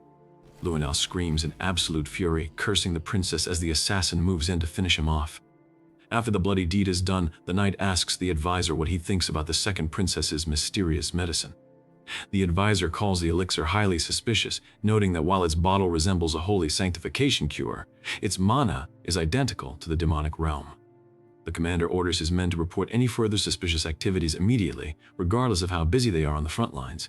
Meanwhile, the citizens work tirelessly to rebuild their ruined estates, while the official records falsely state that Ashel and Luenel died trying to stop a mad Cyan. The public historical records paint a tragic picture of Ashel's heavenly wings falling to the earth after being brought down by the demonic Cyan. The imperial narrative claims Cyan met his deserved end at the hands of divine missionaries, allowing Violet to smoothly assume the throne in place of her frail father. Reflecting on this heavily altered history, Princess Erin Severs vows in silent determination that her fiancé is still alive. Inside the Great Hall of Lewin Academy, Erin officially selects the ancient magical text to guide her future. Receiving her diploma during the grand graduation ceremony, Erin is blessed with the wisdom of the Academy as she steps forward. Vowing to become a light for the Academy, Erin leaves the onlookers shocked by her unexpected choice of a spellbook over a sword. 3 years pass in a flash, during which Erin tirelessly hunts for any clues regarding the elusive Giants of Light. The Academy headmaster explains that these entities are called Nephilim, divine missionaries sent directly by the god Lumendel. When asked why God would intervene directly, the headmaster admits he does not know if these mysterious Nephilim are gods or humans. Erin decides to remain at the Academy after graduation, holding on to the hope that staying close to her research is the only way to find Cyan. She runs into Lunov, who explains that his duties with the Garum Association have kept him incredibly busy lately. When Lunav asks if the association president is still sick, his companion reveals with a dark smile that he taught the president a severe lesson for touching what was his.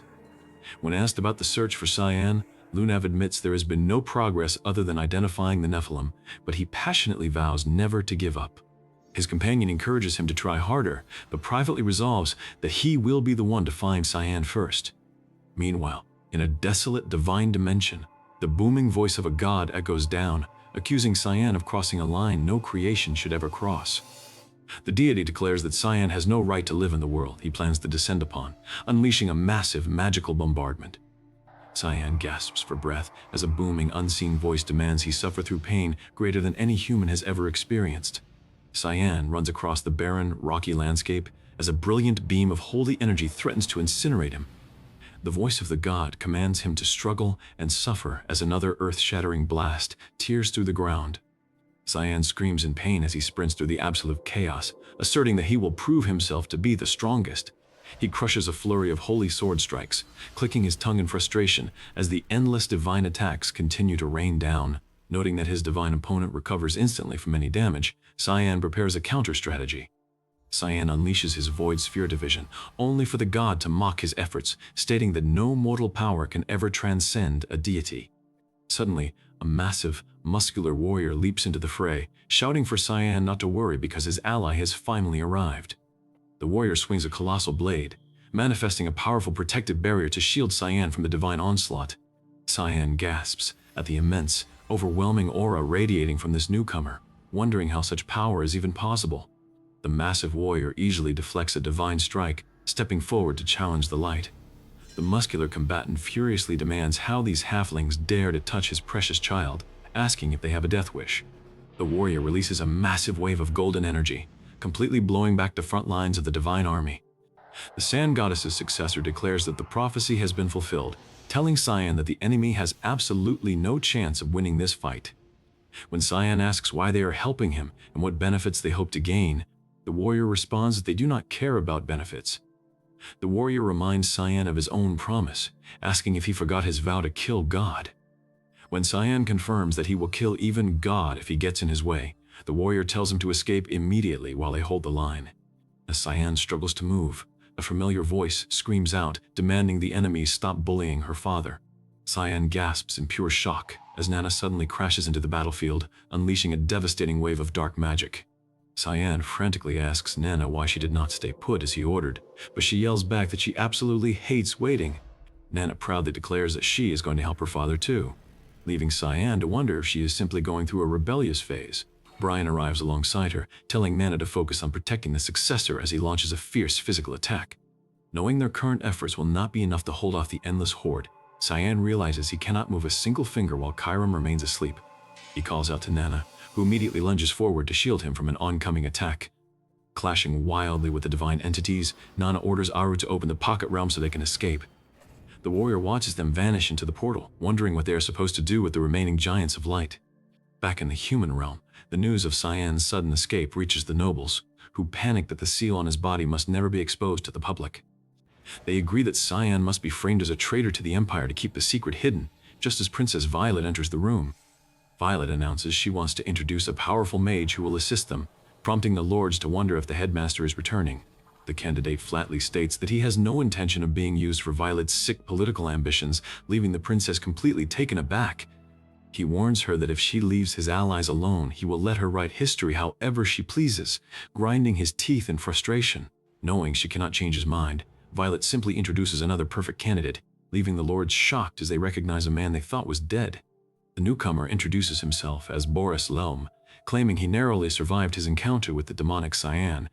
The lords gasp in disbelief as Boris stands confidently before them, ready to take his place in the court. Violet praises Boris as an elite 8th-ranked mana user, declaring that he has absolutely no shortcomings to serve as the new royal mage. Boris politely thanks the princess, but the lords suddenly see a colossal, winged demonic silhouette looming directly behind his back. The princess gasps in brief horror, but quickly shakes her head, wondering if she simply hallucinated the terrifying phantom. Apologizing for her brief distraction, Violet suggests they get straight to the point, while Boris secretly mocks how simple humans are. Sitting in his private quarters, Boris laughs that humans are easily fooled by appearances, noting that his black blood tribe body makes manipulating mana a breeze. His demonic companion reminds him that he still had to consume a human host, prompting Boris to snap back that it was necessary to regain his powers. When the companion playfully notes how much he has grown, Boris furiously commands her to shut up as he draws his blade, though he admits they must be satisfied with recovering their magic. When asked about his ultimate plan, Boris thoughtfully replies that he is still deciding on his next move. He contemplates finding a new owner for the holy sword, or simply initiating a massive summoning ritual. After spending 3 long years in the human dimension, the demonic infiltrator prepares to unleash his true plans upon the unsuspecting world. Yo, thank you for watching Buff Goblin. Check out the description for more audiobooks and recaps.